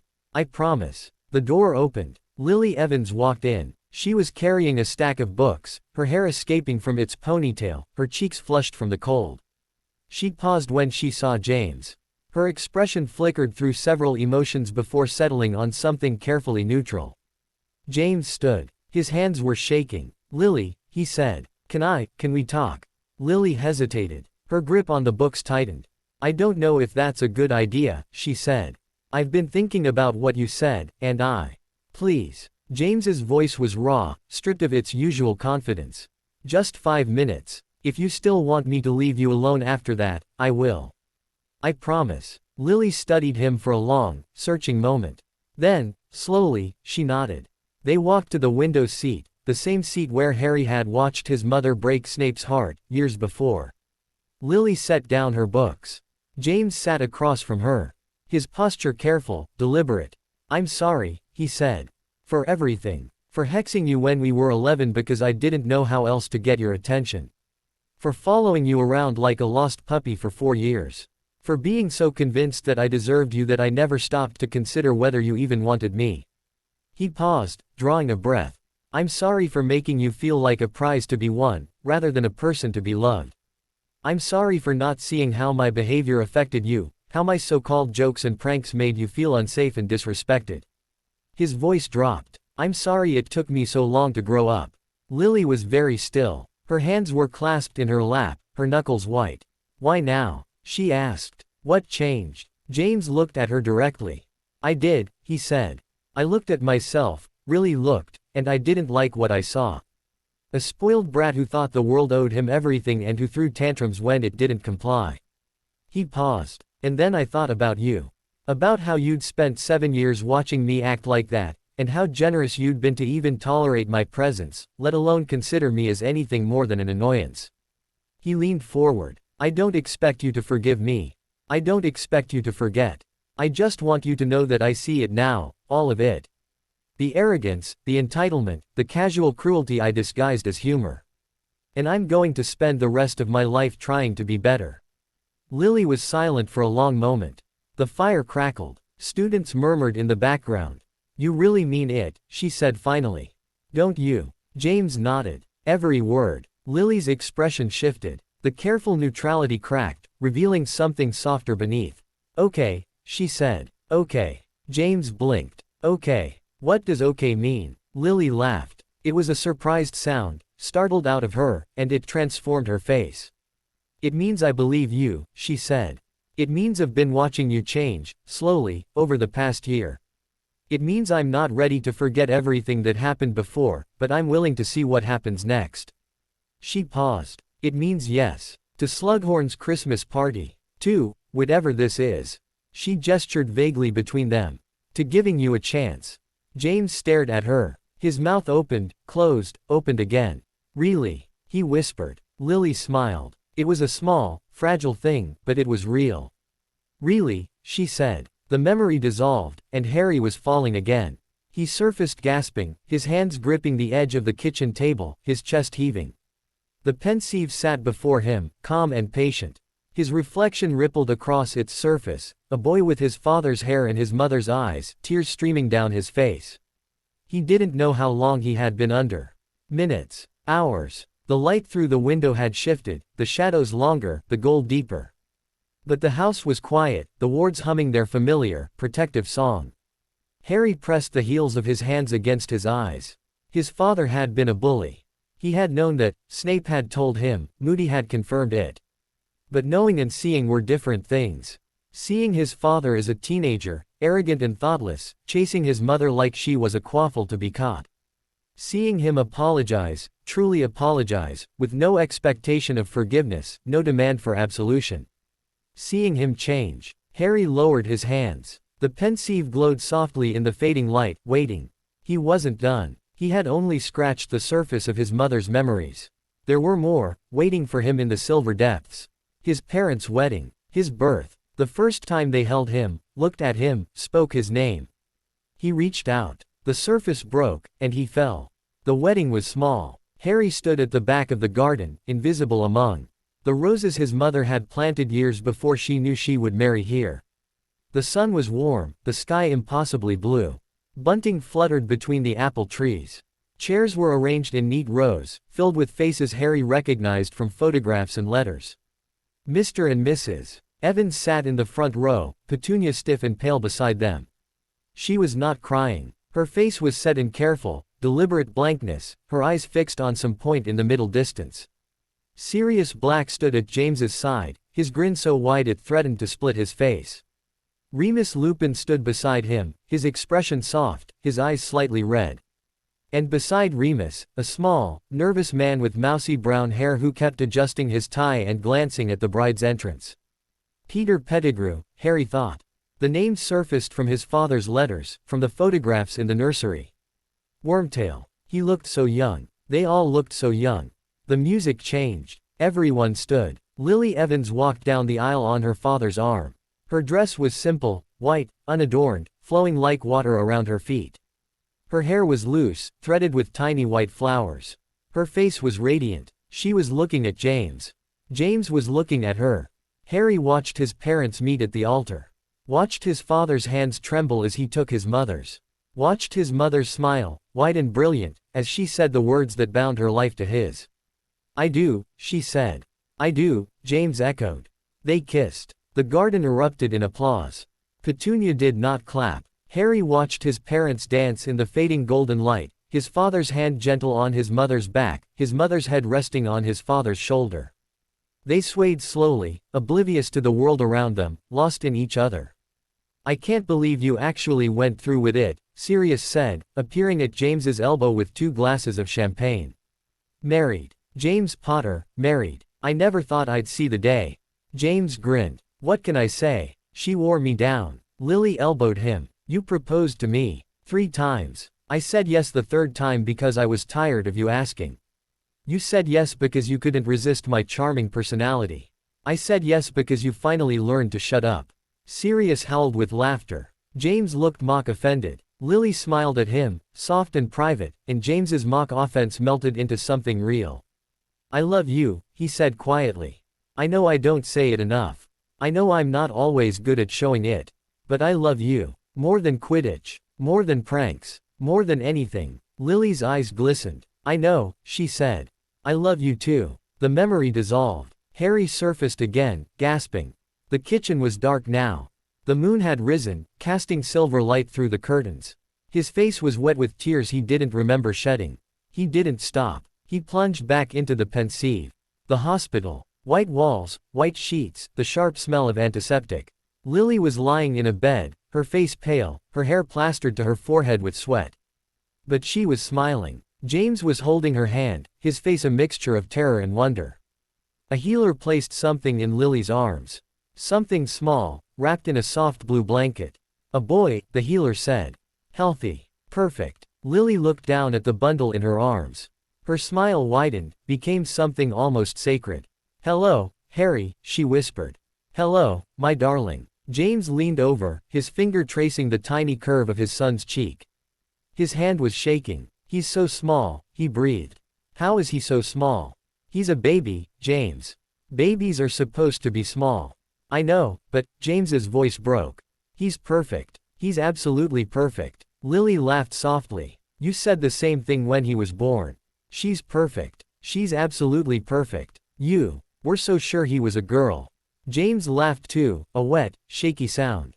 "I was wrong. He's a boy. He's our boy." He paused. Harry James Potter." Lily looked at her husband, then at her son. Her eyes were very bright. "Harry James Potter," she repeated. "Welcome to the world, my love. We're so glad you're here." The baby stirred. His tiny hand emerged from the blanket, fingers curling around James's thumb. James made a sound that was half laugh, half sob. "He's got your grip," he said. "Strong. Determined." He paused. "He's got your eyes, Lily. Look, they're green. Just like yours." Lily looked. Her son's eyes were open, unfocused, the deep blue of all newborn infants. But there was a hint of green there, a promise of the color they would become. "He has your hair," she said. "Messy. Impossible." She paused. "He has both of us." James nodded slowly. "He has both of us. Always." Harry surfaced from the pensieve and did not dive again. He sat at the kitchen table, his mother's memories swirling in the basin before him, his father's voice echoing in his ears. The moon was high now, cold and silver. The house was silent, holding its breath. He had seen his parents. He had heard their voices, watched them laugh and love and promise to be better. He had witnessed his father's apology, his mother's forgiveness, the fragile, precious hope of their life together.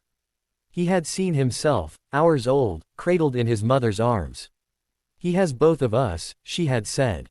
"Always." Harry pressed his hand against his chest, where the lily key rested against his heart. They had left him. Not by choice, never by choice. But they had left him anyway, and he had spent 9 years believing it was because he wasn't worth staying for. He knew better now. They had fought to survive. They had died trying to protect him. They had left behind letters and memories in a house full of love, waiting for him to be ready to receive it. He was ready now. Harry stood. His legs were stiff, his eyes gritty with exhaustion. But his mind was clear. He picked up the pensieve and carried it to the tower. His mother's book was still open on the lectern.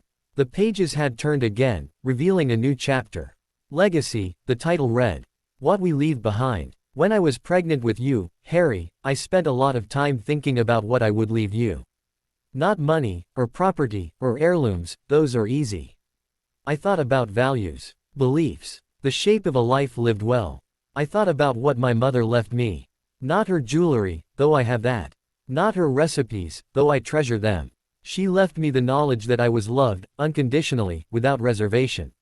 She left me the confidence to pursue my dreams and the humility to accept my failures. She left me the tools to build my own happiness. That's what I want to leave you. Not just memories, or knowledge, or magic. I want to leave you the capacity to become yourself, fully, completely, without apology. I want to leave you hope. Harry closed the book. His mother's memories were safe in the pensieve, waiting for him whenever he needed them. His mother's knowledge was preserved in her book, waiting for him to learn. His mother's love was woven into the wards that protected his home, waiting for him to feel it. She had left him everything. Now it was up to him to use it. He slept. Not in his parents' bed, but in the nursery, curled on the small sofa beneath the Snitch mobile. Hedwig perched on the windowsill, a white sentinel against the darkness. The mobile spun gently in the breeze from the open window, golden snitches glinting in the moonlight. Harry dreamed. His mother was standing in the garden, surrounded by roses. She was older now, the age she would have been, if she had lived. There were threads of silver in her red hair. Fine lines at the corners of her green eyes. She smiled when she saw him. "You found me," she said. "I knew you would." Harry walked toward her through the flowers. His feet left no footprints. The air was warm and still. "I don't know what I'm supposed to do," he said. "I don't know how to be who you wanted me to be." Lily tilted her head. "Who do you think I wanted you to be?" Harry hesitated. "Brave. Good. Someone who defeats the Dark Lord and saves the world and makes you proud." Lily laughed softly. "Oh, Harry. I already am proud of you. I've been proud of you since the moment you were born." She reached out and touched his face. Her hand was warm, solid, real. "I didn't raise you to be a hero," she said. "I raised you to be my son. To laugh and cry and make mistakes and learn from them. To love and be loved. To find your own path and walk it with courage and kindness." Her thumb traced the edge of his scar. "This doesn't define you. The prophecy doesn't define you. You define you. Every choice you make, every person you help, every time you get back up after being knocked down, that's who you are." Harry's throat was tight. "What if I'm not enough? What if I can't defeat him? What if I fail?" Lily smiled. Then you fail, she said. And you get back up. And you try again. She paused. That's what courage is, Harry. Not never being afraid. Being afraid and doing it anyway. She stepped back. The garden was fading, the light dimming. I love you, she said. I have always loved you. I will always love you, even when you can no longer see me or hear me or feel my hand in yours. Mum, Harry reached for her, but his hands closed on empty air. Remember, she whispered. You are enough. You always have been. Harry woke with the sunrise streaming through the nursery window and his mother's name on his lips. The weeks that followed were different. Not easier, Harry had stopped expecting easy. But clearer. His mother's memories had given him something he hadn't realized he was missing: context. His father hadn't been born a hero. He had become one, slowly and imperfectly, through the alchemy of love and regret and the determination to be better. His mother hadn't been born a martyr. She had been a girl who loved fiercely and forgave generously and refused to let fear dictate her choices. They had been people. Flawed, complicated, contradictory people. Just like him. Harry trained with Moody, his reflexes sharpening, his spellwork growing more precise. He studied with McGonagall, his understanding of magical theory deepening from rote memorization to genuine comprehension. He read his mother's book, page by patient page, and practiced her exercises until his wand arm ached and his eyes burned. He didn't forget Snape. He didn't forgive him. But the weight of that encounter settled into his chest, becoming part of the foundation he was building. He didn't forget the Dursleys either. Their cruelty, their neglect, their years of casual indifference. But the anger that had burned in him since the cupboard began to cool, transforming from wildfire to something steadier. Something he could control. He didn't forgive them. He didn't think he ever would. But he stopped carrying them with him everywhere he went. On the first day of June, Harry turned 10. He woke to the sound of owls tapping at his window, not just Hedwig, but 3 others, their feathers dusted with the gray light of dawn. They carried letters, small packages, a single, beautifully wrapped box from Weasley's, wizard wheezes that he suspected had more to do with Fred and George than their mother. He opened them at the kitchen table, his mother's key warm against his chest. McGonagall had sent him a book, Advanced Warding Techniques for the Self-Taught Wizard, with a note in her precise, elegant handwriting. Your mother checked this out of the Hogwarts library in 1979 and never returned it. I believe it belongs to you now. Moody had sent him a compact mirror, smaller than the one he already had, with a note that simply said, constant vigilance. Use this if the other one fails. Hagrid had sent him an enormous, lopsided cake, covered in green icing that spelled out HAPPEE birthday Harry in wobbly letters. The note attached was smudged and tear-stained. Amelia Bones had sent him a small, worn photograph of his mother at age 11, standing in front of the Hogwarts Express, beaming at the camera. On the back, in Amelia's handwriting, she was so excited. She kept saying, I can't believe it's real. I can't believe this is actually happening. I told her to get used to it. She did. And Dumbledore had sent him a single, perfect lily, preserved under glass, with no note at all. Harry placed the lily on the windowsill above the kitchen sink, where his mother had once placed flowers from the garden. He ate a slice of Hagrid's cake. It was terrible. He ate another slice anyway. Hedwig hooted softly from her perch, her amber eyes fixed on him with what he had come to recognize as affection. I'm 10, Harry told her. 1 more year, and I'll get my Hogwarts letter. Hedwig blinked slowly. I know. I still have to wait. He paused. But I've waited 9 years. I can wait 1 more. He looked around the kitchen. At his mother's wards, humming contentedly. At his father's chair, worn and comfortable. At the pensieve, resting on the counter, waiting for his next journey into memory. At the lily key, warm against his chest. I'm home, he said. I'm actually home. The house, his house, held its breath around him. Then the wards pulsed, soft and steady, and Harry felt, for the first time in his life, that he was exactly where he was supposed to be. That night, he climbed to the tower and opened his mother's book to a new chapter. The final ward, she had written. The protection of self. You cannot protect others until you can protect yourself. You cannot love others until you can love yourself. You cannot forgive others until you can forgive yourself. This is the hardest magic there is. Not because the spells are complex, but because they require you to turn your wand inward. To face your own darkness, your own fear, your own failures and regrets and secret shames. But I believe you can do it, Harry. I believe you can face yourself and find, not a monster, not a burden, not a symbol, but a boy. Just a boy, with all the potential and fragility that entails. And I believe that boy is worthy of love. His own love, and the love of everyone who has ever cared for him. You are worthy, Harry. You always have been. You always will be. All my love. Mum. Harry closed the book. His reflection stared back at him from the dark window, a boy with messy black hair and green eyes and a scar on his forehead that had once seemed like a curse and now seemed like a promise. He was 10 years old. He had spent 4 years in a cupboard, believing he was worthless. He had spent 1 year discovering that he was wrong. He had a house, a legacy, a mother's memories and a father's courage and a future that stretched out before him, uncertain and terrifying and full of possibility. He had a year until Hogwarts. A year to learn, to grow, to prepare for a war that was waiting for him. A year to become himself. Harry pressed his hand against the cold glass. Okay, he whispered. I'm ready. The tower held its breath around him. The snitch mobile spun gently. His mother's book waited on the lectern, patient and eternal.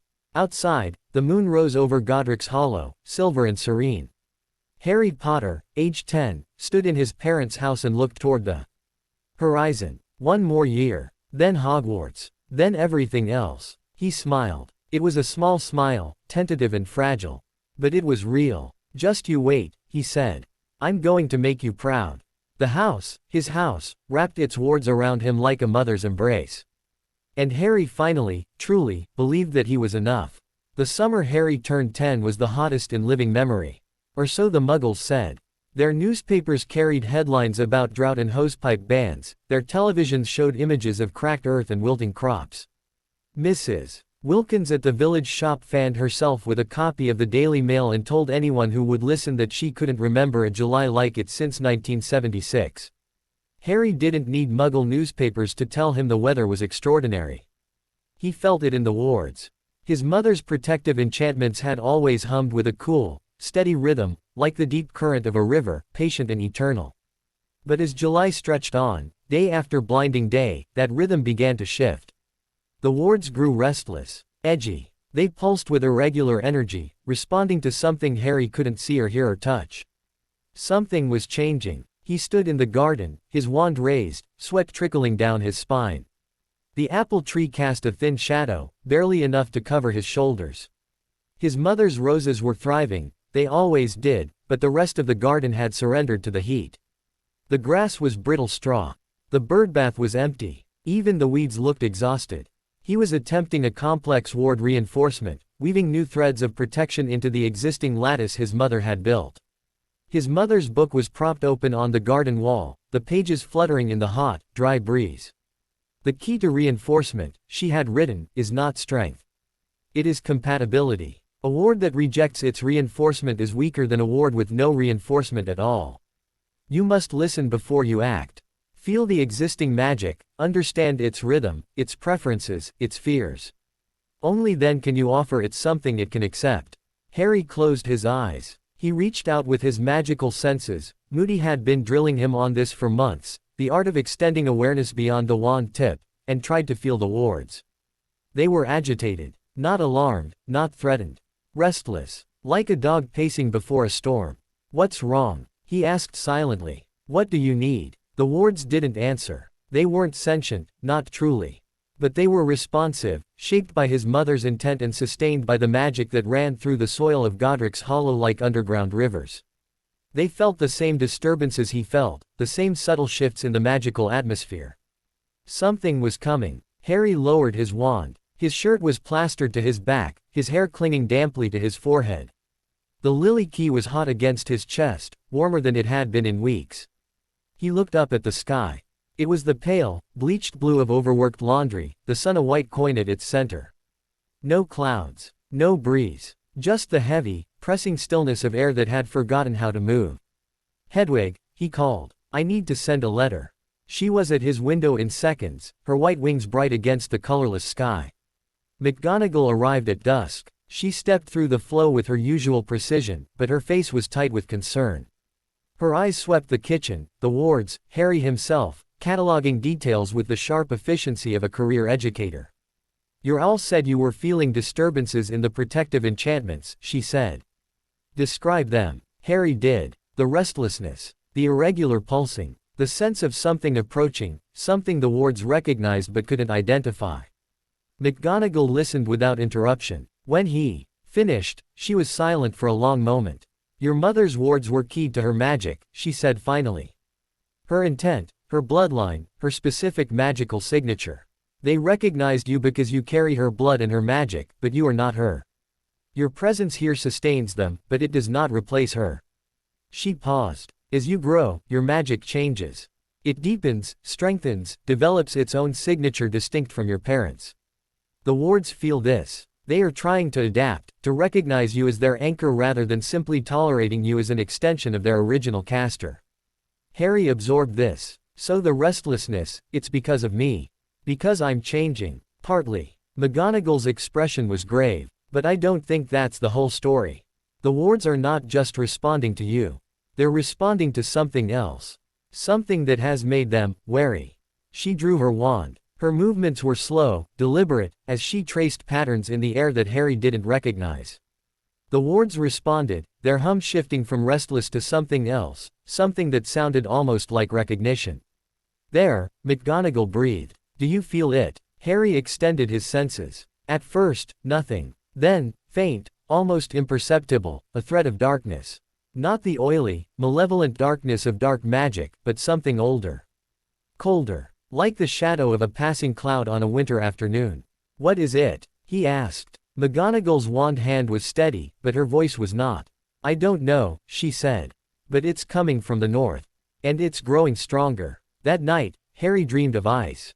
He was standing in a forest, the trees black and skeletal against a sky the color of bruises. Snow covered the ground, deep and untouched, but he felt no cold. His breath misted before his face. His footsteps left no prints. Something moved in the darkness between the trees. Harry turned, his wand raised, his heart hammering against his ribs. The wards, his mother's wards, the wards that protected his home and his heart, were silent. He was alone, truly alone, in a forest that stretched to infinity in every direction. The thing moved again, closer now. He saw eyes first, red, slit-pupiled, burning with ancient malice. Then scales, blacker than the darkness between stars. Then teeth, rows upon rows of them, gleaming like polished daggers. Azkaban, a voice hissed. Not aloud, inside his head, inside his bones, inside the scar that pulsed and burned on his forehead. The Dementors are waking, Harry Potter. They remember your scent. They remember the night you escaped them, the night the Dark Lord fell and left his mark upon your skin. They are hungry. And they are coming for you. Harry woke gasping, his hand clamped over his scar, his sheets soaked with sweat. The moon was high, cold and silver. The wards were humming with quiet urgency, their restless energy from earlier now focused into something sharper. More alert. He didn't sleep again. The dream repeated the next night. And the next. And the next. Each time, the forest. The snow. The eyes in the darkness. The voice, hissing and cold, promising that something ancient and terrible was waking from its long slumber. Harry told no one. Not McGonagall, who would insist on contacting Dumbledore. Not Moody, who would declare the house indefensible and try to move him to a secure location. Not Hagrid, who would worry and fuss and probably try to gift him a fully grown dragon for protection. He told Hedwig. She listened with her head tilted, her amber eyes grave, and when he finished she pressed her warm body against his cheek and hooted softly. I know, he whispered. I know I should tell someone. But I don't know what to tell them. Just a dream. Just a voice. That's not proof of anything. Hedwig nibbled gently at his ear. Besides, Harry said, if Dementors really are waking up, if they really are coming here, what could anyone do about it? Move me again. Hide me somewhere else. He shook his head. I'm done hiding. If they want me, they can come and find me. It was brave words. He didn't feel brave, but he felt determined. And sometimes, he was learning, that was enough. July ended. August began. The heat continued, relentless and oppressive. The village of Godric's Hollow drowsed through the long afternoons, its residents retreating to cool, dark interiors and emerging only in the brief respite of evening. Harry trained in the garden at dawn and dusk, when the sun was low and the shadows long.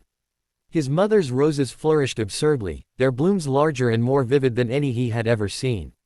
He didn't mention the dreams to McGonagall. He didn't mention them to Moody.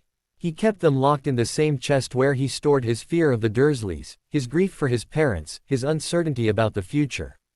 They joined the weight he carried everywhere, invisible and constant. But the weight was growing heavier. On the 15th of August, Harry woke from the dream screaming. The forest, the snow, the eyes, closer now, almost upon him. And the voice, no longer hissing but roaring, triumphant, certain. He is coming, Harry Potter. The Dark Lord is gathering his followers. The Dementors will bow to him, as they have always bowed to power. And you will be delivered to your master, as you were always meant to be. Harry's throat was raw. His scar was burning, a searing pain that pulsed in time with his racing heartbeat. The wards were shrieking, actually shrieking, an alarm he had never heard them sound before. He grabbed his wand, his father's cloak, his mother's key, hot against his chest. And then he ran. The village was silent. Harry stood in the center of the square, his breath misting in the warm night air, his wand raised. The street lamps cast their usual golden glow. The cottages were dark, their residents sleeping peacefully. Nothing moved, nothing threatened, but the wards were still screaming. He turned slowly, scanning the shadows. The war memorial, the frozen fountain, the lane that led to his parents' house, the only home he had ever known. Nothing. Then he looked up. The sky was clear, the stars sharp and cold. But in the north, just above the horizon, something was moving. Not clouds. Clouds didn't move like that, didn't pulse with that sickly, greenish light. Not birds. Birds didn't blot out the stars as they passed, didn't leave trails of darkness in their wake. Harry's scar exploded with pain. He dropped to his knees, his wand clattering against the cobblestones. His vision blurred, doubled, resolved into images that were not his own. A great house, crumbling and dark. Torches flickering in iron brackets. Figures in hooded robes, kneeling in rows. And at the front, a shape, not human, not animal, something in between, writhing in the shadows, reaching toward the light. My followers, a voice hissed. My faithful, my Death Eaters, I have called you here tonight to witness my rebirth. I have called you here to serve your master once more. I have called you here to begin the war that will end this world and build a new one in its ashes. The shape rose. It had no face, no form, only the suggestion of a man, the echo of a monster. But its voice was clear, cold, certain. Harry Potter thinks he is safe. Harry Potter thinks he has escaped his destiny. Harry Potter thinks that hiding in his mother's house, surrounded by his mother's magic, will protect him from his fate. He is wrong. I am coming for him. And this time, there will be no mercy. No escape. No salvation. This time, Harry Potter dies. Harry wrenched himself free of the vision. He was on his hands and knees in the village square, gasping for breath, his scar a brand of fire on his forehead. The wards were still screaming. He looked up. The thing in the sky was closer now. He could see it clearly, a great, roiling mass of darkness, shot through with veins of sickly green. It moved with purpose, with hunger, with the inexorable certainty of a glacier. It was coming toward Godric's hollow. Harry scrambled to his feet. His wand was in his hand, he didn't remember picking it up. His mother's key was blazing against his chest, so hot it would surely leave a mark. He ran, not away, toward. The wards were strongest at the house. His mother's magic was woven into every stone, every beam, every thread of the protective enchantments that had guarded this home for generations. If the thing in the sky was coming for him, he would face it there. On his own ground, with his own magic. He burst through the front door and the wards roared. They recognized the threat now. The restless agitation of the past weeks crystallized into something sharp and purposeful. Harry felt them shift, reconfigure, strengthen. His mother had built these wards to protect her family, and now, 19 years after her death, they were finally being called upon to do so. He didn't know what to do. He didn't know how to help them. He was 10 years old, barely a year into his magical education, facing a threat that had made his mother's wards scream in terror. But he was a Potter. And Potters didn't cower. He raised his wand. The darkness hit the wards like a wave. Harry felt the impact in his chest, his scar, his very bones. The wards buckled, strained, held. His mother's magic flared brilliant silver, illuminating the night sky for miles around. The darkness recoiled, gathered itself, struck again. Harry poured everything he had into the wards. His magic, his will, his desperate, defiant refusal to lose another home, another family, another piece of his shattered childhood. His mother's key blazed against his chest. His father's wand sang in his hand. The darkness struck a third time. The wards held, but Harry felt the cracks forming. Hairline fractures in his mother's perfect lattice, spreading outward from the point of impact. The wards could withstand this assault, perhaps even a dozen more. But they could not withstand forever. He needed help. His communication mirror was upstairs. His flow was cold. His Patronus, he still couldn't cast a Patronus. Moody had said it was too advanced. He wasn't ready. He wasn't ready. He wasn't ready for any of this. He was 10 years old, alone, facing a darkness that had terrified his mother and her wards. But he was all that stood between that darkness and his home. He raised his wand higher. Protega. The shield that erupted from his wand was not the silver barrier he had summoned against Snape. It was something else, golden, blazing, shot through with threads of brilliant white. It rose from his wand like a second sunrise and crashed against the darkness with the force of a falling star. The darkness screamed, not in triumph, in pain. Harry stared at his wand. The golden light was still streaming from its tip, feeding the shield that now covered the entire house. His mother's wards were no longer alone. They were reinforced, strengthened, amplified by the magic pouring through him. He didn't know how he was doing it. He didn't know where this power was coming from. He only knew that he couldn't stop, couldn't falter, couldn't fail. The darkness screamed again. It was withdrawing, retreating, the green veins fading to gray. The mass of shadow that had covered the sky was shredding, dissolving, fleeing northward with the same inexorable purpose that had brought it here. Then, it was gone. Harry's shield vanished. His wand arm dropped. His legs buckled, and he slid down the wall until he was sitting on the cold stone floor of his mother's kitchen. The wards were quiet now. Not restless, not agitated. Quiet. He had won. He had won, and he had no idea how. McGonagall arrived at dawn. She took one look at Harry, pale, exhausted, his wand still clutched in his white-knuckled grip, and didn't ask questions. She brewed him tea. She made him eat toast. She sat with him in silence until the shaking stopped. Then she said, "Tell me everything." Harry did. The dreams. The voice. The vision of Voldemort's followers gathered in darkness. The thing in the sky, the assault on the wards, the golden light that had poured from his wand and driven the darkness back. McGonagall listened without interruption. Her face was very pale, her hands steady around her teacup. "The light," she said when he finished. "What color did you say it was?" "Gold. Like sunlight. Like the sunset on the hills behind the village." Harry paused. It felt warm. Not hot, warm. Like coming inside on a cold day. McGonagall was silent for a long moment. "Your mother," she said finally, "had a gift for defensive magic that I have never seen equaled. Not in Dumbledore, not in Moody, not in any of the great duelists and ward weavers of the past century. She understood protection not as a wall to be erected, but as a relationship to be nurtured." She paused. She also had a gift for love. Not the romantic love of storybooks, or the dutiful love of obligation. Real love. Fierce, stubborn, uncompromising love. The kind of love that looks at a person, flaws and failures and all, and says, "You are mine, and I am yours, and nothing will change that." Her voice dropped. That love was the foundation of her magic. It was the source of her power. And it is the source of yours. Harry stared at her. "My magic is powered by love." McGonagall's lips twitched. Not love is an abstract concept. Love is a specific, personal force. Your love for your parents, whom you never knew but have spent a year learning to understand. Your love for this house, this home, this legacy they left you. Your love for the life you are building here, against all odds and expectations. She paused. That is the power the prophecy spoke of. The power the Dark Lord knows not.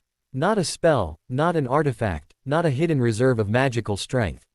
Love. Simple, complicated, impossible love. Harry looked down at his wand. It was quiet now, just a piece of wood and holly.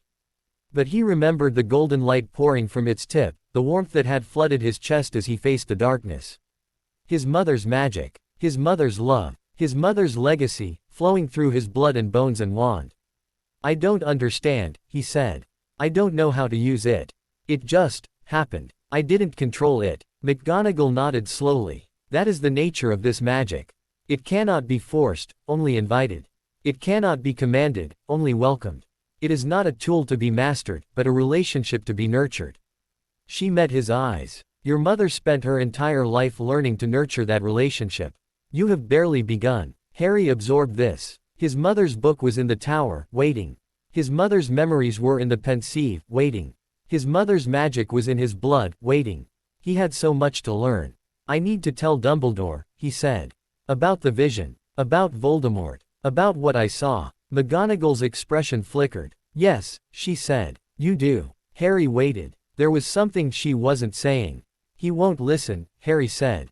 Not really. He'll nod and smile and tell me I was very brave, and then he'll go back to his office and move his chess pieces around and decide what's best for me without actually asking what I want. McGonagall was silent. Am I wrong? Harry asked. No, she said quietly. You're not wrong. Harry set down his teacup. His hands were steady now. His mind was clear. Then I'm not telling him, he said. Not yet. Not until I have more information, more proof, more something. I'm not walking into his office empty-handed and asking him to believe me.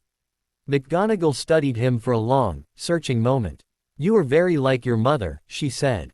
Stubborn, determined, refusing to accept the limitations others place on you. She paused. And you are very like your father. Impulsive, reckless, convinced that you can handle anything the world throws at you. She stood, her robes settling around her with quiet dignity. I will not tell Dumbledore about this, she said. Not yet, but I will not lie to him either. If he asks directly, I will tell him the truth. Harry nodded. That's fair. McGonagall paused at the flow. Her hand rested on the powder pot, but she didn't reach for it. Harry, she said, what you did last night, facing that darkness alone, holding the wards with nothing but your own magic and will, that was extraordinary. Not because you have more power than other wizards. Because you have more courage. She looked back at him. Your mother would have been proud. Your father would have been insufferable. Her voice softened. And I am proud to have taught you, even for this short time. She stepped into the flow and vanished in a swirl of green flame. Harry sat alone in his mother's kitchen, the morning light creeping across the floor, the wards humming their quiet, steady song. He had won. He had survived. He had driven back a darkness that had terrified his mother's wards. But he knew, with a certainty that settled deep in his bones, that this was only the beginning. Voldemort was gathering his followers. The Dementors were waking. The war that had killed his parents was stirring from its long slumber, and when it fully woke, it would sweep across the wizarding world like fire across dry grass. Harry had 1 year until Hogwarts. 1 year to prepare, to learn, to become someone who could survive a war. He stood. His legs were steady now. His hand was steady. He climbed the stairs to the tower and opened his mother's book. The weeks that followed were the most intense of Harry's life. Moody doubled his training schedule. McGonagall tripled his reading list. Even Hagrid, usually gentle and indulgent, began drilling him on magical creatures and their defensive capabilities. Harry didn't complain. He didn't slow down. He didn't allow himself a single moment of rest. The dreams continued. The voice in the darkness, the visions of Voldemort's followers gathering, the sense of something ancient and terrible stirring in the north. But he no longer woke screaming. He woke with his wand in his hand and his mother's key blazing against his chest, ready to face whatever came. He practiced his mother's ward-weaving exercises until his wand arm ached and his magical senses were sharp enough to feel the subtle shifts in the protective enchantments around the house. He read Moody's manuals on defensive tactics until he could recite entire chapters from memory. He studied McGonagall's theory texts until the principles of transfiguration and charmcraft became second nature. And every night, before he slept, he visited the pensieve. His mother's memories were a gift he had never expected to receive. He treated them with the reverence they deserved, entering the basin with the solemnity of a pilgrim approaching a shrine. He watched his mother be sorted into Gryffindor, her face alight with joy and terror. He watched her excel in her classes, her quill flying across parchment as she absorbed knowledge like a sponge. He watched her make friends, lose friends, mend friendships. He watched her fall in love, slowly and reluctantly, with a boy she had spent years despising. He watched her discover she was pregnant. A baby, James breathed. His hand was pressed against Lily's stomach, his face awed. "We're having a baby. We're having a baby," Lily agreed. Her voice was shaky, but her smile was radiant. "I can't believe it. I can't believe we're actually parents," James finished. "We're going to be parents." He looked at her. His eyes were very bright. "I'm going to be a father," he said. "I'm going to have a son or daughter who looks at me the way I look at my own father, like I'm the center of the universe, like I know everything, like I can fix anything." "You will," Lily said. "You're going to be an amazing father." James shook his head. "I don't know how. My dad he was perfect. Patient and kind and always there. I'm none of those things. I'm impatient and arrogant and I make jokes at the worst possible moments." "Yes," Lily agreed. "You are." She took his hand. "But you're also brave and loyal and the most stubborn person I've ever met. When you love someone, you love them completely, without reservation. When you make a mistake, you learn from it. When you make a promise, you keep it." She pressed his hand against her stomach. "You're going to be an amazing father," she repeated. "Because you're going to try. Every day, for the rest of your life, you're going to wake up and try to be better than you were yesterday. And that's all anyone can ask." James was crying. He wasn't even trying to hide it. "I love you," he said. "I love you so much." "I know," Lily said. "I love you too." Harry surfaced from the memory with tears streaming down his face. His father had been afraid. His father had doubted himself, questioned his worthiness, worried that he would fail the child he hadn't even met yet. His father had been just like him. Harry pressed his hand against his chest, where the lily key rested warm against his heart. "I'm trying," he whispered. "Every day, I'm trying." The tower held its breath around him. The snitch mobile spun gently. His mother's book waited on the lectern, patient and eternal. He was 10 years old. He had 1 year until Hogwarts. He had a war to prepare for, a prophecy to fulfill, a destiny he had never asked for and couldn't escape. But he also had his mother's memories. His father's courage. His own stubborn, desperate determination to survive. He had love. And love, his mother had written, was the most powerful magic there was. Harry dried his tears. He opened his mother's book to the next chapter. And he began to learn. September came, and with it, a letter. Not his Hogwarts letter, that was still a year away. This letter was smaller, simpler, written on plain parchment in a hand Harry didn't recognize. "Mr. Potter, I have been asked to inform you that your presence is requested at the Ministry of Magic on the 1st of October, at 10 o'clock in the morning, for a hearing regarding the matter of your magical emancipation and the review of your custodial arrangements. Please present yourself at the visitor's entrance, level 1, and an usher will escort you to the courtroom. Your attendance is not optional. Department of Magical Law Enforcement. Office of Magical Child Protective Services." Harry read the letter 3 times. Then he folded it carefully, placed it in his pocket next to his mother's letter and his father's will, and went to find Hedwig. He had a lot of owls to send. The month that followed was a blur of preparation. McGonagall, upon reading the letter, had gone very still and very quiet.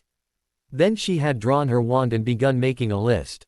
"The Department of Magical Law Enforcement," she said, her voice clipped, "has no jurisdiction over emancipated minors. This hearing is irregular at best and illegal at worst. Someone is trying to force you back into the custody system." "Dumbledore," Harry said. McGonagall's expression flickered. "Possibly. Or possibly someone acting on his behalf." She paused. "Albus believes in protection through obscurity. He believes that hiding you, controlling your circumstances, limiting your exposure to the wizarding world, these are necessary measures to keep you safe. He does not understand that safety and freedom are not mutually exclusive." Harry nodded slowly. "So what do I do?" McGonagall met his eyes. "You attend the hearing. You present your case. And you refuse to be moved." She paused. "You are an emancipated minor, Harry. No one can force you to accept a guardian you do not want. No one can force you to leave a home that is legally yours. The ministry cannot overturn the will of James Potter without cause, and you have given them no cause." Her voice hardened. "But they will try. They will question your age, your maturity, your ability to live independently. They will paint you as a child playing at adulthood, too young and too vulnerable to make decisions about your own life. They will use your parents' death against you, frame your emancipation as a reaction to grief rather than a reasoned choice. She paused. And they will use the attack. Snape's attack. They will argue that your current living arrangements are unsafe, that you require adult supervision and protection. Never mind that you successfully defended yourself against a Death Eater. Never mind that you have spent the past year demonstrating remarkable maturity and responsibility. They will see what they want to see, and they will use it to justify what they want to do. Harry absorbed this. His hands were steady. His voice was steady. Then I need to be ready, he said. I need to show them that I'm not a child playing at adulthood. I need to show them that I know what I'm doing, that I understand the risks, that I'm capable of making my own choices. He paused. I need to show them that I'm not afraid of them. McGonagall studied him for a long, searching moment. Your mother, she said quietly, faced the Wizengamot when she was 17. She had been caught using underage magic to defend a classmate from a group of Slytherins who had cornered him in an alley. The charges were serious: violation of the decree for the reasonable restriction of underage sorcery, misuse of magic against fellow students, conduct unbecoming of a future witch. She paused. She walked into that courtroom alone, defended herself without counsel, and walked out 3 hours later with all charges dropped. The Wizengamot didn't just acquit her. They commended her. Harry stared at her. What did she say? McGonagall smiled. It was a small, fierce thing. She told them the truth. That she had acted to protect someone who could not protect himself. That the magic she used was defensive, not offensive.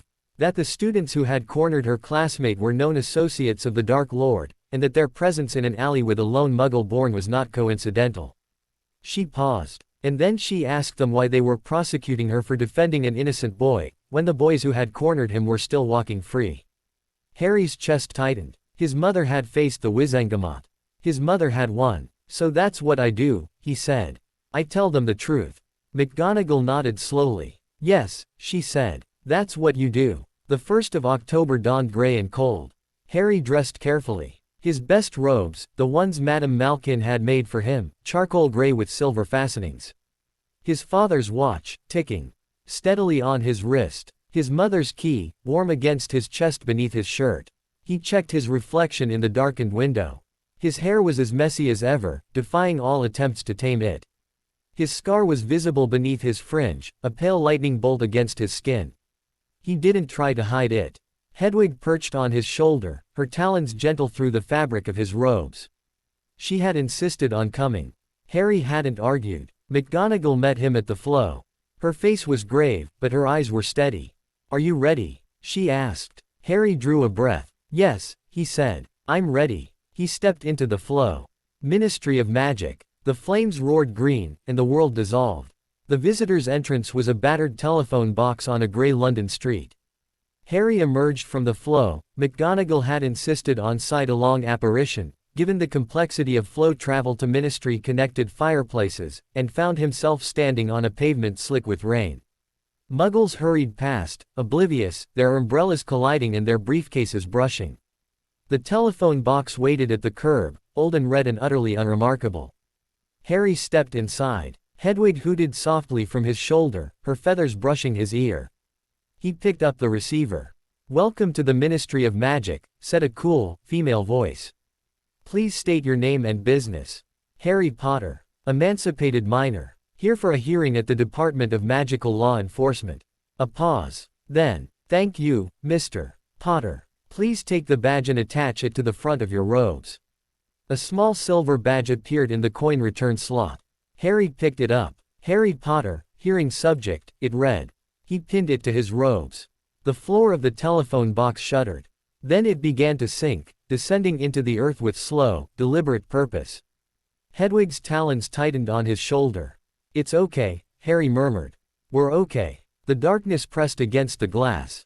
The badge glowed softly on his chest.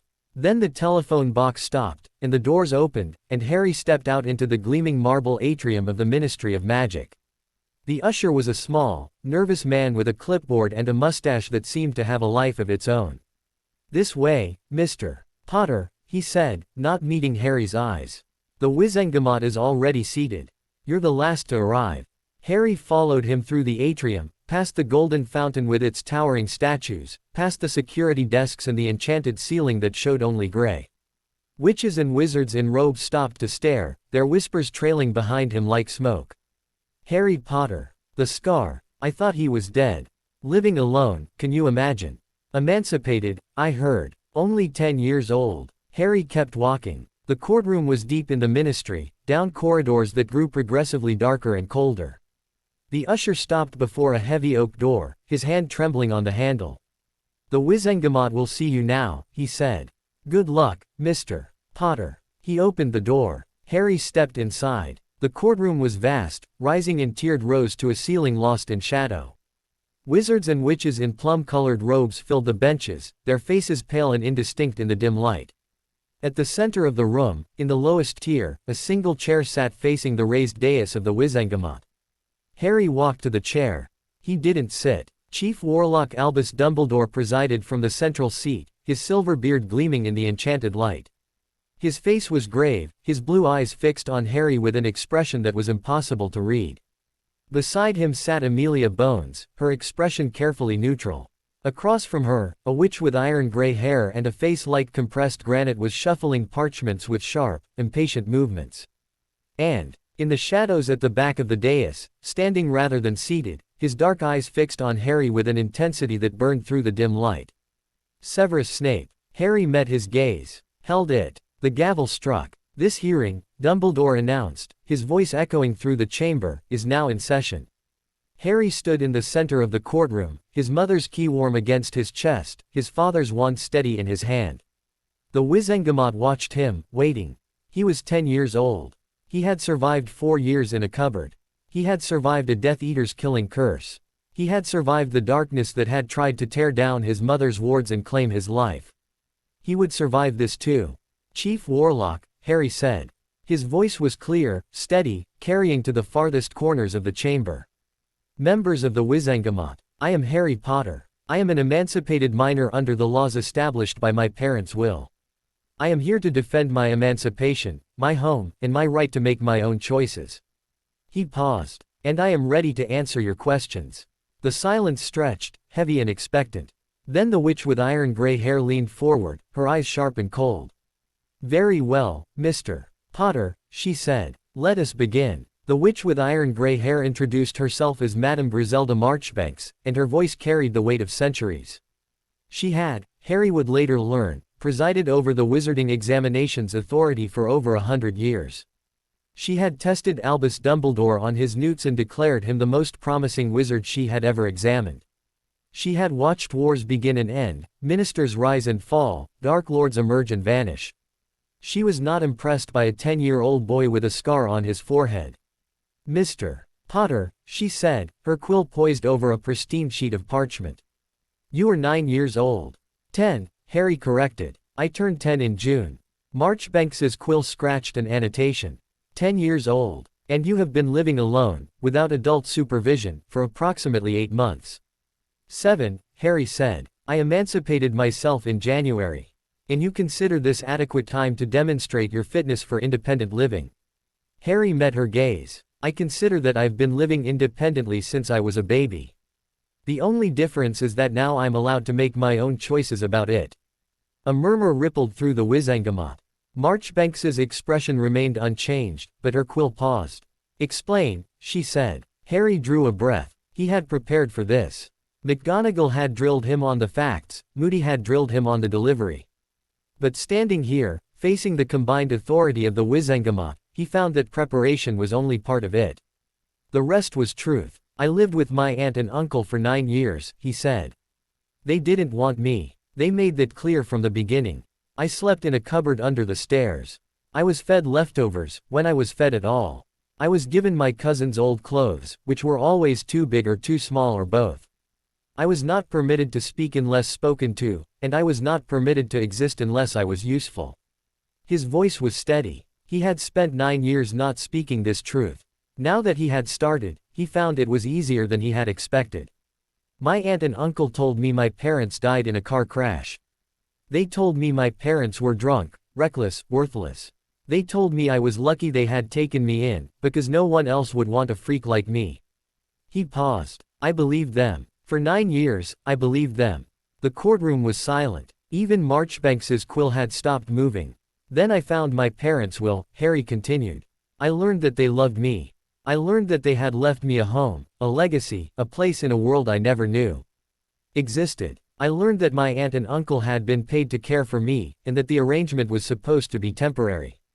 His voice hardened. It was not temporary. It lasted 4 years longer than it should have. And no one, not Dumbledore, not the Ministry, not the countless witches and wizards who knew I existed, no one came to check on me. No one asked if I was safe, or happy, or loved.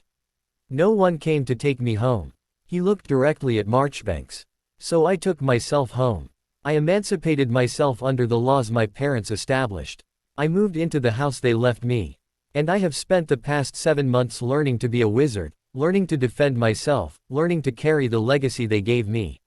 He paused. You asked if I've demonstrated fitness for independent living. I've demonstrated that I can survive neglect, abuse, and isolation. I've demonstrated that I can learn complex magical theory without formal instruction. I've demonstrated that I can defend my home against a Death Eater's attack and reinforce my mother's wards against a magical assault that made them scream in terror. His voice dropped. What more do you want from me? The silence stretched. Marchbanks studied him with eyes that had seen 11 ministers of magic come and go. Her quill hovered over the parchment, motionless. Then, slowly, she set it down. That will do for now, Mr. Potter, she said. I have no further questions. She leaned back in her chair, her expression unreadable. But her quill remained still.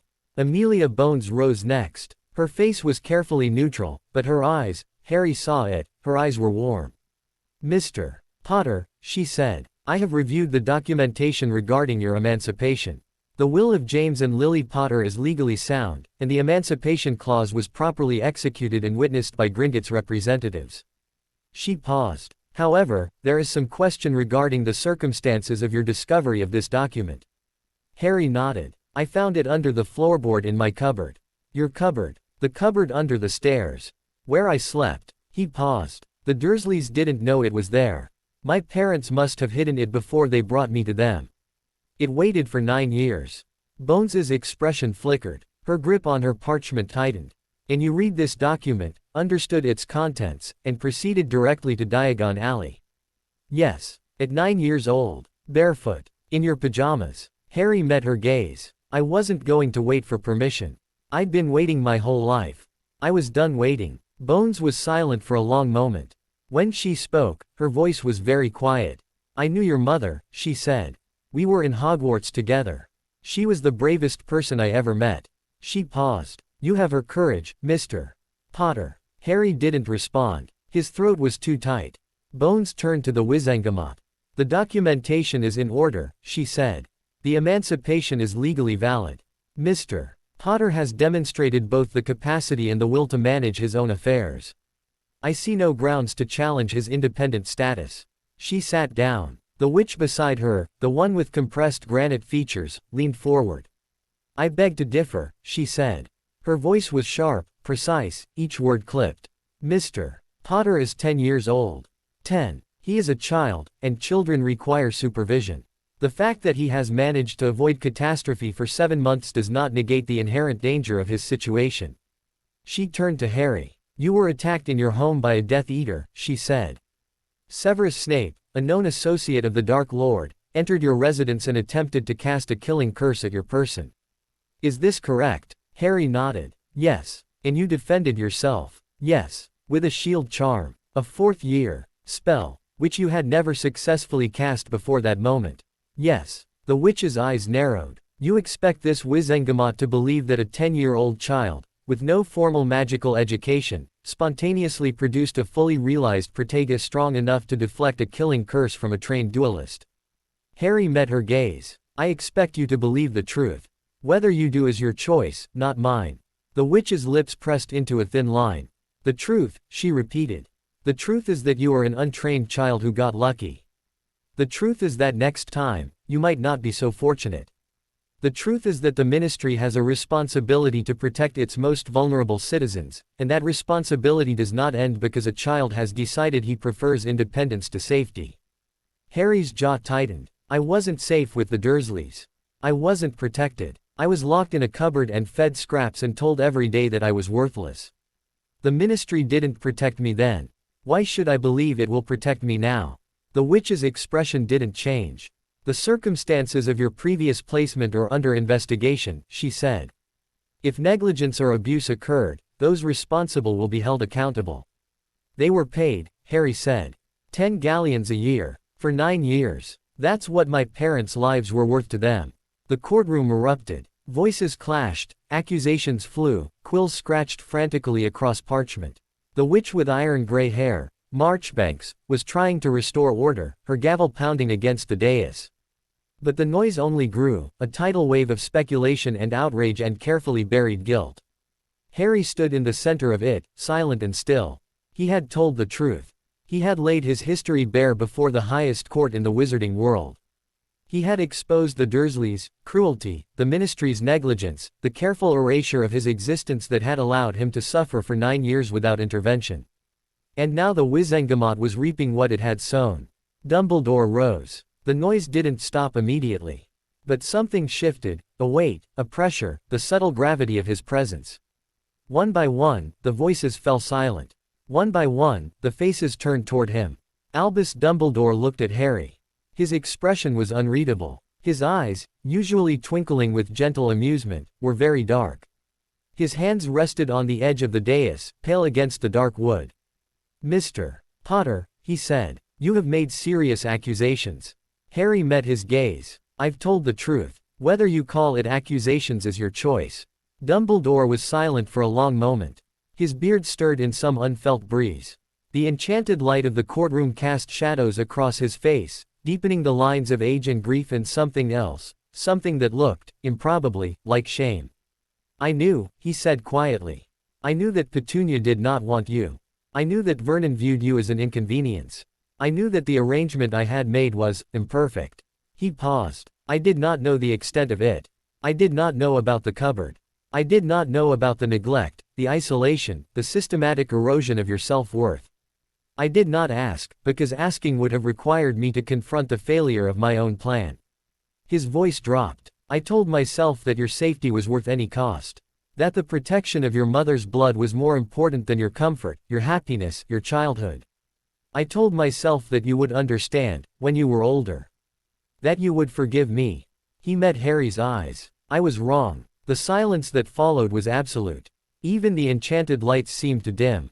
Harry didn't speak. He didn't move. He simply looked at the man who had left him in a cupboard and told himself it was for the best. "I don't forgive you," Harry said. "Not yet. Maybe not ever." Dumbledore nodded slowly. "No," he said. "I don't suppose you do."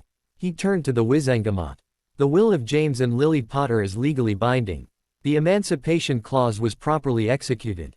Mr. Potter's independent status is valid and cannot be challenged without just cause." He paused. "I have examined the evidence presented today, and I find no just cause." The witch with compressed granite features sputtered. "Chief Warlock, the matter is settled," Dumbledore said. His voice was quiet, but it carried. "Mr. Potter is an emancipated minor. He will continue to reside at Godric's Hollow under the protection of his mother's wards. He will receive his Hogwarts letter on his 11th birthday, as is his right. And this Wizengamot will devote its energies to more pressing matters than the persecution of a child who has already suffered more than most adults." He sat down. The gavel struck. "This hearing is adjourned." Harry walked out of the courtroom into a corridor full of shadows.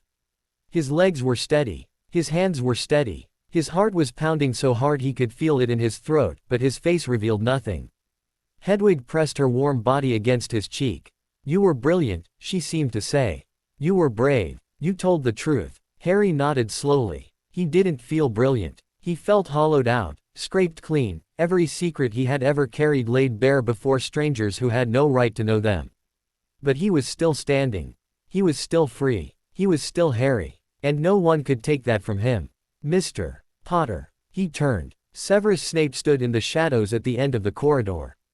His face was pale, his dark eyes fixed on Harry with an intensity that made the air itself feel heavier. "You testified," Harry said. "Before the hearing. You told them about the attack." Snape inclined his head. "I told them the truth.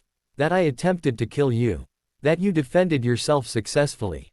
That your magic, untrained and uncontrolled, was sufficient to repel a fully realized killing curse. He paused. I did not tell them why. Harry waited. Snape's jaw tightened. I told them I was acting on impulse. That I had not been in my right mind. That the sight of you, your mother's eyes, your father's hair, had triggered a dissociative episode.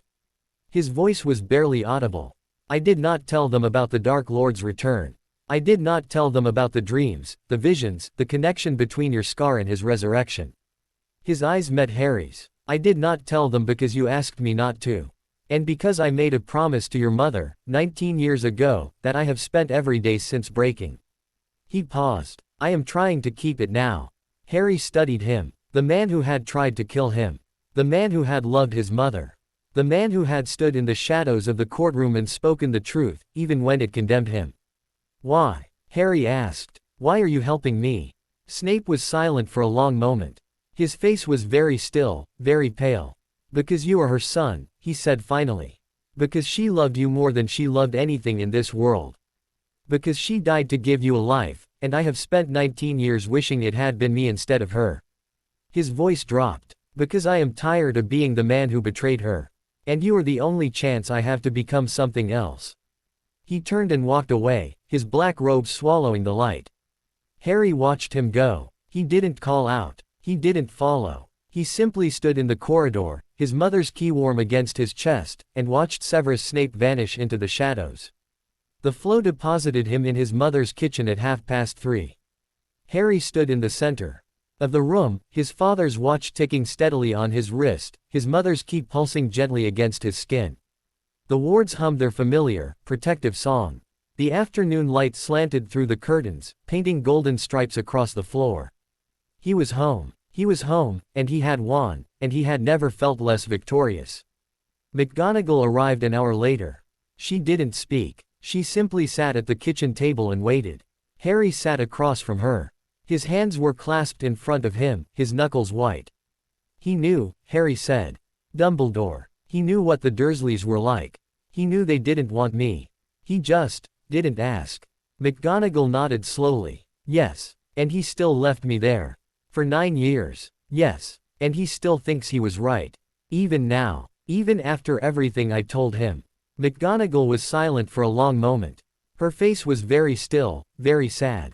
Albus Dumbledore, she said, believes that the greater good sometimes requires personal sacrifice. He believes that his duty to the many outweighs his duty to the one. He believes that the ends can justify the means. She paused. He is not wrong about everything. He has spent a century fighting the darkest magic the wizarding world has ever known. He has lost everyone he ever loved. He has made choices that would break lesser wizards and continued to make them, day after day, year after year, because there was no one else to make them. Her voice dropped. But he is wrong about you. He has always been wrong about you. You are not a chess piece to be moved across the board. You are not a weapon to be aimed at the Dark Lord. You are not a symbol to be deployed when convenient and hidden when not. She met Harry's eyes. You are a boy who has suffered more than any child should, and who has emerged from that suffering with his compassion intact and his courage undiminished. A boy who has spent the past year teaching himself to be a wizard, to defend his home, to carry the legacy of parents he never knew. She paused. A boy who stood before the Wizengamot today and told the truth, even when it cost him. Harry's throat was tight. His vision blurred. I don't feel brave, he whispered. I feel tired. I feel angry. I feel like I've been fighting my whole life and I'm only 10 years old and I don't know how much longer I can keep going. McGonagall reached across the table. Her hand, thin and lined with age, covered his. That, she said quietly, is what courage feels like. Not the absence of fear.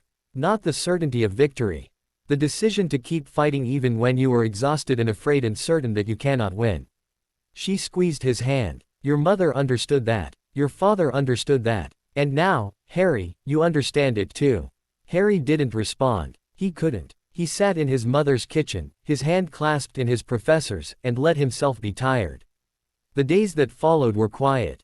Harry trained. He studied. He read his mother's book and visited her memories and reinforced the wards that protected his home. He wrote letters to Hagrid and received enormous, impractical gifts in return. He practiced his nonverbal casting until his wand arm ached and his magical senses were sharp enough to feel the subtle shifts in the protective enchantments around the house. He did not think about the Wizengamot. He did not think about Dumbledore's confession, or Snape's promise, or the weight of secrets he was carrying about the Dark Lord's return. He did not think about the dreams. But the dreams came anyway. October slid into November. The leaves turned and fell, blanketing the garden in golden brown. Harry raked them into piles and burnt them, watching the smoke spiral into the gray sky. The apple tree stood bare and patient, waiting for spring. The dreams grew worse. Not every night, Harry would have broken under that assault. But often enough. 3 times a week. 4 times. The forest, the snow, the eyes in the darkness. The voice, hissing and cold, promising that something ancient and terrible was waking from its long slumber. The Dementors are hungry, Harry Potter. They remember your scent. They remember the night you escaped them, the night the Dark Lord fell and left his mark upon your skin. They are coming for you. And this time, there will be no mercy. Harry woke gasping, his scar burning, his sheets soaked with sweat. The wards were humming with quiet urgency, their restless energy focused northward. Something was coming. He didn't tell McGonagall. He didn't tell Moody. He didn't tell anyone. He trained harder. On the 1st of December, Harry received a letter. It was delivered by an owl he didn't recognize, a small, scruffy barn owl with a missing toe and an expression of permanent indignation. The parchment was cheap, the ink smudged, the handwriting cramped and nearly illegible. Harry, you don't know me. I'm your cousin. Not Dudley, your other cousin. My name is Tonks. Nymphadora Tonks, but if you ever call me Nymphadora I will hex you into next week. I'm an Auror. I work for the Department of Magical Law Enforcement. I was assigned to review your case after the Wizengamot hearing, and I spent the past month tracking down your aunt's address and interviewing your relatives. I just wanted you to know, they're being charged. Petunia and Vernon Dursley. Neglect, abuse, unlawful imprisonment, violation of custodial responsibilities. The trial is set for January. You don't have to attend, but you have the right to testify if you want. I also wanted you to know, your aunt cried when I told her you were alive. Not because she was sorry, she didn't apologize, didn't show any remorse at all. She cried because you were supposed to be dead, and finding out you weren't meant she had to face what she'd done. She'd convinced herself, I think, that you didn't exist, that the cupboard was empty, the boy was a ghost, the years of neglect were just a bad dream she could wake up from. Your survival shattered that illusion. I don't know if that helps. I don't know if anything helps. But I thought you should know. If you ever need anything, information, protection, someone to hex your relatives into oblivion, send an owl. I'm good at my job, and I'm very good at hexing. Tonks. Harry read the letter 3 times. Then he folded it carefully and placed it in his pocket, next to his mother's letters and his father's will. He didn't know how he felt. Relief. Vindication. Emptiness. The Dursleys were going to be punished. The years of hunger and cold and isolation were going to be acknowledged, validated, given the weight they deserved. But it wouldn't undo what they had done. It wouldn't give him back his childhood. It wouldn't erase the nights he had spent crying in the darkness, believing he was worthless, unwanted, unloved. Nothing would ever undo that. Harry stood at the kitchen window, looking out at the gray December sky. The wards hummed their quiet, steady song. His mother's key pulsed gently against his chest. He was 10 years old. He had survived the Dursleys. He had survived the Wizengamot. He had survived Snape's attack and the darkness that had tried to tear down his mother's wards. He would survive this too. Christmas came. McGonagall invited him to Hogwarts. Harry declined. He wasn't ready to face Dumbledore, wasn't ready to walk the corridors his parents had walked, wasn't ready to be the boy who lived in a castle full of strangers. He spent Christmas Eve alone in the tower, reading his mother's book by candlelight. The Snitch mobile spun gently above his head. The pensieve waited on its shelf, patient and eternal. He didn't visit his mother's memories. Not tonight. Tonight, he just wanted to be here. In her house. In her tower. Reading her words, feeling her presence in the magic that hummed through the walls. Christmas was always your father's favorite holiday, she had written in the margin of a chapter on seasonal ward fluctuations. He claimed it was because of the food, but really it was because he loved giving presents. He would spend weeks planning the perfect gift for each person, wrapping them with ridiculous care, and then watch everyone open them with this expression of anxious hope. The first Christmas we were married, he gave me a set of enchanted quills that never ran out of ink. It was practical, thoughtful, exactly what I needed. But hidden inside the box was a second gift, a tiny silver snitch that flew in circles around my head whenever I laughed. He said he wanted to capture the sound. He said it was his favorite music. I wore that snitch on a chain around my neck until the day you were born. Then I gave it to you. It's in your crib, waiting for you to be old enough to chase it. Harry closed the book. He had never seen a silver snitch. He had searched every drawer, every hidden compartment, every corner of the house. There was no snitch in his crib, no tiny silver ball waiting to fly in circles around his head. But his mother had said it was there. He stood. His legs carried him to the nursery, to the empty crib that had waited 9 years for a baby who would never return. He ran his hands along the wooden rails, the soft bedding, the faded mobile of golden snitches that spun gently in the still air. Nothing. He checked beneath the mattress. Behind the headboard. Under the crib itself. Nothing. Harry sat back on his heels. His mother's key was warm against his chest. His father's watch ticked steadily on his wrist. It's in your crib, she had written. Waiting for you to be old enough to chase it. He looked at the mobile. Golden snitches. 7 of them, each no larger than his thumbnail, spinning slowly in a circle. He had assumed they were decorations, pretty, whimsical, the sort of thing a pregnant witch might hang above her baby's bed. But his mother had never done anything without purpose. Harry reached up. His fingers brushed the nearest snitch. It was warm. Not the ambient warmth of the room, not the residual heat from the candle he had carried upstairs. This was a deeper warmth, a living warmth, the same pulse he felt in the wards and the key and his mother's book. He lifted the snitch from the mobile. It sat in his palm, small and perfect and utterly still. Its wings were folded against its body. Its surface was smooth, unmarked. Harry pressed his thumb against the center. The snitch opened. Inside, nestled in a bed of velvet, was a tiny scroll of parchment. Harry unfurled it with trembling fingers. Harry, if you're reading this, you've found the snitch. I knew you would. You always were too curious for your own good, you get that from both of us. This isn't a letter. It's not a lesson, or a memory, or a piece of wisdom I want to pass down.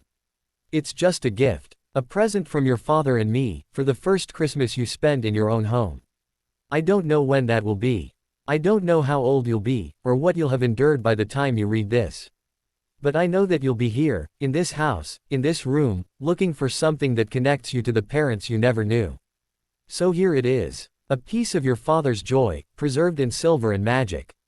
A reminder that you were loved before you were born, and that you will be loved long after we are gone. Chase it, Harry. Catch it. Let it fly around your head and make you laugh. That's what your father wanted. That's what I want too. All my love, always. Mum. Harry pressed the snitch against his chest. It trembled. Its wings unfurled, delicate silver filigree catching the candlelight. It hovered in the air before his face, waiting. Then it flew. Harry laughed. It was a surprised sound, startled out of him. The snitch darted around his head, weaving between the mobile and the bookshelf, soaring toward the ceiling and diving toward the floor. He chased it, actually chased it, scrambling across the nursery like he was 5 years old and this was the most important game in the world. His fingers closed around it. The snitch folded its wings. Settled into his palm. Waited. Harry opened his hand. It flew again. He chased it through the nursery, down the corridor, into the tower. The snitch spiraled around the lectern, skimmed the surface of the pensieve, perched momentarily on Hedwig's head before darting away again. Harry laughed until his sides ached and tears streamed down his face and his parents' house echoed with a sound it hadn't heard in 10 years. Joy. Pure, simple, uncomplicated joy. He caught the snitch at last, cradling it in both hands. Its wings folded. Its light dimmed. It rested in his palm, patient and eternal, waiting for the next time he needed to remember how to laugh. Harry sat on the floor of the tower, the snitch warm against his skin, his mother's words echoing in his heart.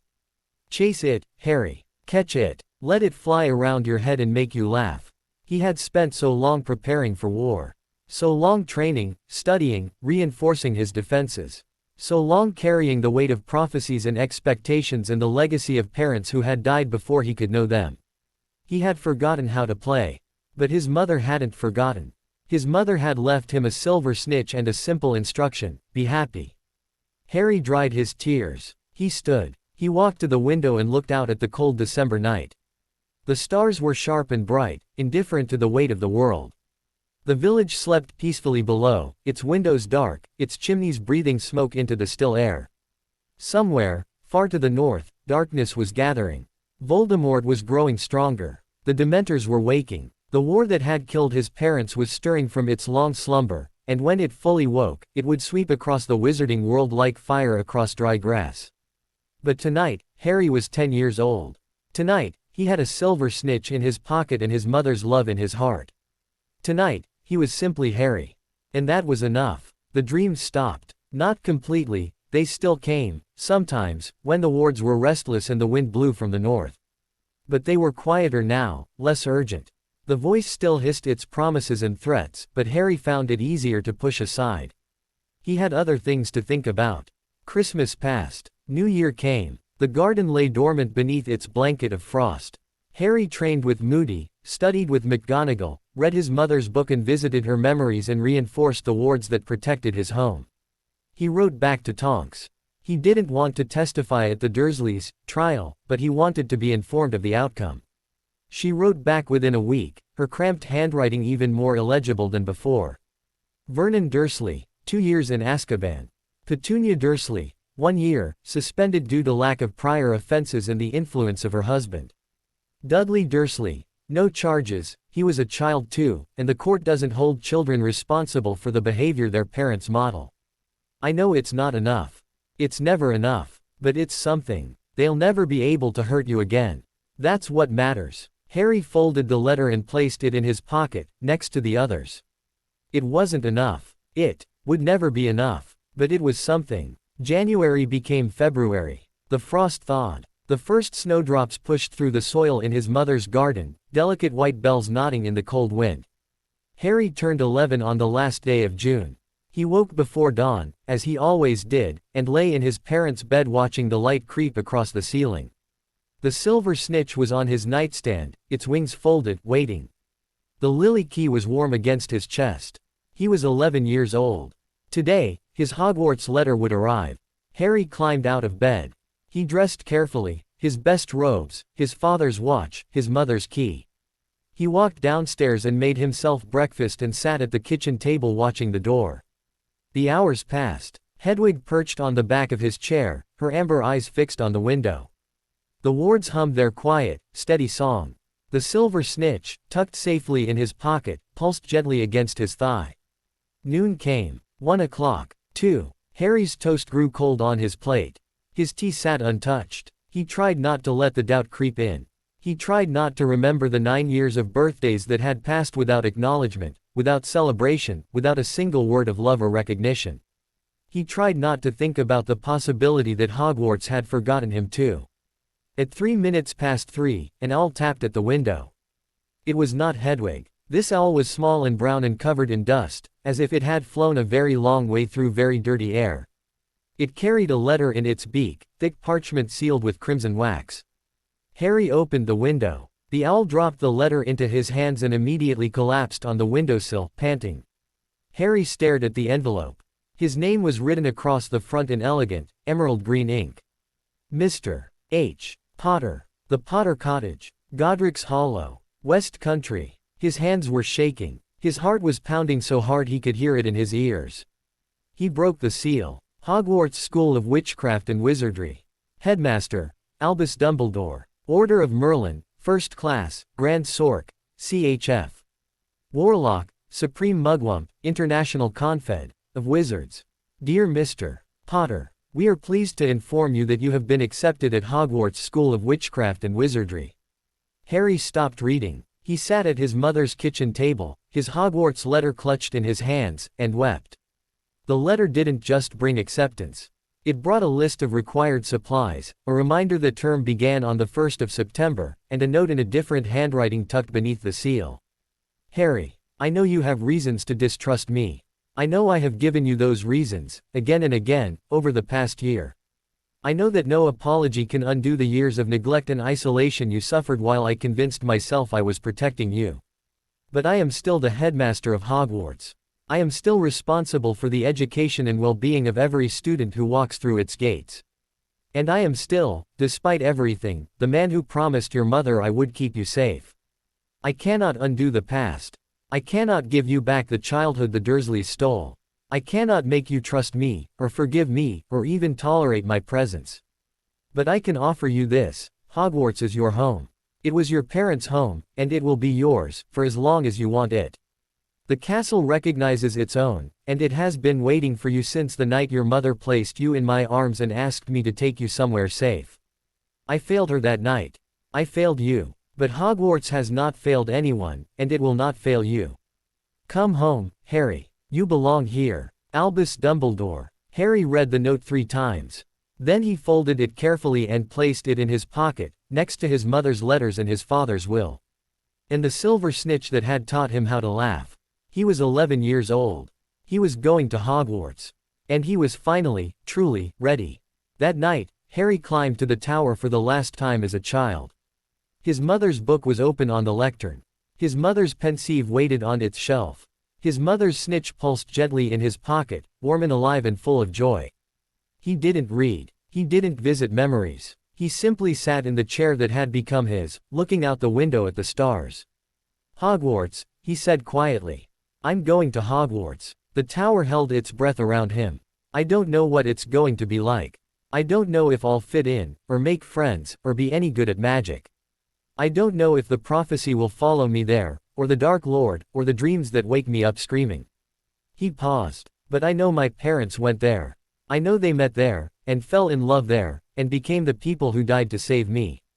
I know the castle remembers them, the same way this house remembers them, the same way the wards remember the magic they wove into every stone. He touched his chest, where the lily key rested warm against his heart. And I know you'll be with me. Not just your memories, or your lessons, or your magic. You, the woman who held me as a baby and sang me lullabies and left me silver snitches so I'd remember how to laugh. His voice dropped. I don't know if you can hear me. I don't know if death is an ending or a door or something in between. But I need you to know, I need both of you to know, that I'm okay. I'm going to be okay. Not because I'm the boy who lived, or the child of prophecy, or the weapon everyone wants me to be. Because I'm your son, and you loved me enough to give me a life worth living. He stood. I'm going to Hogwarts tomorrow. I'm going to walk through the same gates you walked through, sit in the same common room, sleep in the same tower. I'm going to learn everything you wanted to teach me, and then I'm going to learn more. He paused. And when the war comes, when Voldemort finally returns and the prophecy demands its price, I'm going to be ready. Not because I have to be. Because I choose to be. Because you gave me a life, and I'm going to make it mean something. The tower was silent. The stars were very bright. Harry picked up his mother's book. His mother's pensieve. His mother's snitch, warm and patient in his palm. He walked down the spiral staircase, through the nursery, past his parents' bedroom, into the kitchen where his Hogwarts letter waited on the table. Hedwig was perched on the back of his chair, her amber eyes fixed on him with what he had come to recognize as love. It's time, he said. She hooted softly. Harry packed his trunk. His robes, his books, his quills and parchment and potions ingredients. His father's maps and his mother's correspondence. The photograph of his parents on their wedding day, the photograph of himself as a baby curled around his father's finger. His mother's key, his father's watch, his mother's snitch, the pensieve. He hesitated. His mother's memories were precious, irreplaceable. Taking them to Hogwarts felt like taking a piece of her with him, but also like risking her loss. He tucked the pensieve carefully into his trunk, surrounded by layers of soft robes. She had waited 9 years for him to find her. She would wait a little longer. Harry closed the trunk. He fastened the brass clasps. He stood in the center of his mother's kitchen, his father's wand in his hand, his mother's key warm against his chest. The wards hummed their quiet, steady song. I'll be back, he said. I promise. The house held its breath around him. Then the wards pulsed, softly, gently, and Harry felt, for the first time, that they were saying goodbye. He spent his last night at Godric's Hollow in the nursery. The snitch mobile spun gently above his head, its golden wings catching the moonlight. His mother's roses bloomed outside the window, impossibly, their petals silver in the darkness. The apple tree stood patient and eternal at the end of the garden. Harry didn't sleep. He lay on the small sofa beneath the mobile, the silver snitch warm in his palm, and watched the stars wheel slowly across the sky. Tomorrow, he would board the Hogwarts Express. Tomorrow, he would walk through the gates of a castle that had been waiting for him since before he was born. Tomorrow, he would begin the journey his parents had started 20 years ago. Tomorrow, everything would change. But tonight, he was still Harry Potter of Godric's Hollow. Still the boy who had found his parents' will beneath a loose floorboard and claimed his freedom with nothing but desperation and hope. Still the child of Lily and James, heir to a legacy of love and courage and stubborn, reckless determination. Tonight, he was home. The sky began to lighten. Gray, then pink, then gold. Harry sat up. The silver snitch folded its wings and settled into his palm. He tucked it carefully into his pocket, next to his mother's key and his father's watch and the letter that would change his life. He walked downstairs. His trunk was waiting by the door. Hedwig was perched on its handle, her feathers ruffled, her eyes bright. Harry opened the door. The morning air was cool and clean, smelling of grass and roses and the distant promise of autumn. The village was waking, smoke rising from chimneys, milk bottles clinking on doorsteps. Mrs. Wilkins was opening the bakery. A dog barked. A child laughed. Normal life, continuing in its normal rhythms. Harry stepped over the threshold. The wards pulsed behind him, not a warning, not a protest. A blessing, a farewell, a promise to be waiting when he returned. He didn't look back. He walked down the path, through the gate, into the lane that led to the village square. His trunk hovered behind him, obedient to the levitation charm Moody had drilled into him. Hedwig soared overhead, a white arrow against the blue. At the edge of the square, a familiar figure was waiting. Rubeus Hagrid stood beside an enormous, rickety cart drawn by two invisible horses. His face split into a grin so wide it threatened to swallow his beard. "Ready, Harry," he boomed. Harry looked back, just once. The Potter cottage stood at the end of the lane, golden stone glowing in the morning light. His mother's roses nodded in the breeze. The apple tree reached its bare branches toward the sky. "Home. I'm ready," Harry said. He climbed into the cart. Hagrid clicked his tongue. The invisible horses surged forward. The wheels rattled over the cobblestones, faster and faster, until the village blurred and the world dissolved and Harry was flying toward a future he couldn't yet imagine. The wind roared in his ears. Hedwig's wings beat against the sky. His mother's key blazed warm against his chest. Harry Potter, age 11, was going to Hogwarts. And nothing would ever be the same. The cart flew. Not smoothly, not gracefully, it rattled and lurched and bounced over invisible roads, its wooden wheels spinning through empty air. Harry gripped the edge of his seat with white-knuckled fingers and tried not to think about how far they were from the ground. Hagrid sat beside him, enormous and solid, his pink umbrella wedged between his knees. His beard streamed in the wind. His eyes were fixed on the horizon with an expression of profound contentment. "Always forget how much I love this part," he shouted over the roar of air. "Nothing like the first trip to Hogwarts." Harry nodded. He didn't trust his voice. The countryside blurred. Beneath them, green fields, winding rivers, clusters of trees that shrank to pinpricks and vanished. Hedwig soared alongside the cart, her white wings cutting through the wind with effortless grace. She looked back at Harry, hooted encouragingly, and surged ahead. Then the hills fell away, and Harry saw it. Hogwarts. The castle rose from the black water of the lake like a sleeping giant, its towers and turrets piercing the clouds. Thousands of windows caught the afternoon light, blazing gold against the gray stone. The bridge arched across the ravine, delicate as spun sugar. The forbidden forest sprawled to the west, dark and ancient and full of secrets. Harry forgot to breathe. "There she is," Hagrid said quietly. "Hogwarts." Harry didn't respond. He couldn't. The cart descended. The lake swelled to meet them, its surface dark and smooth. For a moment, Harry thought they would crash, but the invisible horses banked sharply, following the curve of the shore, and landed with jarring solidity on a narrow cobbled street. Hogsmeade Station. The train hadn't arrived yet. The platform was empty, save for a single witch in Hogwarts robes who was checking her watch with impatient flicks of her wand. She looked up as the cart clattered to a halt.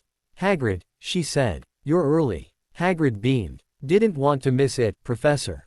First time in 11 years I've gotten to bring a student myself. He gestured at Harry with one enormous hand. This is Harry. Harry Potter. The witch's expression shifted. Her eyes, sharp, assessing, swept over Harry with the efficiency of long practice. Her robes were emerald green, her hair iron gray, her posture rigid with decades of discipline. Professor Sprout, she said. Head of Hufflepuff House. She paused. Your mother was a Hufflepuff. Harry blinked. She was. Sprout's stern expression softened, just slightly. Lily Evans was the finest herbology student I ever taught. She could make plants grow that had been dormant for centuries. She had a gift. She paused. She also had a habit of sneaking into the greenhouses after curfew to check on her mandrakes. I caught her 6 times. Never had the heart to give her detention. Harry didn't know what to say.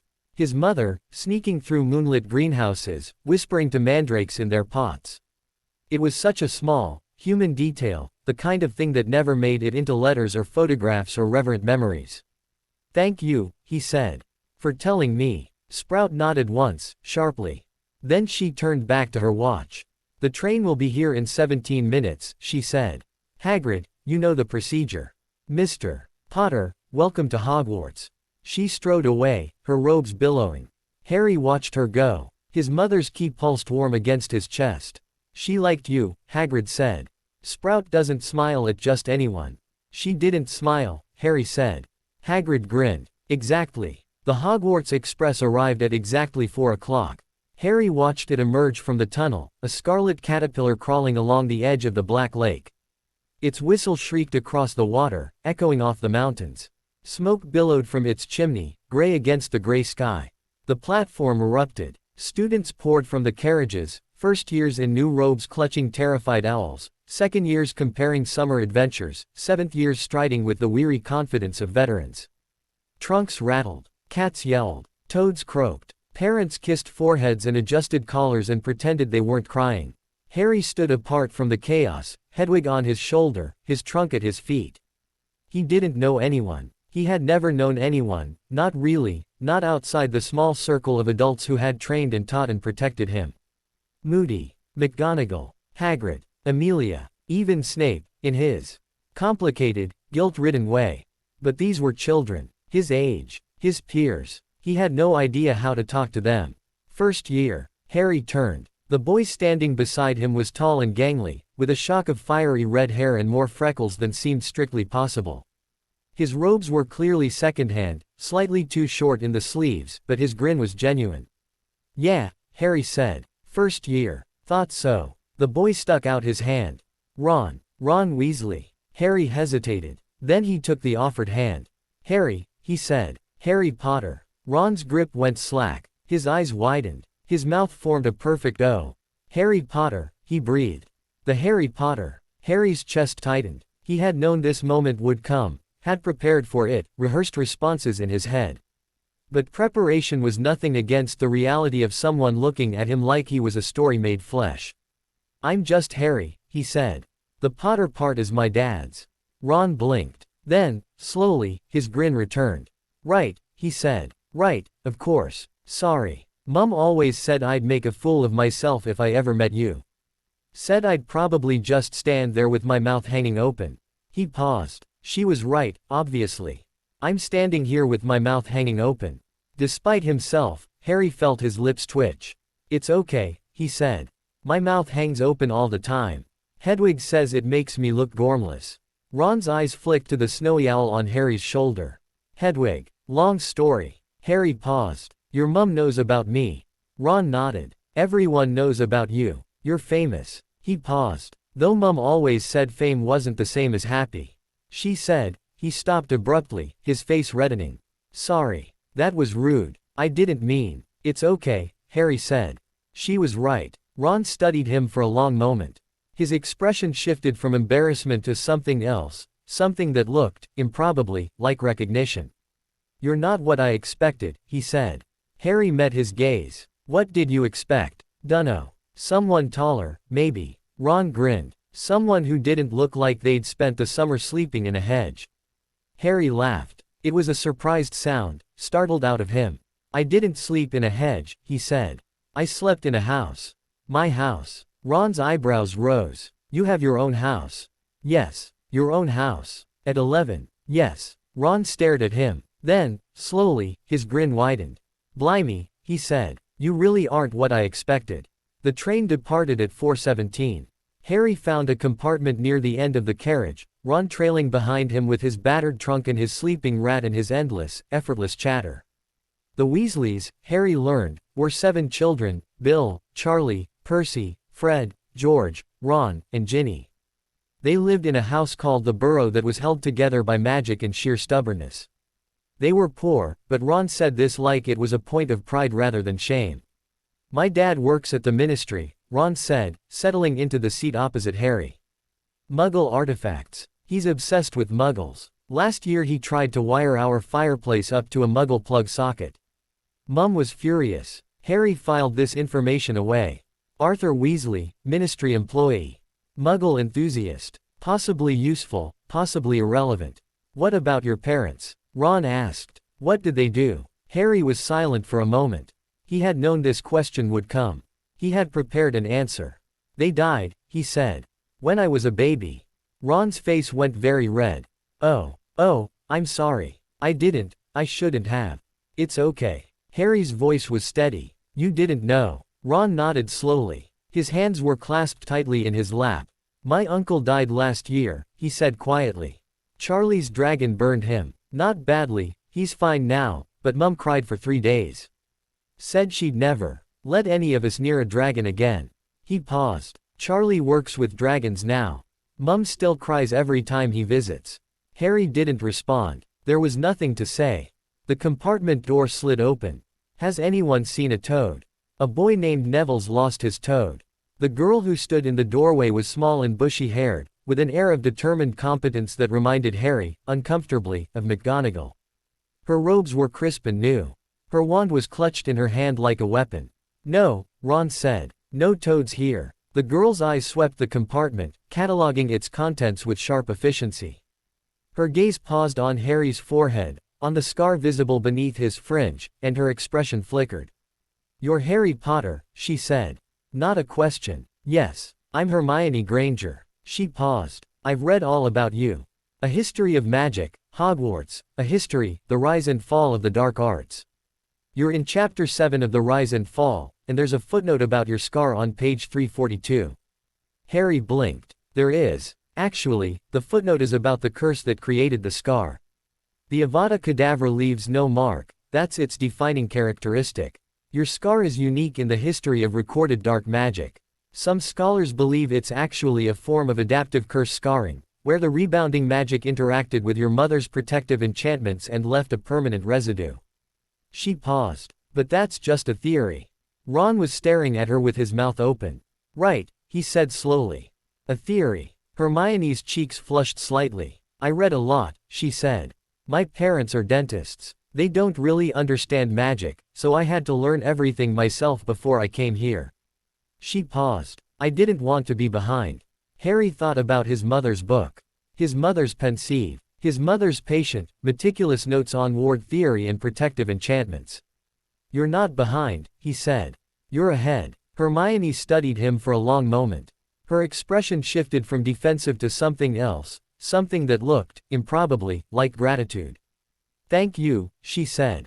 I should find Neville's toad. She slid the door closed and was gone. Ron let out a long breath. Blimey, he said. She's a bit much, isn't she? Harry shook his head. She's prepared. There's a difference. Ron looked at him oddly. You sound like my mum. Harry didn't respond. He was looking out the window, watching the hills roll past, counting the minutes until he would finally see Hogwarts again. Not again. He had never seen it before, not really. The glimpse from the cart had been fleeting, a postcard image burned into his memory. But something in his chest recognized that castle. Something in his blood remembered those towers, those turrets, those thousands of windows blazing gold against the gray. His parents had walked those corridors. His parents had sat in that great hall, eaten at those tables, fallen asleep in that common room.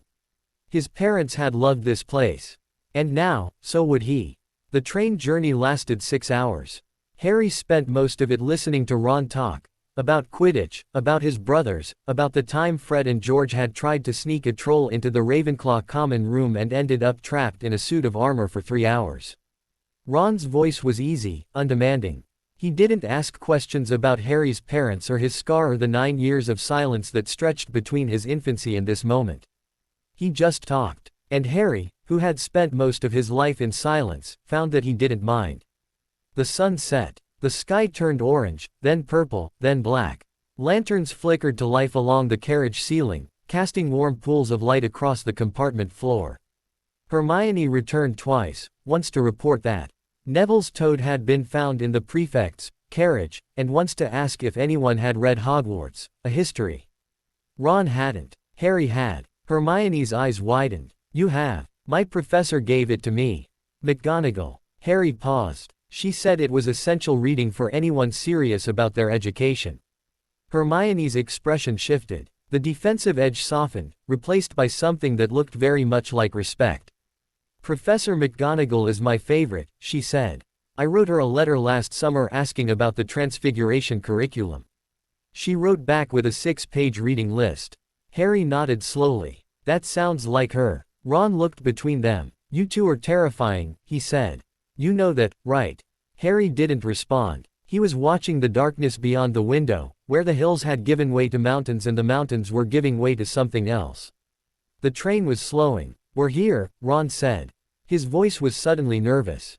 We're actually here. Harry stood. His trunk was packed, his robes were straight, his wand was in his hand. His mother's key pulsed warm against his chest. His father's watch ticked steadily on his wrist. The train stopped. First years. A voice boomed. First years over here. Harry stepped onto the platform. The air was cold and sharp, smelling of pine and smoke and the distant promise of snow.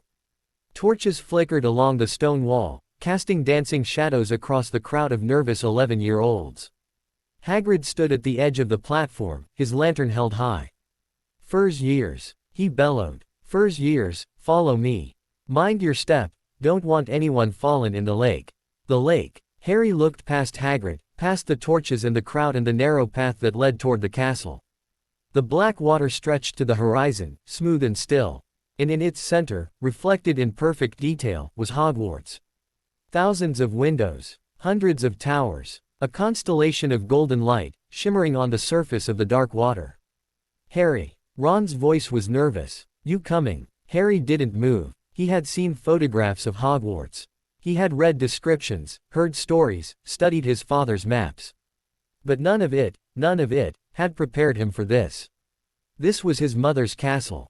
His father's castle. The place where they had fallen in love, made friends, become the people who died to save him. This was home. Yeah, he said. I'm coming. The boats were small and simple, each one carrying a single swaying lantern. Harry climbed into the nearest one, Ron scrambling in after him. The boat dipped and settled, waiting. Everyone in. Hagrid called. Right then, forward. The boat surged across the black water. Harry watched the castle grow larger, closer, more real with every passing second. The windows resolved into individual panes of glass. The towers resolved into distinct silhouettes. The bridge resolved into stone, solid and ancient and impossibly delicate. Then the boats passed beneath the cliff, and the castle vanished. Darkness. The sound of water lapping against stone. The echo of footsteps on an unseen shore. Welcome, said a voice, to Hogwarts. Harry looked up. Professor McGonagall stood at the edge of the underground harbor, her robe severe, her expression grave. Her eyes found Harry in the crowd of nervous first years, and something flickered across her face, pride, perhaps. Or hope. The sorting ceremony will begin shortly, she said. Please follow me. The great hall was a forest of floating candles. Harry stood at the back of the line of first years, his heart pounding against his ribs. Above him, the enchanted ceiling mirrored the night sky, black velvet scattered with diamonds, shot through with the silver sweep of the Milky Way. Below him, hundreds of students sat at 4 long tables, their faces turned toward the newcomers with expressions ranging from curiosity to indifference. And at the front of the hall, on the raised dais where the staff sat watching, Albus Dumbledore met Harry's gaze. His eyes were very blue. Very sad. Very old. Harry looked away. Ahem, said McGonagall. When I call your name, you will come forward, sit on the stool, and place the sorting hat on your head. You will be sorted into your house for the duration of your time at Hogwarts. She unrolled a long scroll of parchment. Abbot, Hannah. A blonde girl with pigtails stumbled forward. The hat barely touched her head before it shouted, Hufflepuff. The table on the far right erupted in applause. Harry watched. Name after name, student after student. Brocklehurst to Ravenclaw. Brown to Gryffindor. Boot to Ravenclaw. Each sorting a small, private drama, each house a family waiting to welcome its newest child. Granger, Hermione. Hermione walked to the stool with the determined stride of someone who had rehearsed this moment 1,000 times. The hat touched her head. It considered. It frowned. Gryffindor. Hermione's face split into a brilliant smile. She practically skipped to the red and gold table. Ron shifted beside Harry. His face was pale, his hands clenched. Malfoy, Draco. The boy who rose from the crowd was pale and pointy, with sleek blonde hair and an expression of carefully cultivated disdain. He walked to the stool like he owned it, like the stool should be grateful for his presence. The hat barely touched his head. Slytherin. Malfoy smirked and strode to the green and silver table, where a group of older students welcomed him with enthusiastic applause. Ron made a small, disgusted sound.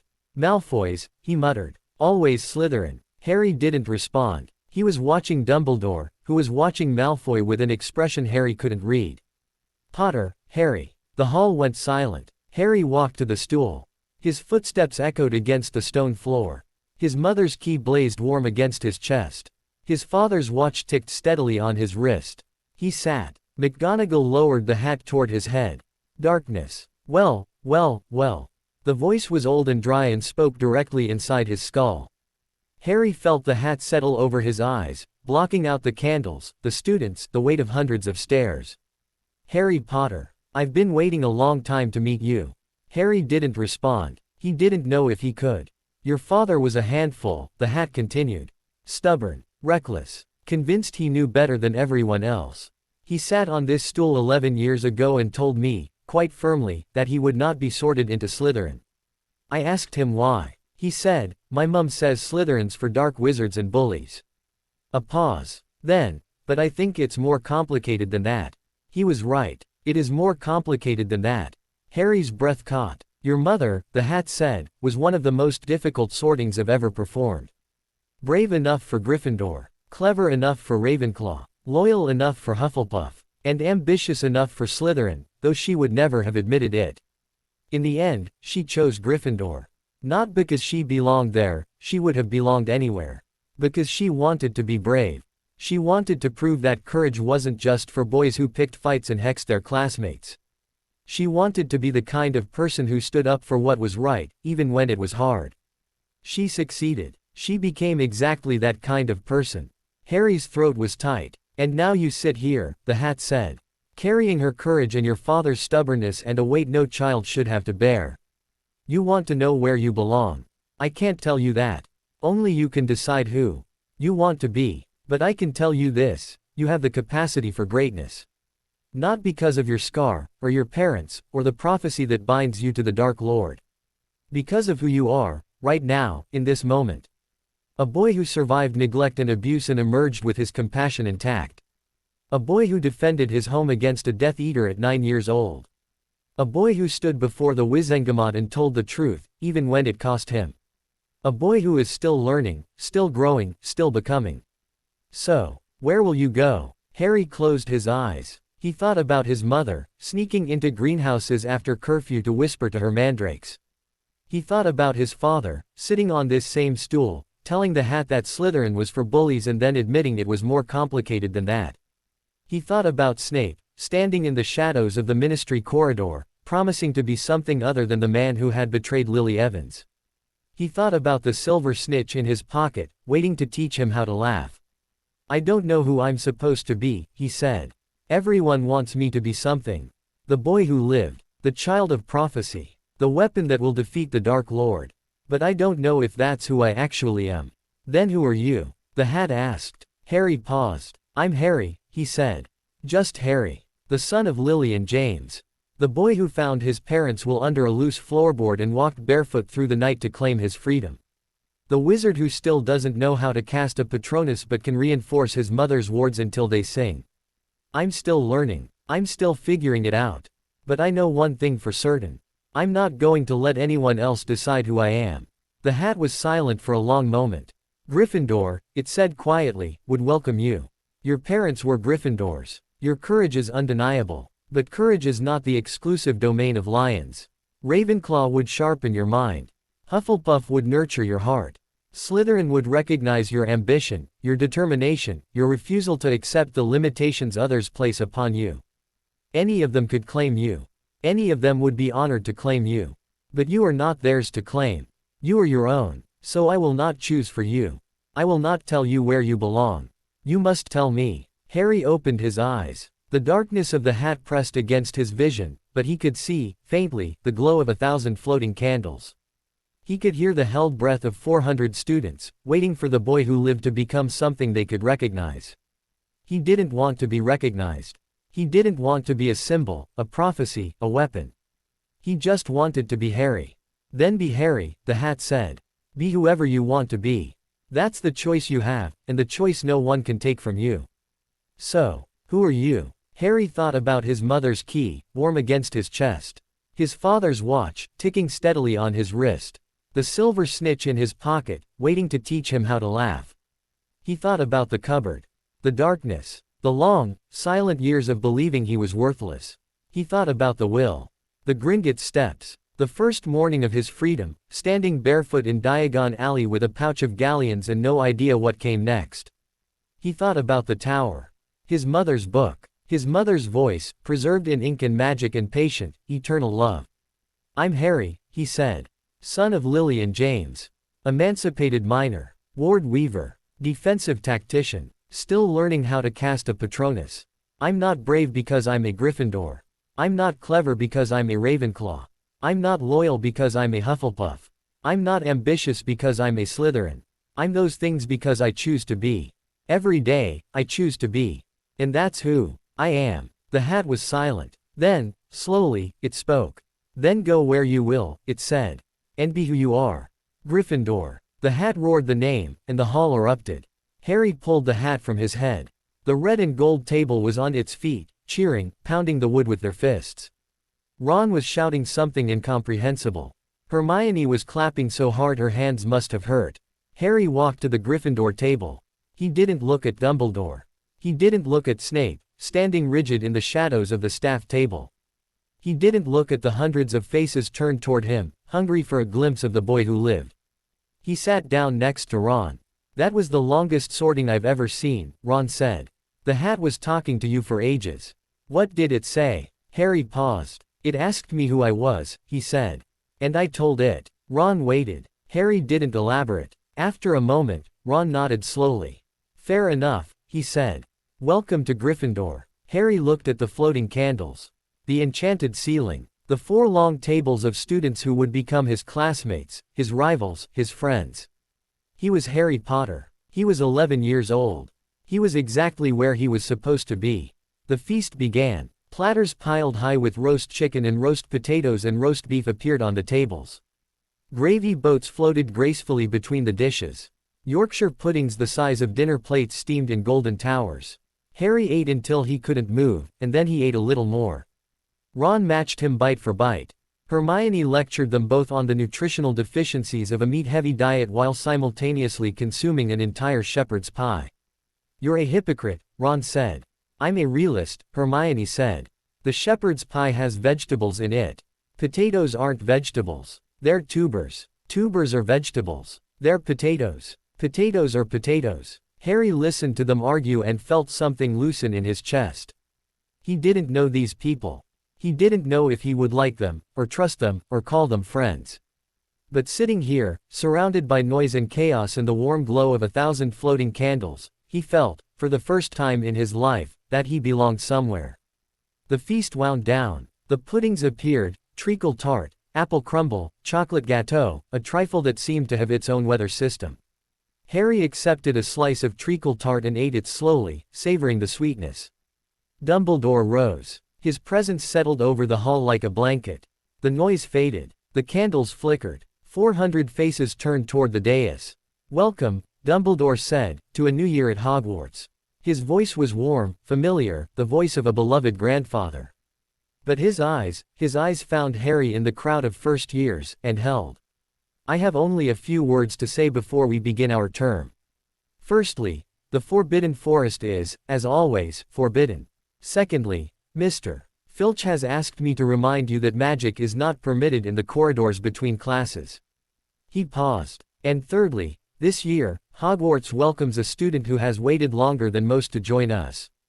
Harry Potter. The hall erupted. Harry didn't move. He didn't speak. He sat at the Gryffindor table with his hands clasped in his lap and his face carefully, deliberately blank.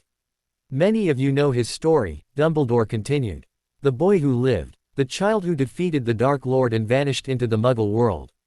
You have heard the rumors, the speculation, the carefully edited versions of truth that circulate through our community like gossip through a village square. His voice dropped. What you have not heard is the reality.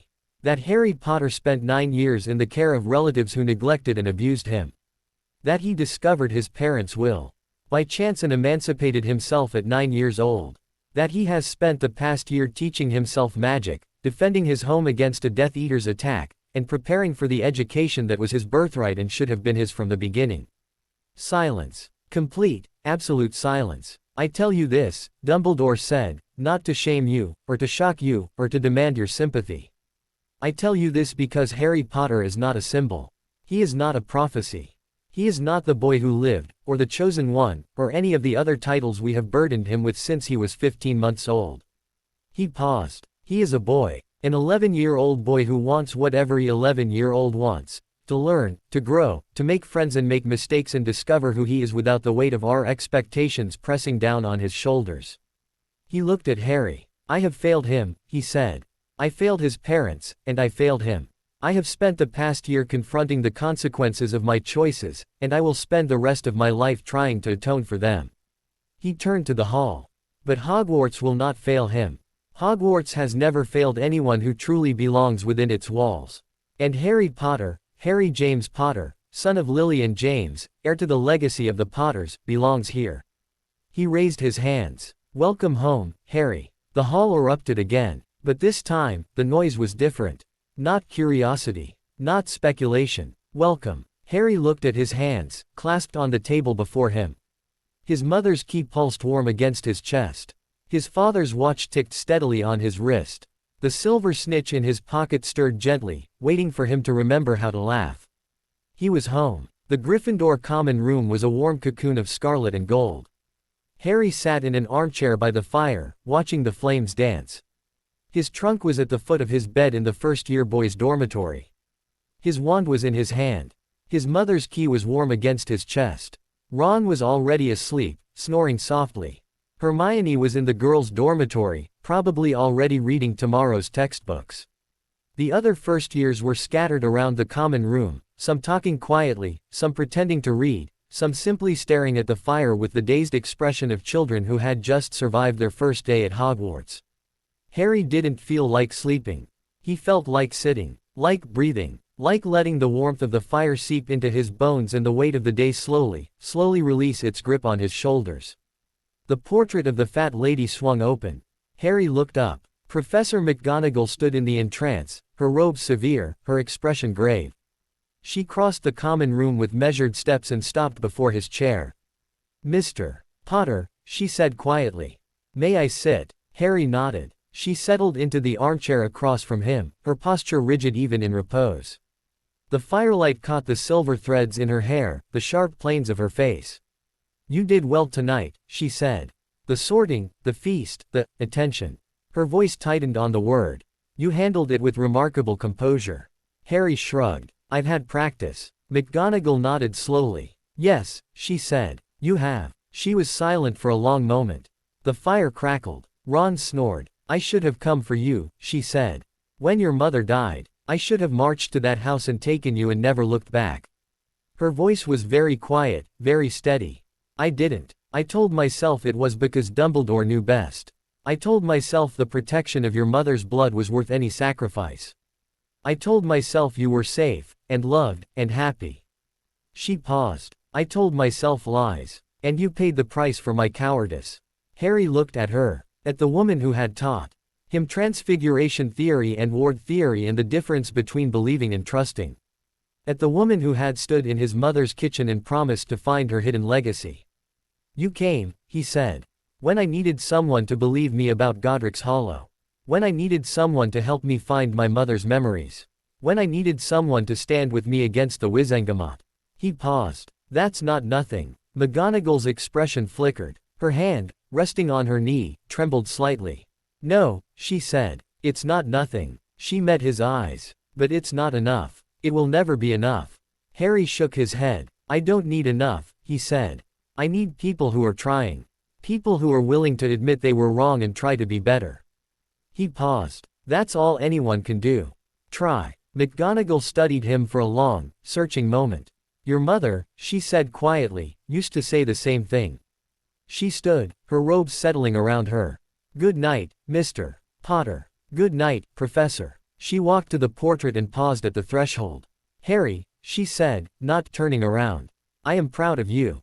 I have been proud of you since the moment you stood in your mother's kitchen and told me you were going to Godric's Hollow whether I helped you or not. She stepped through the portrait and was gone.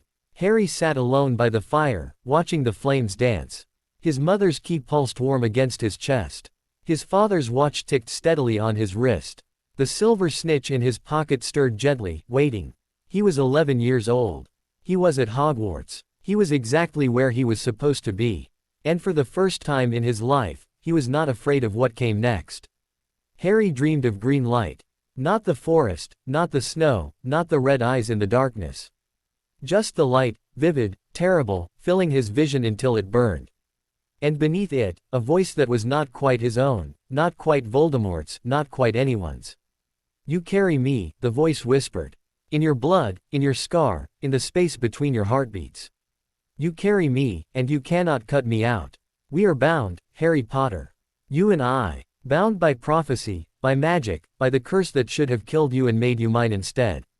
You cannot escape me. You cannot hide from me. I am in your dreams, your memories, your future. I am the shadow you cannot outrun. And one day soon, I will be the hand that closes around your throat. Harry woke with his wand in his hand and his mother's key blazing against his chest. The dormitory was dark, the other boys asleep. Ron was snoring softly, his form a lump under the crimson canopy. Neville Longbottom was muttering in his sleep about a toad. Seamus Finnegan's bed curtains were slightly open, revealing a glimpse of sandy hair. Harry lay still, breathing slowly, waiting for his heart to stop hammering. The dream had been different. Not the forest, not the Dementors, not the gathering darkness in the north. Just the light, just the voice, just the cold, certain knowledge that something of Voldemort still lived inside him, waiting for the moment when his defenses faltered. You carry me, the voice had whispered. And you cannot cut me out. Harry pressed his hand against his scar. It was warm beneath his fingers, not painful, just warm. Alive. He had read about Horcruxes. His mother's book mentioned them briefly, in a chapter on soul magic and its dangers. Fragments of a wizard's soul, torn apart and hidden in objects, anchoring them to life even after their body was destroyed. But he wasn't an object. He was a person. He had a soul of his own, intact and whole. Didn't he? Harry closed his eyes. His mother's key pulsed against his chest. His father's watch ticked steadily on his wrist. The silver snitch waited patiently. In his pocket. He didn't sleep again. Dawn came slowly, reluctantly, the gray light seeping through the dormitory windows like water through cracks in a dam. Harry was already dressed. His robes were straight, his wand was in his hand, his trunk was packed with the careful efficiency of someone who had learned to be ready for anything. He sat on the edge of his bed, watching the sky lighten, and tried not to think about the voice in his dreams. Ron stirred. His face emerged from the tangle of bedclothes, pale and freckled and creased with sleep. "Wah, time is it?" he mumbled. 6:30, Harry said. Ron groaned. 6:30. On our first day. You're insane. Harry didn't respond. He was watching a barn owl circle the tower, its silhouette sharp against the pale sky. Ron sat up slowly, rubbing his eyes. Couldn't sleep. No. Nightmares. Harry paused. Yes. Ron nodded slowly. He didn't ask what the nightmares were about.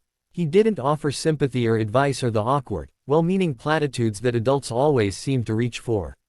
He just sat there, rumpled and half asleep, and accepted Harry's answer without judgment. My mum says everyone gets nightmares at Hogwarts, he said. Something about the ancient magic. She says the castle absorbs your fears and gives them back to you when you're sleeping. He paused. Or maybe that's just something she tells herself so she doesn't worry about us. Harry looked at him. Does it work? Ron shrugged. Dunno. I've never asked. He yawned. Come on. If we get to breakfast early, we can get the good bacon before Percy hogs it all. The Great Hall was nearly empty. Harry sat at the Gryffindor table with a plate of toast and a cup of tea that was actually properly hot. Ron was methodically working through a mountain of eggs and sausages. The enchanted ceiling showed a pale, watery sky, the same gray that pressed against the windows. Hermione appeared halfway through breakfast, her arms loaded with books.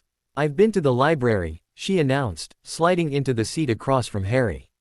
I checked out the first-year textbooks for all our core classes, plus a supplementary guide to potion brewing and a history of Hogwarts architecture. Ron stared at her. It's 7 in the morning. The library opens at 6. Hermione didn't look up from her notes. I wanted to get ahead. Ron turned to Harry. She's mental. Harry shrugged. She's prepared. There's a difference. Ron made a face. You keep saying that. Because it's true. Hermione glanced up, her expression shifting from defensive to curious. You don't think I'm annoying? Harry considered the question. He thought about McGonagall, who had sent him a 6-page reading list and expected him to finish it in a week. He thought about Moody, who had drilled him on defensive tactics until his wand arm ached and his reflexes were sharp enough to dodge a hex from across the room. I think, he said slowly, that people who call other people annoying are usually just threatened by them. You know more than they do, and you're not afraid to show it.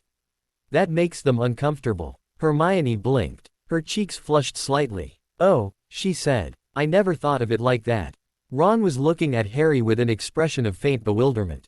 How do you know all this stuff? Harry paused. His toast was growing cold in his hand. His mother's key pulsed warm against his chest. I had good teachers, he said. Their first class was Transfiguration. Harry walked into the classroom with his wand in his hand and his shoulders back. McGonagall was already at her desk, sorting parchments with precise, efficient movements. She glanced up as the first years filed in, her expression unchanged. Sit, she said. Open your textbooks to page 7. Wands out. Harry sat in the front row. Ron slid into the seat beside him, looking slightly ill. Hermione was already taking notes. Transfiguration, McGonagall said, is some of the most complex and dangerous magic you will ever learn. Anyone messing around in my class will leave and not come back. You have been warned. She paused. Her gaze swept the room, lingering briefly on Harry. Mr. Potter, perhaps you would demonstrate the basic principles of Gamp's law of elemental transfiguration. The class turned to look at him. Harry felt the weight of their stares, curiosity, expectation, the hunger for the boy who lived to be something extraordinary. He kept his voice steady. Gamp's law states that matter cannot be created or destroyed, only transformed. The 5 principal exceptions are food, love, information, magic itself, and, he paused. I can't remember the 5th. McGonagall's lips twitched. Consciousness. The transfiguration of sentient beings is impossible without irrevocably altering their essential nature. She paused. 5 points to Gryffindor. Mr. Potter has clearly done the preparatory reading. Ron leaned over. How did you know that? My professor made me read the textbook before I came here. Harry paused. All of it. Ron's eyes widened. All of it. All of it. Blimey. Ron shook his head. And I thought Hermione was bad. Hermione, seated on Harry's other side, looked oddly pleased. The lesson continued. Harry performed the matchstick to needle transfiguration on his first attempt. McGonagall acknowledged it with a curt nod and moved on. He spent the rest of the class helping Neville, whose matchstick kept sprouting leaves instead of sharpening to a point. Concentrate, Harry said. Don't think about what you want it to become. Think about what it already is, and how you want to change it. Neville's brow furrowed. His wand trembled. The matchstick quivered, shimmered, and transformed into a perfect, gleaming needle. Excellent, Longbottom. McGonagall swept over, examining the needle with obvious approval. 10 points to Gryffindor. Neville beamed. His hands were shaking. Harry smiled. It was a small smile, barely a curve of his lips. But it was real. Lunch was a brief respite. Harry sat at the Gryffindor table with a sandwich he wasn't eating and a cup of tea that was going cold. His mind was elsewhere, on the dream, on the voice, on the fragment of Voldemort that whispered in his blood. "You're not eating," Ron said. "Not hungry. You're always hungry. You ate 4 plates of pasta at the feast." Harry didn't respond. His fingers found the Silver Snitch in his pocket, tracing its folded wings. Ron studied him for a long moment. Then, quietly, "Is it true what Dumbledore said about your relatives?" Harry looked up. Ron's face was carefully neutral, but his eyes were very young, very uncertain. "Yes," Harry said. "It's true." Ron nodded slowly. His hands were clasped tightly on the table. "My mum," he said, "always said there was something wrong with the story. The boy who living with muggles. She said no one in their right mind would leave a wizard child with people who didn't understand magic." He paused. "She said it didn't make sense." Harry waited. "She wrote to Dumbledore once," Ron continued. "After you didn't show up at Hogwarts. She asked if you were okay, if you were coming to school, if there was anything the Weasleys could do to help." His voice dropped. "He never wrote back." Harry's chest tightened. His mother's key pulsed warm against his skin.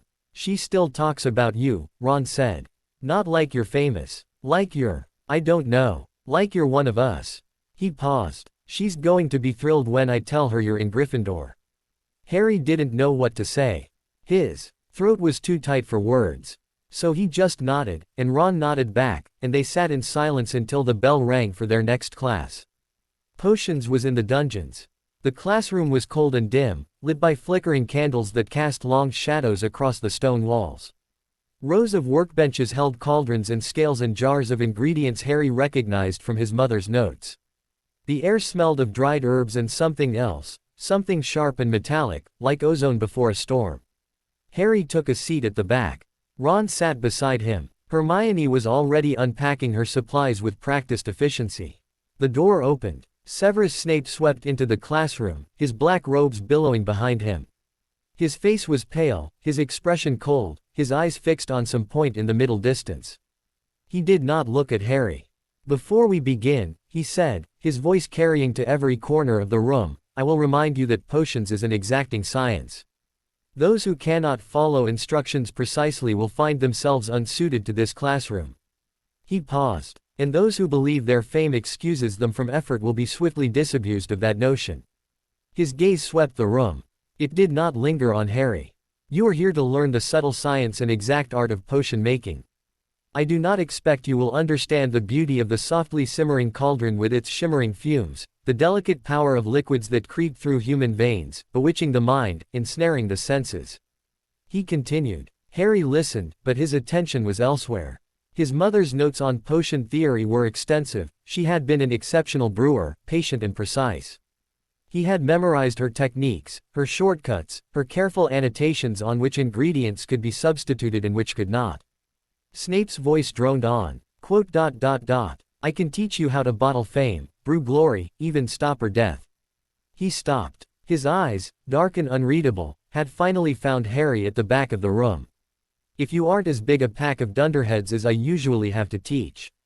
Silence. Harry met Snape's gaze. He did not flinch. He did not look away.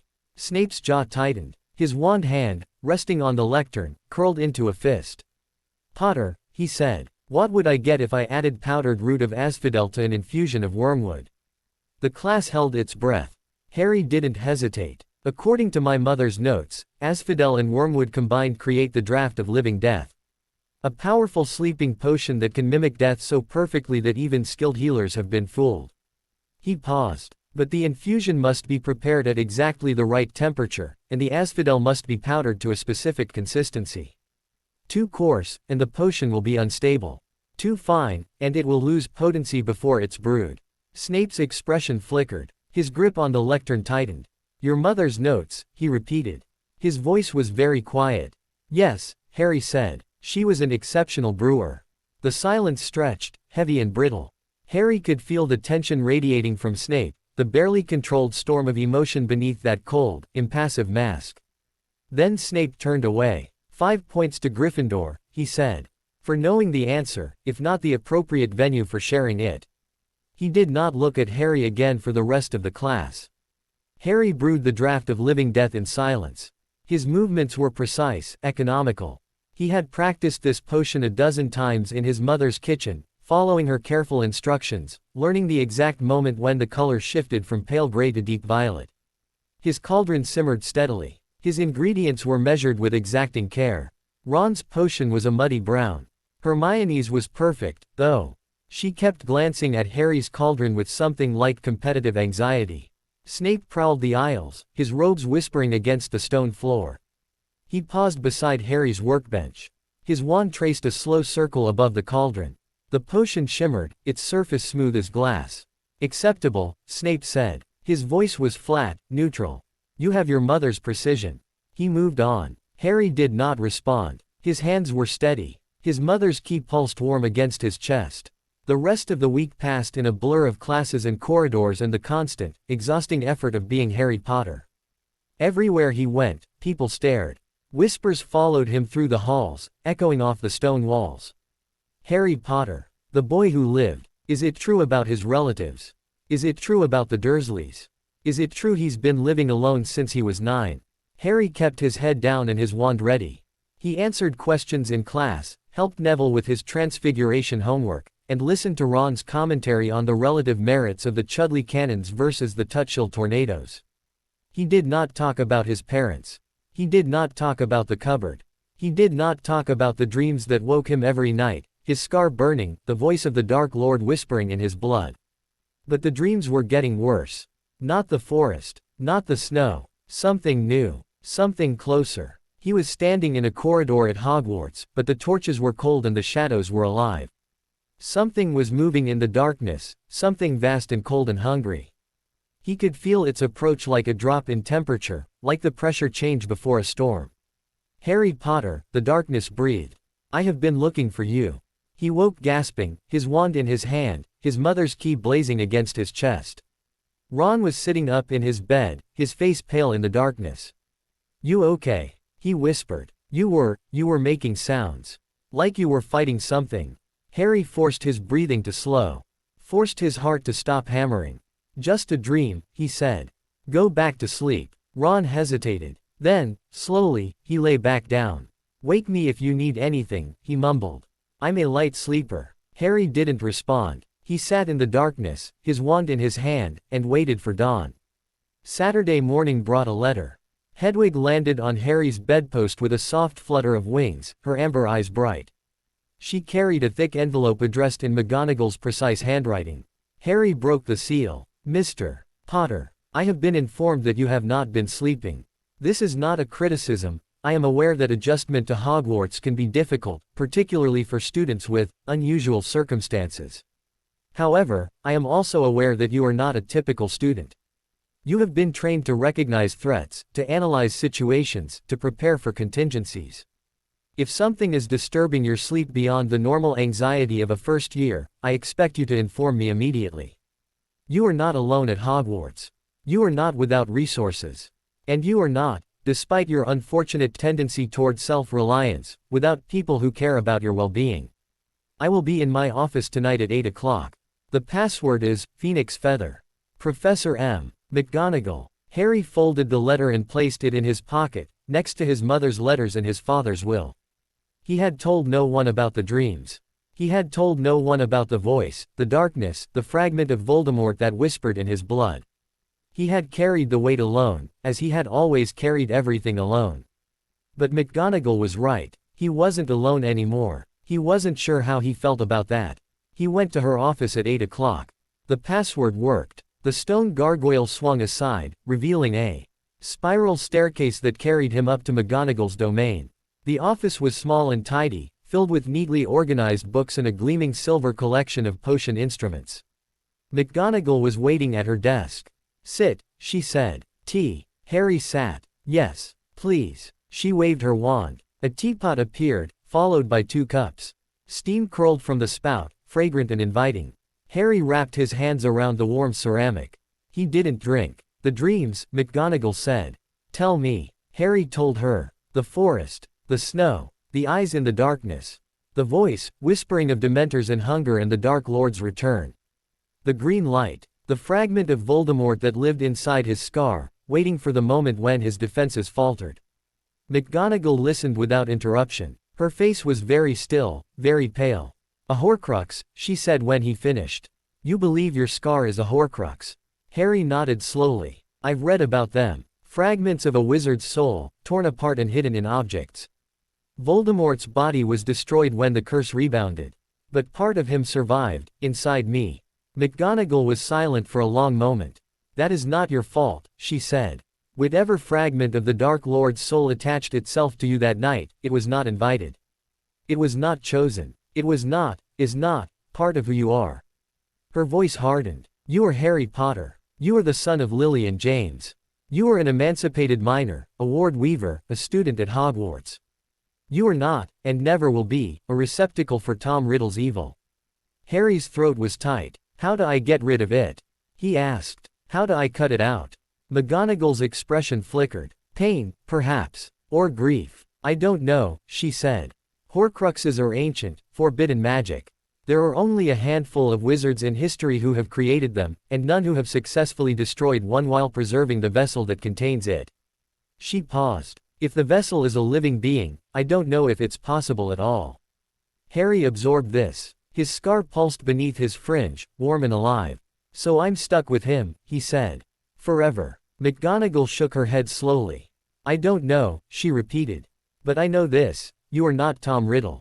You never have been, and you never will be. Whatever fragment of his soul resides in your scar, it is not the sum of who you are. It is not your destiny. It is not your identity. She leaned forward. You are Harry Potter. And Harry Potter does not give up. Harry looked down at his hands. His father's wand. His mother's key. The silver snitch in his pocket, waiting to teach him how to laugh. No, he said quietly. He doesn't. He left McGonagall's office at 9:30 and walked the corridors alone. His footsteps echoed against the stone. The torches flickered in their brackets, casting dancing shadows across the walls. Somewhere, far above, the enchanted ceiling showed a sky full of stars. He wasn't afraid. He should have been afraid. He had just learned that a fragment of the most powerful dark wizard in history was living inside his skull, waiting for the moment when his defenses failed. He had just learned that he might never be free of it, that he might carry this burden for the rest of his life.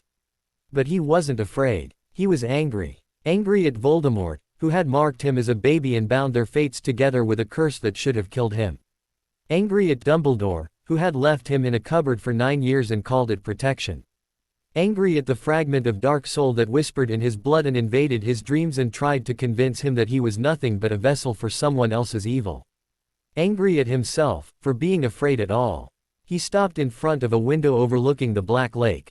The water was dark and still, reflecting the scattered stars.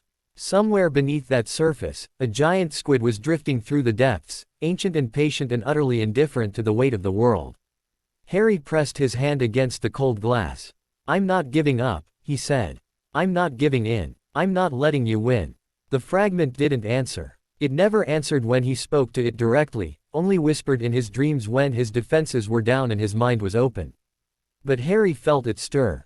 A flicker of cold amusement, deep beneath his conscious thoughts. We shall see, it seemed to say. We shall see. The weeks passed. October arrived, bringing cold winds and the promise of the first Quidditch match of the season. The Gryffindor common room buzzed with excitement. Oliver Wood, the team captain, had been running drills every evening, and the older students spoke of nothing but chasers and keepers and the ever-present rivalry with Slytherin. Harry watched from the edges. He had never played Quidditch. He had never even held a broomstick, except for the toy broom in his mother's nursery that was far too small for an 11-year-old. But his father had been a seeker. His father had caught the snitch in his first match, a feat so legendary that even Ron, who was not prone to hero worship, spoke of it with reverent awe. I could teach you, Ron offered one evening. If you wanted. I'm not brilliant, but I know the basics. Harry hesitated. I don't have a broom. We could borrow one. Fred and George have spares. Ron paused. Unless you don't want to. It's fine if you don't want to. Harry thought about his father, soaring through the air on a broomstick, chasing a tiny golden ball.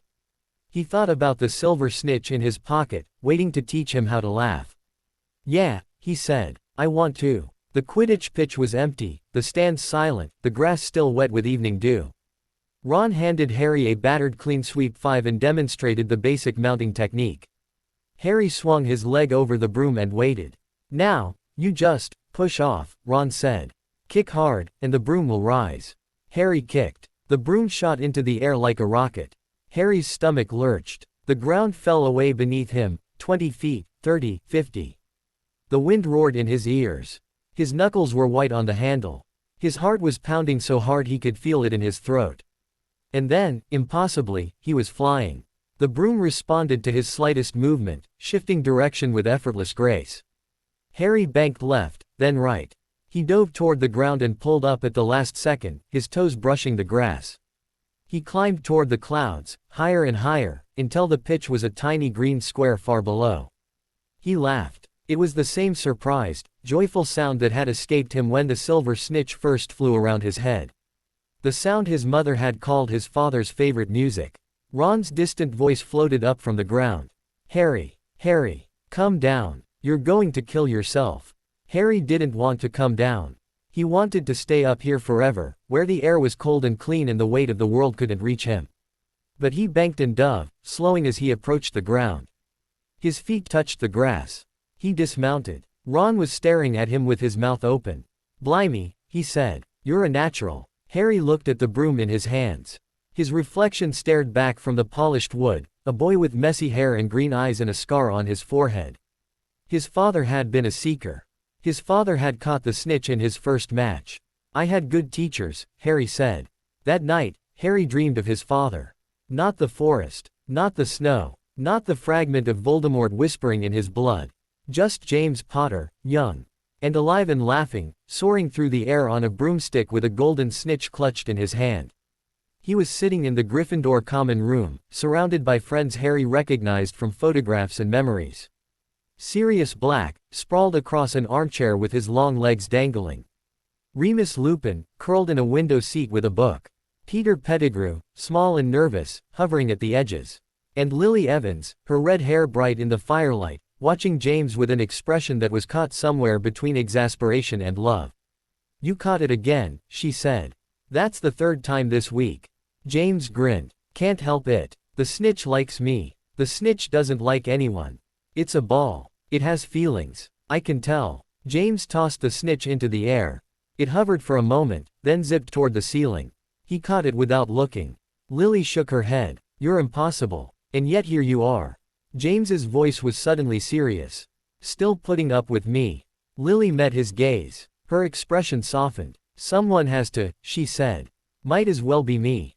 James smiled. It was a different smile than his usual grin, softer, more vulnerable. The smile of someone who had spent years trying to earn a love he didn't believe he deserved. "Thanks," he said quietly. "For not giving up on me." Lily reached across the space between them. Her hand found his. "Someone didn't give up on me," she said. "When I first came to Hogwarts, terrified and alone and convinced I didn't belong. Someone sat with me on the train and shared his chocolate frogs and told me that everyone felt that way on their first day." She paused. "He didn't give up on me. So I'm not giving up on him." James's eyes were very bright. "That someone," he said, "was an 11-year-old git who didn't know how to talk to girls and thought the best way to get attention was to hex people." "Yes," Lily agreed. "He was. And you forgave him." "Yes. Even though he was an idiot." Lily smiled. "Especially because he was an idiot." Harry watched his parents hold hands in the firelight and felt something crack open in his chest. He had spent so long being angry. Angry at his parents for dying, angry at the Dursleys for hurting him, angry at Dumbledore for abandoning him, angry at the fragment of Voldemort that had stolen his childhood and scarred his skin and whispered in his dreams. But here, in this memory, his parents were just people. Young and scared and trying to figure out how to love each other. Making mistakes, apologizing, trying to be better. Just like him. "You are not alone," McGonagall had said. "You are not without resources. And you are not without people who care about your well-being." Harry woke with his mother's key warm against his chest and his father's watch ticking steadily on his wrist. The silver snitch was in his hand. He didn't remember reaching for it. But it was there, its wings folded, its surface smooth and warm. He pressed it against his heart and closed his eyes. "I'm not giving up," he whispered. "I'm not giving in. I'm going to be better, every day, I'm going to try to be better. Just like you did." The snitch pulsed gently, waiting. "And one day," Harry said, "when this is all over, when Voldemort is gone and the prophecy is fulfilled and I don't have to carry his shadow anymore, I'm going to be happy.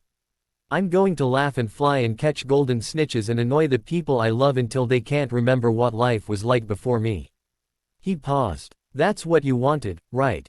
Not for me to be the boy who lived, or the chosen one, or the weapon that defeats the Dark Lord. You just wanted me to be happy." The snitch didn't answer. It couldn't answer. It was just a piece of silver, enchanted by his father 19 years ago and preserved by his mother's careful magic. But Harry felt, in the warmth of it against his palm, that his parents had heard him. And that they understood. October became November. Harry flew whenever he could. Ron taught him the basics of Quidditch, how to dodge bludgers, how to aim for the goals, how to spot the tiny flash of gold that signaled the snitch's presence. He wasn't brilliant, not yet, but he was learning. Every flight, every practice, every moment in the air brought him closer to the father he had never known. His classes continued. Transfiguration with McGonagall, who pushed him harder than any other student and rewarded his successes with curt nods and the occasional, rare 5 points.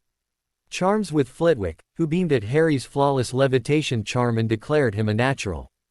Defense with Quirrell, who stuttered and sweated and seemed terrified of his own subject. And potions with Snape, who ignored Harry with pointed, deliberate care. It was, Harry reflected, almost peaceful. Almost. The first Quidditch match of the season was Gryffindor versus Slytherin. Harry sat in the stands with Ron and Hermione, his borrowed omnioculars pressed to his face. The pitch was packed, the air electric with anticipation. Gryffindor's scarlet and gold clashed with Slytherin's green and silver, the two houses united in their shared, passionate hatred. Oliver Wood shook hands with the Slytherin captain. Madam Hooch released the bludgers. The quaffle was thrown. The game began. Harry watched his father's sport unfold before him, faster and more brutal than he had ever imagined.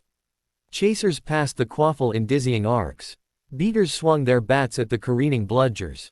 Keepers guarded their goals with desperate, diving saves. And high above the chaos, the Seekers circled each other, waiting for a flash of gold. "The snitch," Ron shouted over the roar of the crowd. Wood said it usually appears around the 20th minute. "Keep your eyes open." Harry pressed the omnioculars to his face and scanned the pitch. He saw it. A tiny, golden glint, hovering near the Slytherin goalposts. "Over there," he shouted. By the... Something seized his scar. Harry dropped the omnioculars. His hands flew to his forehead. Pain, blinding, searing pain, lanced through his skull, worse than anything he had ever felt. The world tilted. The crowd's roar faded to a distant hum. And then he was somewhere else. He was standing in a clearing in the Forbidden Forest. The trees were black and skeletal, their branches clawing at a sky the color of bruises. Snow covered the ground, deep and untouched. The air was cold, colder than any natural winter, cold enough to freeze blood in veins. And in the center of the clearing, kneeling in the snow, was Professor Quirrell. His turban was gone. His face, his real face, not the stuttering, nervous mask he wore in class, was pale and drawn, twisted with an emotion Harry couldn't identify. Fear, ecstasy, worship. "My lord," Quirrell whispered. "I have found him. The boy is at Hogwarts. He is unprotected, untrained, unaware of his own power. I could take him tonight, deliver him to you before the moon rises." "No." The voice came from everywhere and nowhere. It was cold and high and utterly without mercy. "Not yet. The boy is not ready. The Potter wards still protect him, and Dumbledore watches too closely. We must be patient." "But my lord." "Patience, Quirrell. I have waited 11 years. I can wait a little longer." A pause. Then, "Besides, the boy carries a piece of me. I feel it, even now, a warmth, a presence, a fragment of my soul that survived the Potter woman's curse. He does not know what he carries. He does not understand the bond that connects us. But he will. When the time is right, he will come to me willingly. He will understand that his destiny is not to defeat me, but to join me. We are the same, Harry Potter and I. Two halves of a whole, bound by magic and prophecy and the blood of his mother's sacrifice. He will see it, eventually. They all do. Quirrell bowed his head. Yes, my lord. Go. Watch him. Learn his weaknesses, his fears, his doubts. And wait. The time will come soon enough. Harry wrenched himself back to consciousness. He was lying on the cold stone of the Quidditch stands, Ron's face hovering over him, Hermione's hands gripping his shoulders. The match was still going. He could hear the roar of the crowd, the thud of bludgers, the shriek of the announcer. Harry. Ron's voice was frantic. Harry, what happened? You collapsed, and your scar, it was bleeding. Harry pushed himself up. His head was pounding. His scar was burning. His mother's key was blazing against his chest. Quirrell, he gasped. It's Quirrell. He's working for Voldemort. He's got him inside his head. He's carrying him around like a parasite, and they're both here, at Hogwarts, right now. Ron and Hermione stared at him. What are you talking about? Hermione whispered. Professor Quirrell, the defense teacher. Harry nodded. His hands were shaking. His whole body was shaking. I saw it. In the vision. He was in the forest, talking to Voldemort. He said he could take me tonight, but Voldemort told him to wait. He said I carry a piece of him, and that I'll come to him willingly eventually. His voice cracked. He said we're the same. Ron's face was very pale. That's insane. You're nothing like you know who. You're Harry. You helped Neville with his transfiguration homework. You gave me half your treacle tart at dinner. You're not. I know I'm not him, Harry said. But he thinks I am. And he's here, inside Hogwarts, waiting for the right moment to. He stopped. His breath was coming too fast. His vision was blurring at the edges. Hermione's hand found his. Her grip was fierce, steady. We need to tell someone, she said. Professor McGonagall. Dumbledore. Anyone. Harry shook his head. They won't believe me. They'll say it was a nightmare, a hallucination, my scar acting up. They'll tell me not to worry, that Hogwarts is safe, that Voldemort can't touch me here. He paused. But he can. He is. And no one believes me. Ron was silent for a long moment. Then, slowly, he spoke. I believe you, he said. You're not making this up. You're not crazy. And if Quirrell is working for you know who, we need to stop him. He paused. So what do we do? Harry looked at his friends. Ron, who had believed him without hesitation. Hermione, who was already reaching for her wand. He didn't know the answer. He didn't know how to stop a Dark Lord and his servant, how to destroy a fragment of soul that lived inside his own scar, how to protect himself and his friends from a threat that lurked in the shadows of the castle. But he knew one thing. He wasn't alone anymore. We watch him, Harry said. We learn his patterns, his weaknesses, his plans. We prepare. He paused. And when the time comes, we stop him. Ron nodded slowly. Hermione's grip on her wand tightened. Okay, Ron said. Okay, we can do this. Harry looked up at the sky. The Quidditch match was still going, the players oblivious to the darkness lurking beneath their feet. Yeah, he said. We can. The days after the Quidditch match were the longest of Harry's life. He moved through Hogwarts like a ghost, present but unseen, his eyes always searching. Quirrell's turban. Quirrell's trembling hands. Quirrell's nervous stammer, the way he flinched at sudden movements and avoided eye contact with everyone except Snape. Everyone saw a frightened man, barely competent, terrified of his own subject. Harry saw the monster beneath the mask. He didn't tell McGonagall. He didn't tell Dumbledore. He told Ron and Hermione, and the three of them spent every free moment watching, waiting, cataloging Quirrell's movements like junior Aurors on their first surveillance assignment. The staff room, Ron whispered. They were huddled in an alcove near the third-floor corridor, their books open but unread. He goes there every day after lunch. Stays for exactly 47 minutes. Hermione's quill scratched across her parchment. And Tuesdays and Thursdays he has office hours from 2 to 4. But last Tuesday he cancelled them. Said he was feeling unwell. Harry's scar pulsed. A warning. A reminder. Did anyone check on him? He asked. I asked Professor Flitwick, Hermione said. He said Quirrell just needed rest. That he'd been looking pale lately. She paused. No one thought it was suspicious. No one ever thought it was suspicious.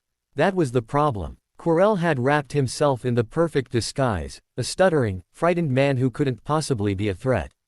Who would suspect someone so obviously weak? So obviously terrified? Harry would. Harry knew what fear looked like. He had spent 9 years learning its shape and texture, the way it curled in your chest and tightened your throat and made you small. Quirrell wasn't afraid. Quirrell was acting. The question was, what was he waiting for? December arrived, bringing snow and the promise of Christmas holidays.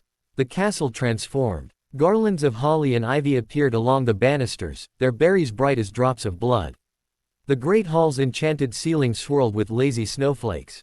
The smell of gingerbread and mulled mead drifted from the kitchens, making even the most stoic students smile. Harry didn't smile. He spent his evenings in the library, not studying, his homework was already done, but researching. Horcruxes. Soul magic. The nature of the fragment that lived inside his scar. Hermione helped, her fierce intelligence cutting through the dense, obscure texts that most students couldn't even lift. There's almost nothing, she said one evening, slumping back in her chair. The books that mention Horcruxes at all are all restricted. I tried to get access, but Madame Pants practically hexed me out of the restricted section. Restricted for a reason, Ron muttered. He was supposed to be writing an essay on the properties of Moonstone, but his quill hadn't moved in 20 minutes.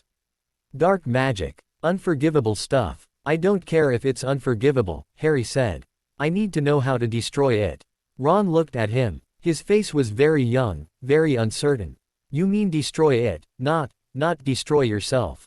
Harry didn't answer. The silence stretched, heavy with everything he wasn't saying. Hermione's quill had stopped moving. Ron's hands were clasped tightly on the table. Harry, Hermione said quietly. You wouldn't. I don't know, Harry said. I don't know what I am, or what I'm capable of, or what I'll have to do to get this thing out of my head. His voice was steady, but his hands were shaking. But I know I can't live like this forever. Carrying him, feeling him in my dreams, in my blood, in the scar on my forehead. He paused. He says we're the same. He says I'll come to him willingly eventually. And sometimes I'm afraid he's right. Hermione's eyes were very bright. Ron's face was very pale. You're not him, Ron said. His voice was rough, scraped raw. You're not anything like him. You're Harry. You're my friend. And I don't care what kind of dark magic is stuck in your head, that doesn't change who you are. Harry looked at him, at his friend, who had believed him without hesitation, who had sat with him in the dark after his nightmares and never asked for explanations, who was looking at him now like he was something worth saving. Thanks, Harry said quietly. Thanks. Ron nodded. His jaw was tight. We'll find another way, Hermione said. There's always another way. We just have to look harder. Harry nodded slowly. He didn't believe her, but he appreciated the attempt. The snow continued. Harry watched it from the common room window, his reflection a pale ghost in the dark glass. The grounds were blanketed in white, the black lake a sheet of dark ice, the forbidden forest a wall of black and silver. Somewhere in that forest, Quirrell had knelt in the snow and pledged his service to the Dark Lord. Somewhere in that forest, Voldemort waited. Harry. He turned. Hermione was standing behind him, her arms full of books, her expression carefully neutral. I found something, she said. In the restricted section. Harry's heart stuttered. What? Hermione glanced around the common room.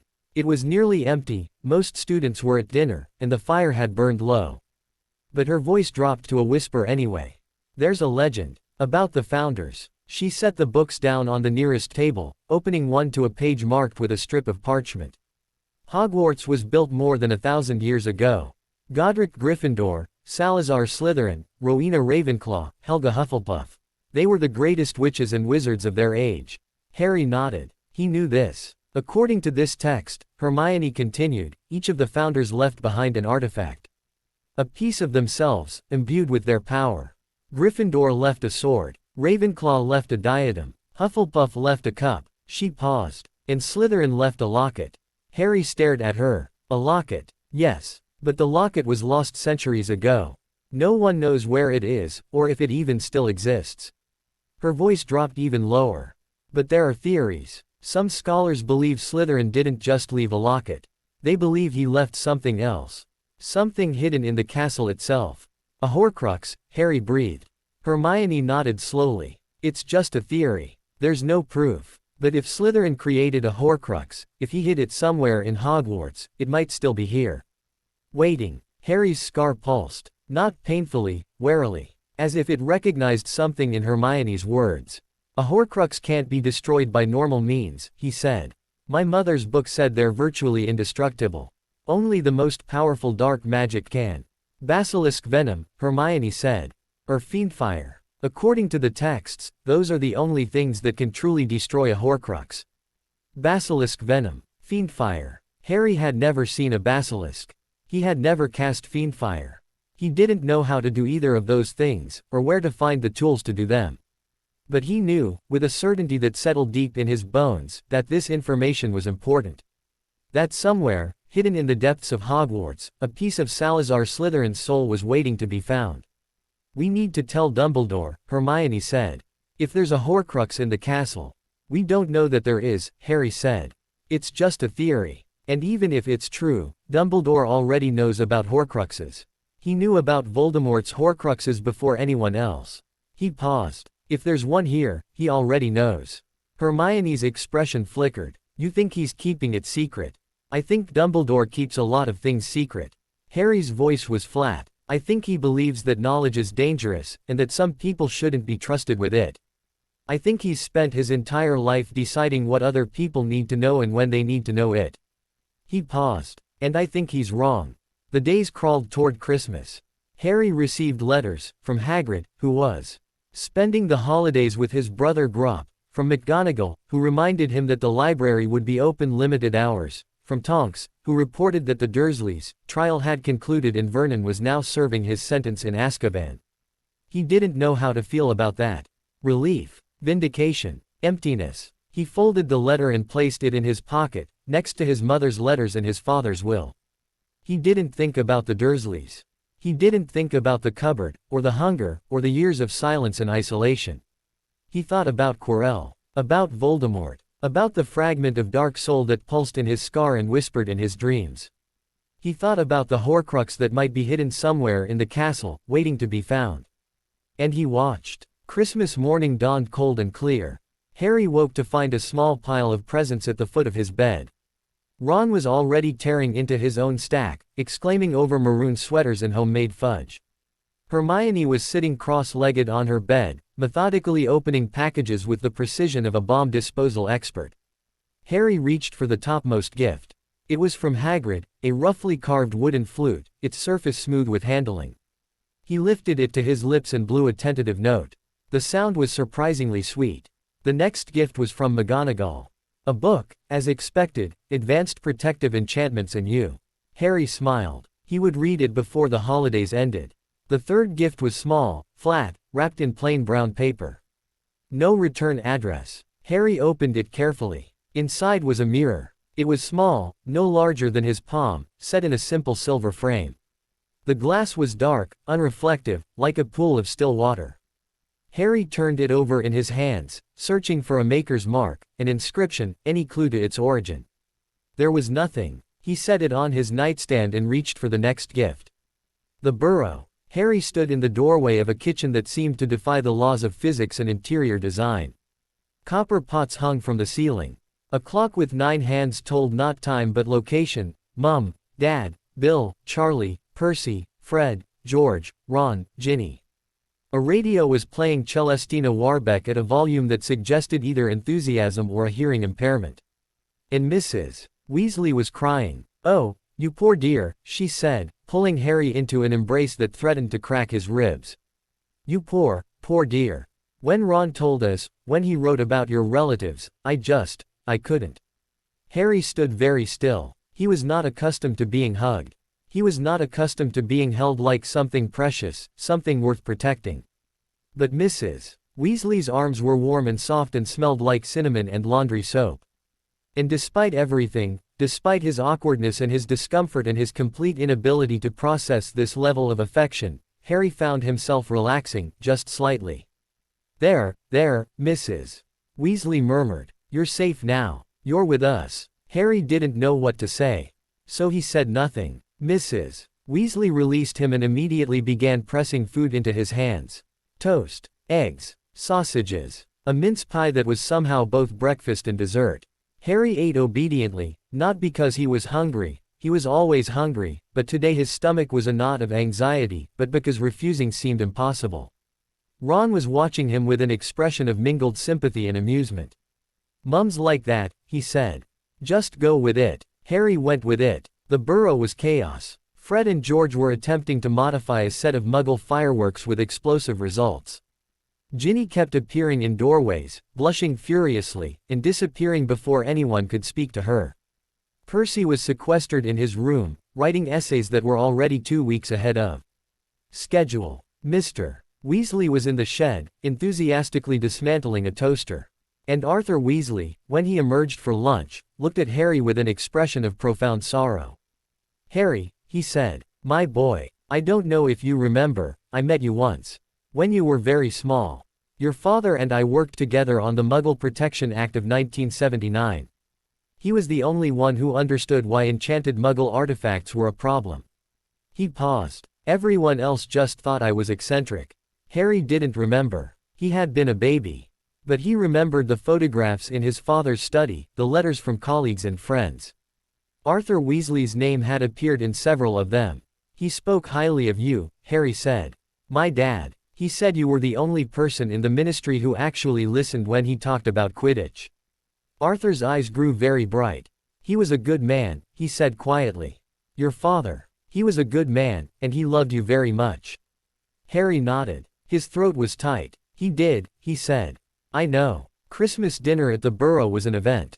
The table expanded to accommodate 14 people, the Weasleys, Harry, Hermione, and a witch named Mad-Eye Moody who had apparently been invited by Mr. Weasley and accepted with gruff reluctance. Moody's magical eye spun constantly, cataloging every exit, every shadow, every potential threat.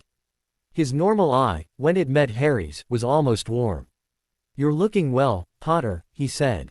"Been practicing." "Every day," Harry said. Moody grunted. "Good. Don't stop." Harry didn't intend to. The conversation turned, as it always did, to Hogwarts. "How is Professor Quirrell?" Mrs. Weasley asked, passing the roast potatoes. "I heard he had a nasty encounter with a vampire in Albania. Shook him up terribly." Harry's fork paused halfway to his mouth. Ron hesitated. "He's fine. Bit nervous. Stammers a lot." Mrs. Weasley clucked sympathetically. "Poor man. I hope Dumbledore is giving him proper support."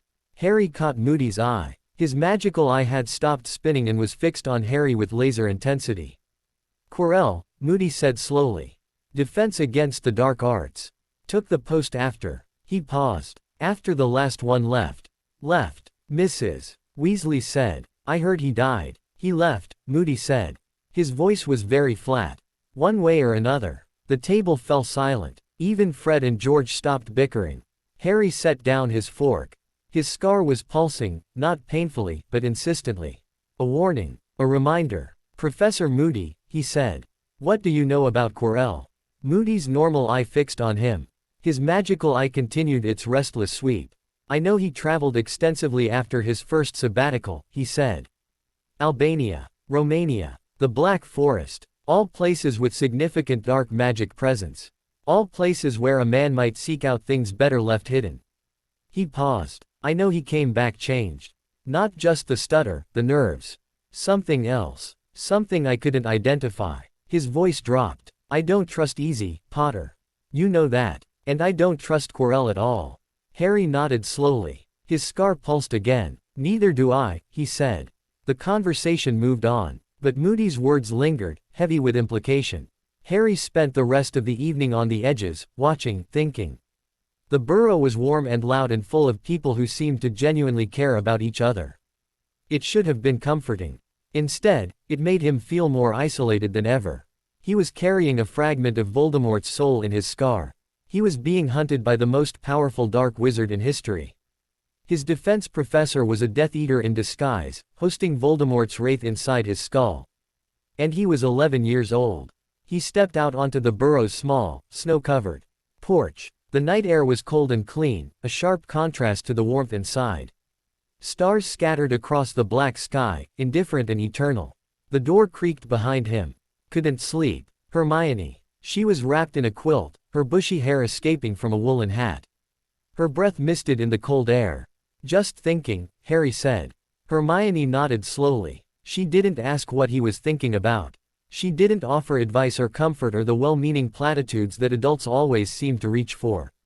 She just stood beside him, looking up at the stars. "I believe you," she said quietly. "About Quirrell. I know Ron and I said that before, but I wanted to say it again. I believe you, and I'm going to help you stop him." Harry looked at her. Her face was very serious, very determined. "Why?" he asked. "Why do you believe me? You barely know me. I could be making it all up."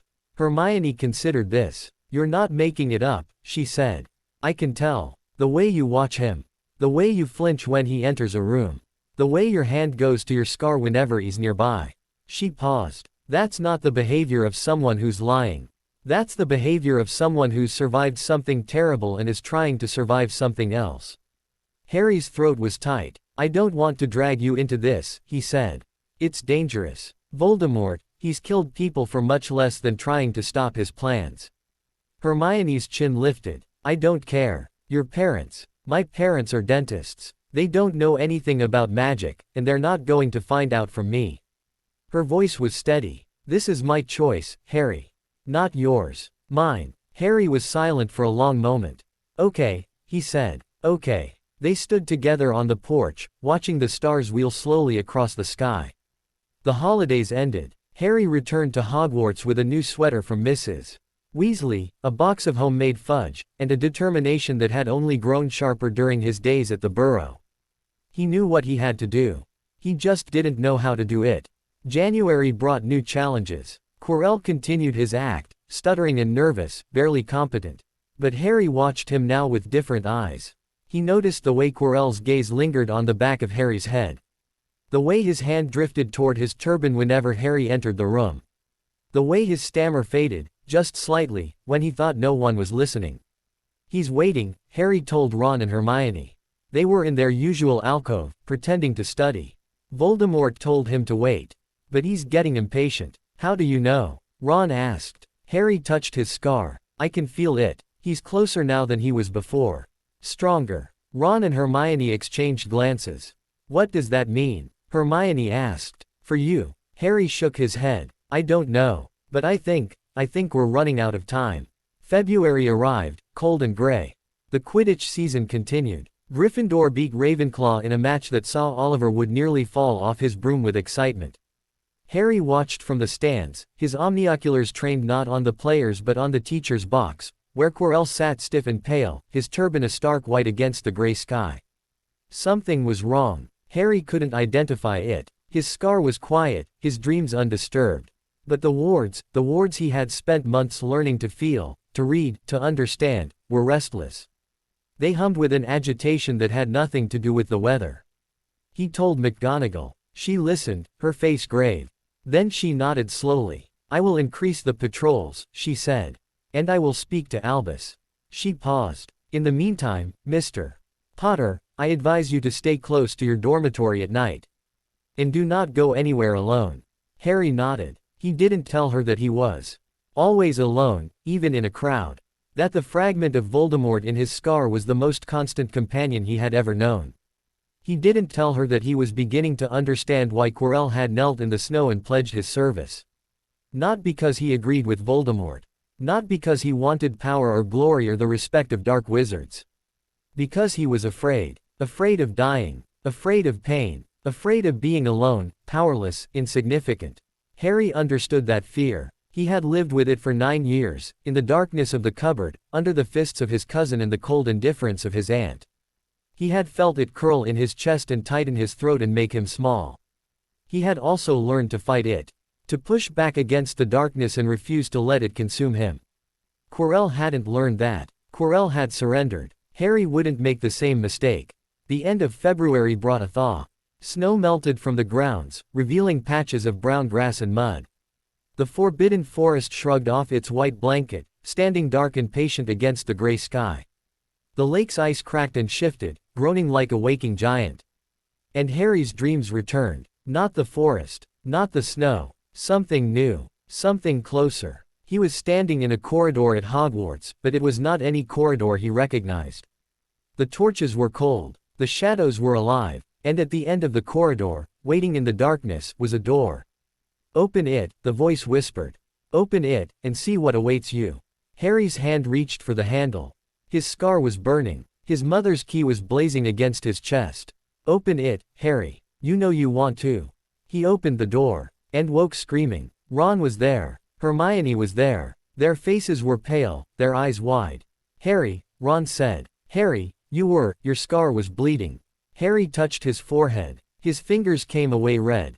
"He's coming," Harry said. His voice was raw, scraped clean. "Voldemort. He's coming for me. He's inside the castle." Ron and Hermione exchanged glances. "How do you know?" Hermione whispered. Harry shook his head. "I don't know how I know. I know. He's here. He's been here all along, waiting for the right moment.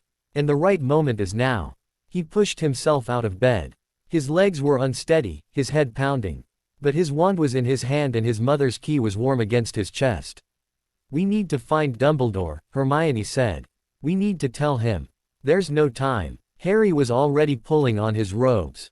"Dumbledore's not here. He was called away this morning, ministry business. He won't be back until tomorrow." Ron's face went very pale. "Then we need to find McGonagall. Or Snape. Or, Quirrell knows we're onto him. He's not going to wait any longer." Harry's voice was steady now, his hands steady. "He's going to make his move tonight. And I need to be ready." "Ready for what?" Ron demanded. "Ready to face you-know-who alone. You're 11 years old, Harry. You can't." "I can't what?" "Fight. Survive." Harry met his friend's eyes. "I've been fighting my whole life, Ron. I've survived things that would break most adults. I've faced Death Eaters and dark magic and the weight of a prophecy that says I have to kill the most powerful wizard in history or die trying." He paused. "I'm not saying I'm not scared. I'm terrified. But I'm not going to hide. I'm not going to wait for someone else to fight my battles. My parents died protecting me. The least I can do is honor their sacrifice by being worth it." Ron stared at him. His jaw was tight, his hands clenched. "Then we're coming with you," he said. Harry shook his head. "This isn't your fight. You made it our fight when you told us the truth." Ron's voice was fierce. "You trusted us. Now you have to. Trust us to help you." Harry looked at Hermione. Her chin was lifted, her expression determined. "We're coming," she said. "Whether you like it or not." Harry was silent for a long moment. Then, slowly, he nodded. "Okay," he said. "Okay. But you do exactly what I say. No heroics. No sacrifices. We go in together, we come out together." Ron nodded. Hermione nodded. Harry turned toward the door. "Then let's go." The corridor was dark and cold. Harry led the way, his wand raised, his senses extended. The wards were screaming, not the protective enchantments around the castle, but something else. Something older. Something that recognized the darkness gathering in the depths of Hogwarts. "It's the third floor," Hermione whispered. "The corridor that's always locked. I asked Professor Flitwick about it once, and he said it was too dangerous for students." Harry remembered the door from his dream. The cold torches. The waiting darkness. "That's where he is," he said. "That's where Voldemort is hiding." They climbed. The stairs shifted beneath their feet, rearranging themselves with malicious glee. Portraits whispered as they passed, their subjects turning away from the sight of 3 first-years hurrying toward certain danger. The third-floor corridor stretched before them, long and dim and utterly still. The door was at the end. Harry approached it slowly. His scar was burning now, a steady, pulsing fire that matched the rhythm of his heartbeat. His mother's key was so hot against his chest that he could feel it through his robes. "Alohomora," Hermione whispered. The lock clicked open. Harry pushed the door. Beyond the door was not a corridor. It was a forest. Harry stood at the edge of a vast, dark wood, the trees black and skeletal against a sky the color of bruises. Snow covered the ground, deep and untouched. The air was cold, colder than any natural winter, cold enough to freeze blood in veins. He had been here before. In his dreams. In his nightmares. In the visions Voldemort had sent him. "This isn't real," Hermione breathed. "It can't be real." "It's real enough," Harry said. "Stay close to me. Don't touch anything." They walked into the forest. The trees pressed close, their branches clawing at the sky. Snow muffled their footsteps, swallowed their whispers. The only sound was the wind, moaning through the black branches like a dying animal. And ahead, in a clearing, a figure waited. Professor Quirrell. His turban was gone. His face, his real face, not the stuttering mask, was pale and drawn, twisted with an emotion Harry couldn't identify. Ecstasy. Fear. Worship. Harry Potter, he said. His voice was different now, steady, cold, utterly without stammer. I wondered when you would come. Harry raised his wand. Where is he? He asked. Where is Voldemort? Quirrell smiled. It was not a pleasant expression. He is here, he said. He has always been here. Waiting for you. He reached up and touched the back of his head. And the face emerged from the turban. It was not a face. It was the suggestion of a face, features pressed into the back of Quirrell's skull like clay molded by cruel hands. The skin was gray and waxen. The eyes were red, slit-pupilled, burning with ancient malice. The mouth opened. Harry Potter, said Lord Voldemort. We meet at last. Harry's scar exploded with pain. He dropped to his knees, his wand clattering against the snow. His vision blurred, doubled, resolved into images that were not his own. The clearing, the forest, the face on the back of Quirrell's head. And somewhere, deep beneath his conscious thoughts, the fragment of Voldemort's soul stirred and woke. You see, the voice whispered, you see now, we are the same, you and I, two halves of a whole, bound by magic and prophecy and the blood of your mother's sacrifice. You cannot destroy me, you cannot cut me out. I am part of you, Harry Potter. I will always be part of you. And one day soon, you will stop fighting. You will accept what you are. You will kneel before your master and beg for the mercy you do not deserve. That is your destiny. That is your fate. That is who you are. Harry raised his head. His mother's key was blazing against his chest. His father's watch was ticking steadily on his wrist. The silver snitch in his pocket was warm and patient and waiting. No, he said. His voice was quiet, but it carried. No, he repeated. I am not you. I am not your fragment. I am not your destiny or your fate or your weapon. He pushed himself to his feet. I am Harry Potter, son of Lily and James. Emancipated miner, ward weaver, defensive tactician, Gryffindor. He raised his wand. And I am not afraid of you anymore. The face on the back of Quirrell's head screamed. Harry's wand blazed with golden light. The golden light did not come from Harry's wand. It came from his chest. Harry felt it rising, not through his arm, not through his wand, but from somewhere deeper. His mother's key was blazing beneath his robes, so hot he knew it would leave a mark. His father's watch was ticking faster, its steady rhythm accelerated to a frantic pulse. The silver snitch in his pocket was vibrating against his thigh, its wings straining against the folds of fabric. The light poured out of him like water from a broken dam. It was not the silver of his protega. It was not the white of pure defensive magic. It was gold, deep, burning gold, the color of harvest moons and autumn leaves and the last light of sunset on the hills behind Godric's Hollow. The face on the back of Quirrell's head screamed. What is this? Voldemort's voice was no longer cold and amused. It was raw, jagged, a wound-given sound. What have you done, Potter? Harry didn't answer. He didn't know. He only knew that the light was pouring out of him and he couldn't stop it, didn't want to stop it, would let it burn him to ashes before he let it fade. The forest was dissolving. The black trees shimmered like heat mirages, their skeletal branches fading to gray.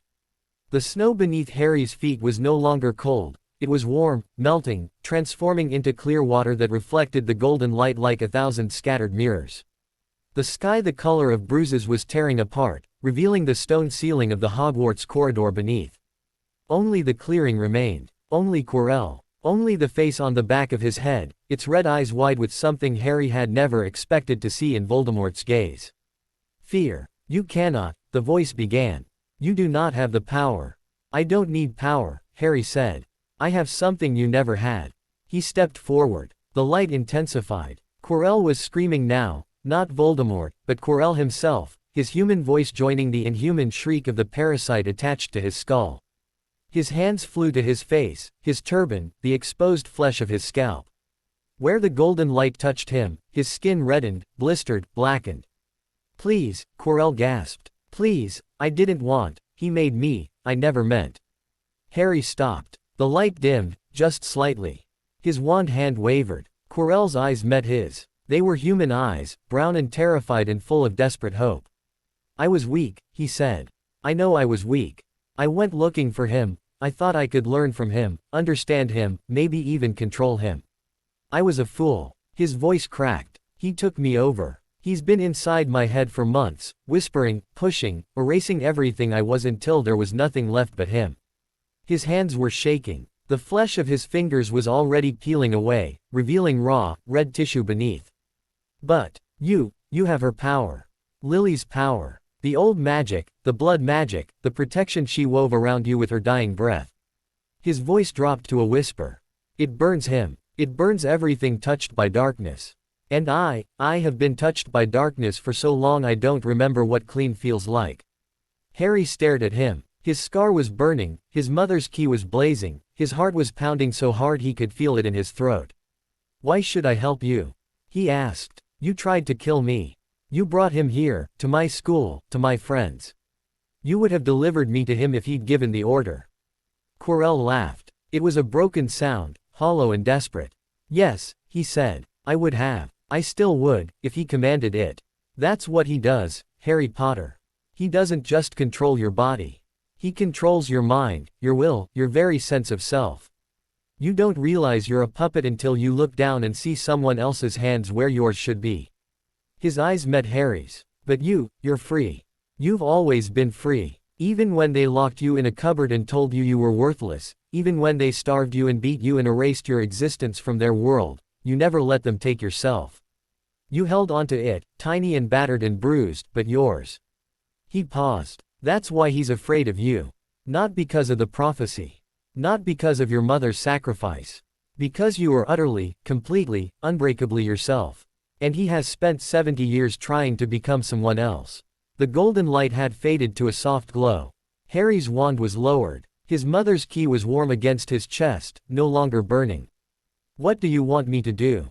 He asked. Quirrell smiled. It was a sad smile, a tired smile, the smile of a man who had finally stopped running. Let me go, he said. Not him, me. The part of me that's still Quirinius Quirrell, the boy who loved learning and travel and the smell of old books. Let me go before he destroys me completely.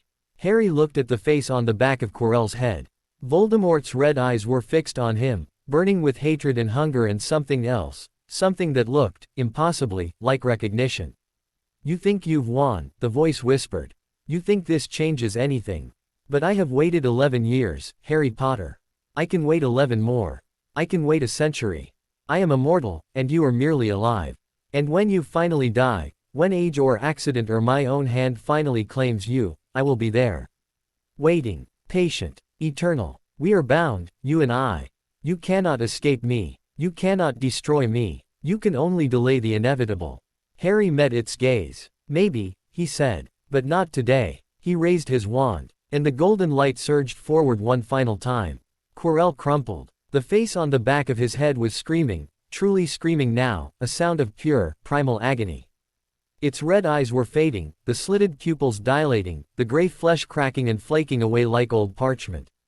The voice that emerged was no longer cold and controlled. It was raw, desperate, the cry of a wounded animal. This is not the end, Potter. This is not. I will return. I will find you. I will make you suffer for every moment of pain you have caused me. The face dissolved. Quirrell's body went limp. He collapsed face first into the melting snow, his turbanless head a mess of burnt flesh and weeping blisters. His chest rose and fell. He was alive, but Voldemort was gone. Harry stood over him, his wand still raised, his mother's key cooling against his chest.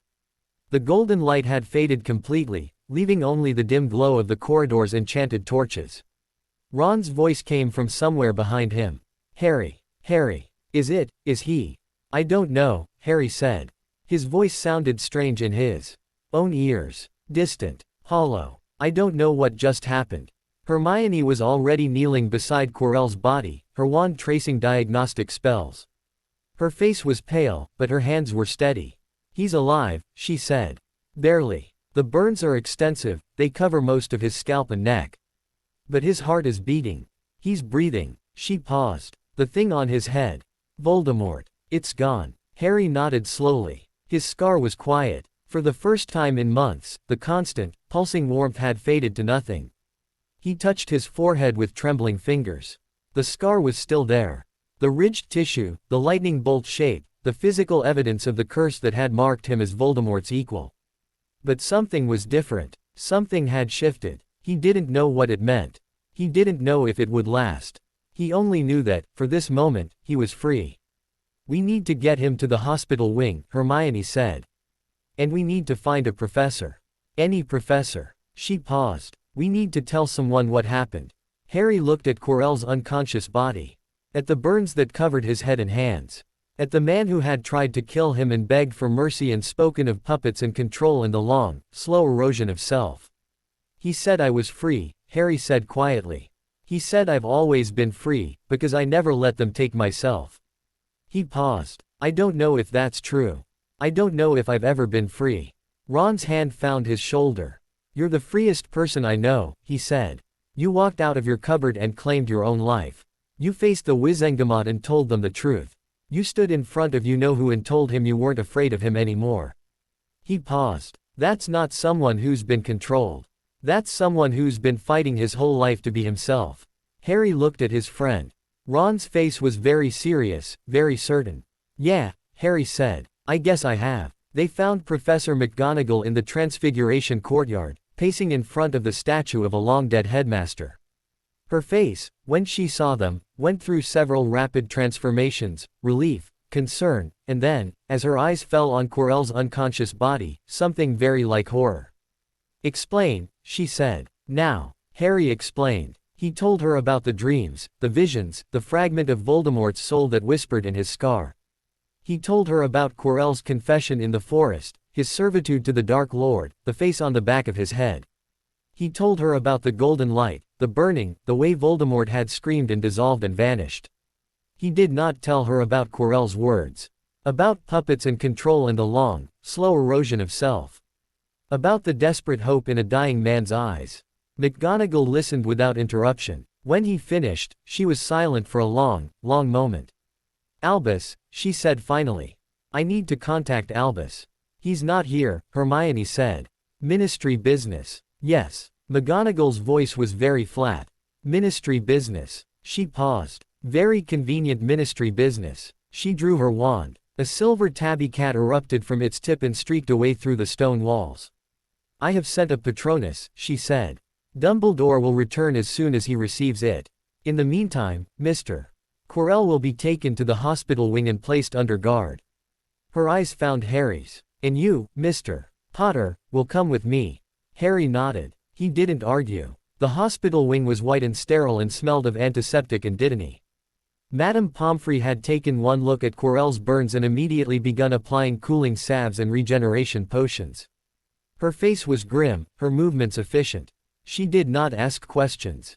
Harry sat in a chair beside the bed, watching Quirrell's chest rise and fall. Ron and Hermione sat on either side of him, close enough to touch.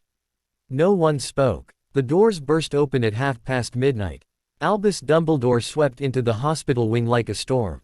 His robes were travel-stained, his hair disheveled, his eyes, usually twinkling with gentle amusement, were hard and bright and very, very old. "Minerva," he said. "Report." McGonagall did. Dumbledore listened. His face revealed nothing. When she finished, he turned to Harry. "Mr. Potter," he said, "you have had an eventful evening." Harry met his gaze. "Yes. You confronted the Dark Lord and his servant. You drove the Dark Lord from his host. You defended yourself and your friends with magic you did not know you possessed." He paused. "And you did not call for help." Harry's jaw tightened. "There wasn't time," he said. "And even if there was, who would I have called? You weren't here. McGonagall wasn't here. Snape." He stopped. "I don't know who to trust." Dumbledore's expression flickered. "Pain, perhaps. Or guilt." "You can trust me," he said quietly. Harry shook his head. "No," he said. "I can't. You left me with the Dursleys. You knew what they were like, and you left me there anyway. You kept secrets from me, about my parents, about the prophecy, about the fragment of Voldemort's soul that's been living in my scars since I was a baby. You let me walk into Hogwarts without knowing that I was carrying a piece of the most dangerous dark wizard in history inside my own head." His voice was steady. His hands were steady. So no. I don't trust you. I don't know if I'll ever trust you. The silence that followed was absolute. Even Madame Pomfrey's potions had stopped bubbling. Dumbledore closed his eyes. You are right, he said. I have failed you. I have failed your parents. I have spent 11 years believing that I was protecting you, when in truth I was protecting myself, from the guilt, the grief, the knowledge that I had placed a child in the care of people who would never love him. He opened his eyes. I cannot undo the past. I cannot give you back the childhood the Dursleys stole. I cannot remove the fragment of Tom Riddle's soul from your scar, though I swear to you, I will move heaven and earth to find a way. He paused. But I can promise you this, I will never lie to you again. I will never keep a secret that you have the right to know. And I will never, ever leave you to face the darkness alone. Harry studied him. The old wizard's face was stripped of its usual twinkling benevolence, revealing the weary, grieving man beneath. I don't believe you, Harry said. Not yet. But I'm willing to give you a chance to prove me wrong. Dumbledore nodded slowly. That is more than I deserve, he said. I will endeavor not to waste it. Quirrell woke at dawn. His eyes were human. Brown, confused, unfocused. He looked around the hospital wing with the bewilderment of someone who had just woken from a very long, very strange dream. Where? He began. His voice cracked. What happened? Madame Pomfrey was at his bedside instantly, her wand tracing diagnostic spells. You're in the hospital wing at Hogwarts, she said. You've suffered severe dark magic burns and extensive soul damage. You're going to be fine, but you need rest. Quirrell's hand flew to his head. His fingers encountered bandages, smooth and clean. He's gone, he whispered. He's actually gone. Yes, Dumbledore said. He was standing at the foot of the bed, his expression grave. The fragment of Tom Riddle's soul that was attached to you has been destroyed. You are free. Quirrell stared at him. His eyes filled with tears. I never thought, he began. I never believed, he stopped. Swallowed. I tried to kill a child. I brought the Dark Lord into this castle. I would have delivered Harry Potter to him if he'd given the order. His voice broke. I don't deserve to be free. Dumbledore shook his head slowly. Deserve, he said, has very little to do with it. You were enslaved by the most powerful dark wizard of our age. You were controlled, manipulated, slowly erased until nothing remained but his will. He paused. That is not a crime. That is a tragedy. Quirrell's tears spilled over. What happens now? He asked. Dumbledore was silent for a long moment. Now, he said, you heal. You rest. You begin the long, difficult work of reclaiming yourself from the ruins of his occupation. He paused. And when you are ready, if you are ready, you will face the Wizengamot and answer for your actions. I will speak in your defense. I will not lie about what you did, but I will tell them the truth about how and why you did it. Quirrell nodded slowly. His hands were shaking. Thank you, he whispered. Thank you. Dumbledore inclined his head. Then he turned and walked away, his robes billowing behind him. Harry stayed in the hospital wing for the rest of the day. Not because he was injured, Madame Pomfrey had pronounced him miraculously unharmed, aside from the lingering burn of his scar. He stayed because Quirrell asked him to. I need to tell you something, Quirrell said. His voice was weak, his face pale beneath the bandages. About the fragment. The piece of him that's inside you. Harry's scar pulsed. A warning. A reminder. What about it? Quirrell's eyes met his. They were very tired, very sad. He told me things, he said. When he was inside my head, he couldn't help but share his thoughts. His plans. His fears. He paused. He's afraid of you, Harry Potter. Not because of the prophecy. Not because of your mother's sacrifice. Because of what you represent. Harry waited. He has spent 70 years trying to transcend death, Quirrell said. Trying to become something more than human. He tore his soul apart and hid the pieces in objects, believing that as long as the fragments survived, he could never truly die. He paused. But you died, in a way, that night in Godric's Hollow. The killing curse hit you, and you should have perished. Instead, you survived. And a piece of him died with you. His voice dropped. He doesn't understand how. He doesn't understand why. All he knows is that you carry a fragment of his soul, and that fragment is changing. It's becoming something he doesn't recognize. Something that responds to your will, your emotions, your choices. He met Harry's eyes. He thinks He fears that you might be able to destroy the rest of his Horcruxes. That the piece of him inside you might somehow be the key to unraveling everything he's built. Harry's breath caught. The Horcruxes, he said. You know where they are. Quirrell shook his head slowly. No, he said. He never told me that. He never told anyone. But I know there are more than one. I know he created at least 3 before he attacked your family. He paused. And I know he's been trying to create another one since his defeat. He needs a vessel, a living vessel, to complete the ritual. A living vessel. Harry's scar pulsed. He tried to use me, Harry said. That night in Godric's Hollow. The killing curse rebounded and a piece of his soul attached itself to me. He paused. He's been trying to use me ever since. The dreams, the visions, the voice in my head, he's been trying to turn me into another Horcrux. Quirrell nodded slowly. Yes, he said. And he will keep trying. He will never stop. You carry something he wants, something he needs, and he will tear apart the world to get it back. He reached out. His bandaged hand hovered in the air between them, not quite touching Harry's arm. But you have something he doesn't, he said. You have people who love you. You have friends who would die for you. You have a mother who wove her protection into your skin and a father who taught you how to be brave. His voice dropped to a whisper. And you have yourself. Not a fragment, not a vessel, not a weapon. Yourself. Whole and entire and utterly, completely yours. He lowered his hand. That is why he's afraid of you. Not because of your power. Because you are free. And he has spent his entire existence trying to escape the cage of his own making. Harry was silent for a long moment. Why are you telling me this? He asked. You barely know me. A few hours ago, you were trying to kill me. Quirrell smiled. It was a small, sad smile. Because you showed me mercy, he said. When you had every reason to destroy me, you chose to let me go. You gave me a chance to reclaim myself. He paused. That is not the action of a weapon. That is the action of a human being.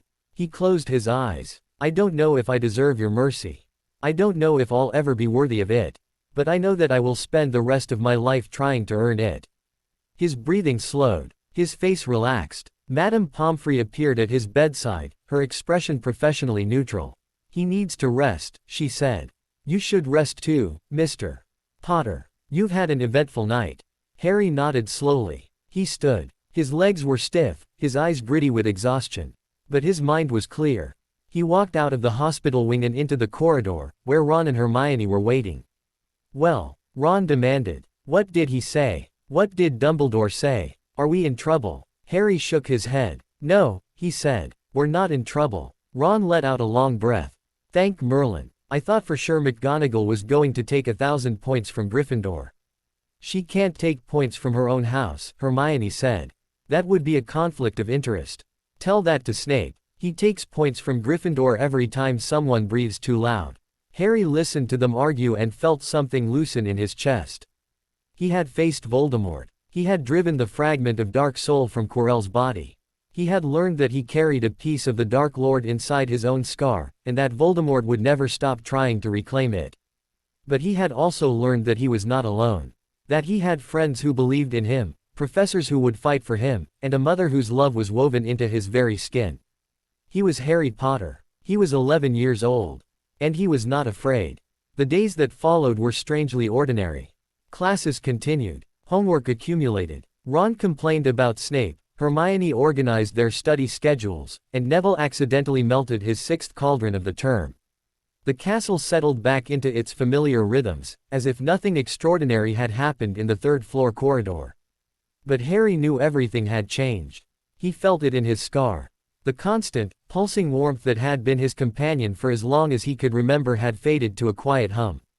Voldemort was still out there, Quirrell had been certain of that, but he was wounded, diminished, forced to retreat and regroup. The fragment of his soul that had been attached to Quirrell was gone, destroyed by the golden light that had poured from Harry's chest. Harry didn't understand that light. He didn't know where it came from, or how to summon it again, or whether it would even respond to his will. But he knew, with a certainty that settled deep in his bones, that it was connected to his mother. To her sacrifice, her love, the protective enchantments she had woven around him with her dying breath. The old magic, the blood magic, the power Voldemort had dismissed as insignificant and had been Destroyed by twice. He wasn't afraid of it. He wasn't even confused by it. He simply accepted it, the way he had accepted his father's cloak and his mother's key and the silver snitch that taught him how to laugh. It was part of him. It had always been part of him. And he would learn to use it, the way he had learned to use everything else his parents had left him. Spring arrived, tentative and gray. The snow melted from the grounds, revealing patches of green grass and the first brave daffodils. The forbidden forest stood dark and patient at the edge of the grounds, its secrets waiting. The lake thawed, its surface rippling with the movement of creatures beneath. Harry spent his afternoons at the Quidditch pitch, flying. Ron had given up trying to teach him the rules. Harry absorbed them instinctively, the way his father had absorbed them before him. He practiced dives and turns and sudden stops, his body learning the language of the broom. He wasn't fast enough to be a chaser, or aggressive enough to be a beater. But he could spot the tiny flash of gold at 100 meters, and when he chased it, he caught it. Wood noticed. "Potter," he said one evening, appearing at the edge of the pitch. "How old are you?" 11, Harry said. 12 in July. Wood's eyes narrowed. "You've never played organized Quidditch."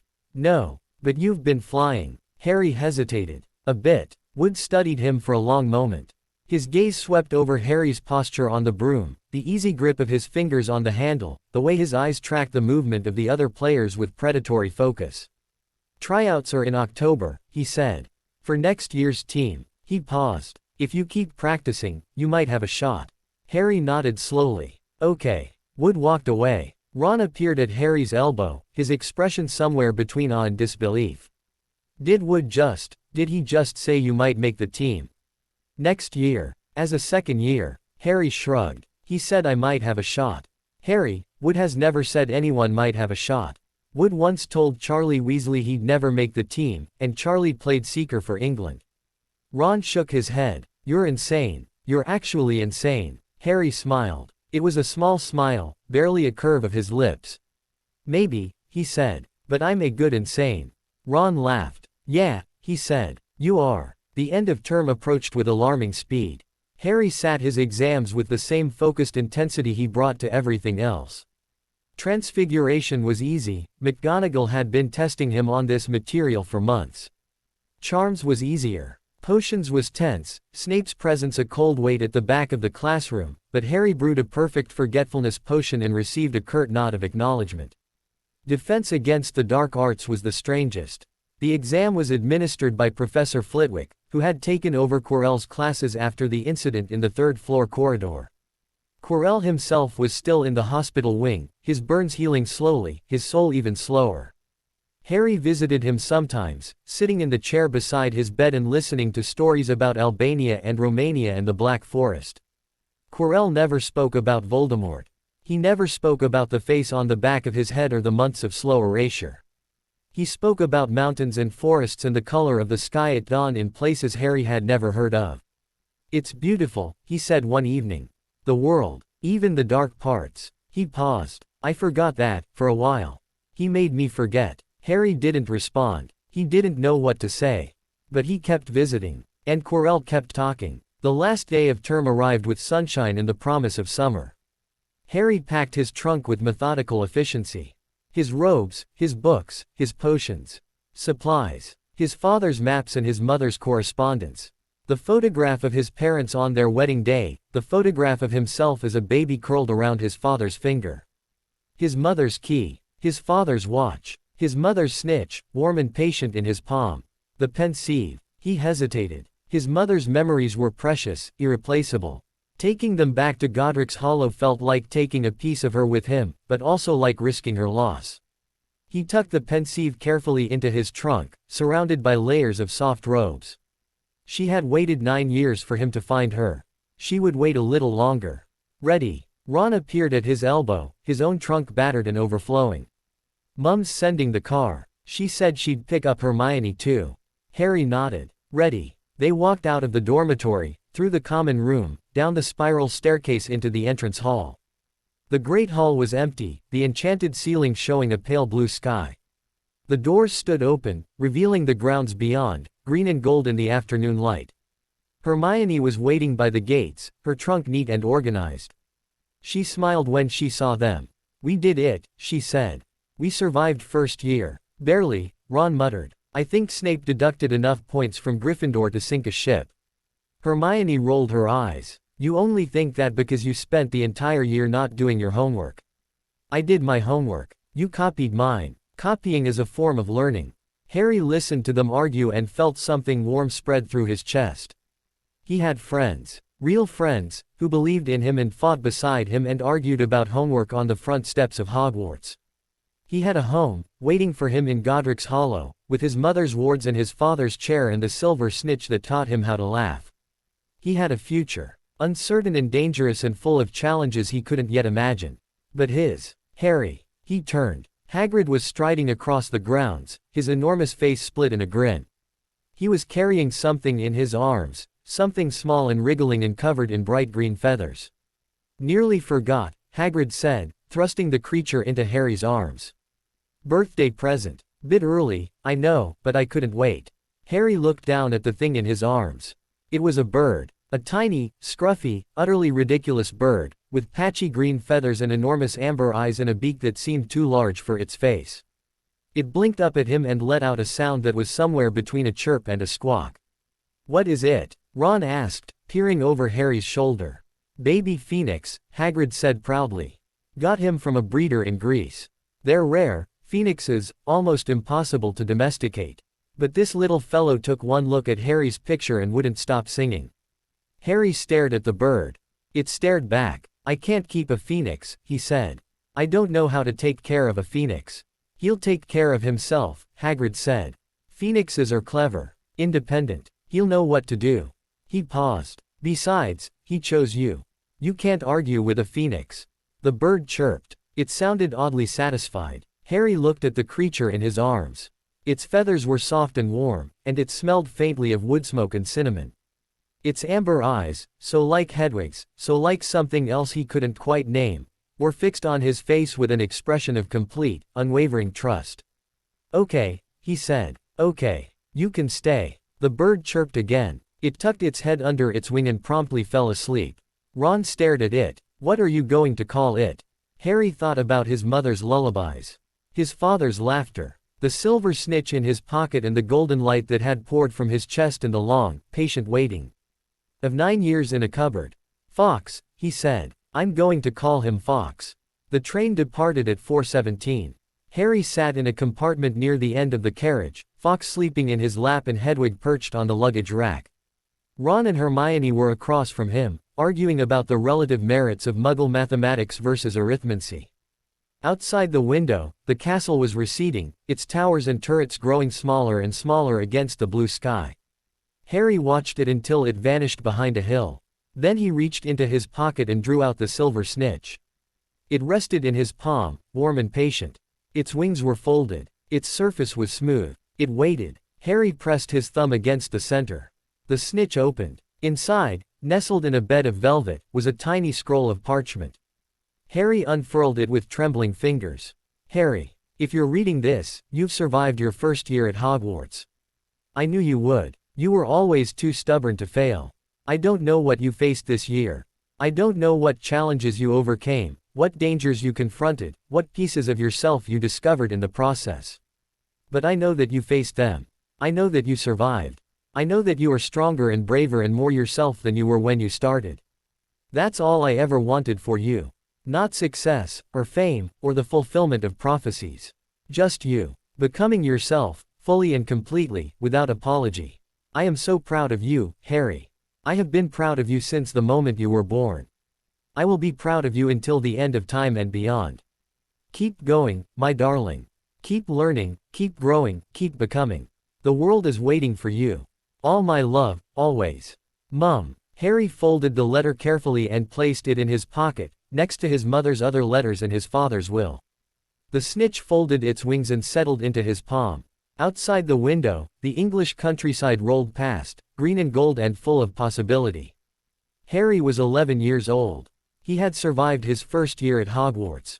He had faced Voldemort and driven him from his host. He had learned that he carried a fragment of dark soul in his scar, and that he would spend the rest of his life fighting to be free of it. He had made friends. He had found a home. He had begun to understand who he was and who he wanted to become. He was Harry Potter. And this was only the beginning.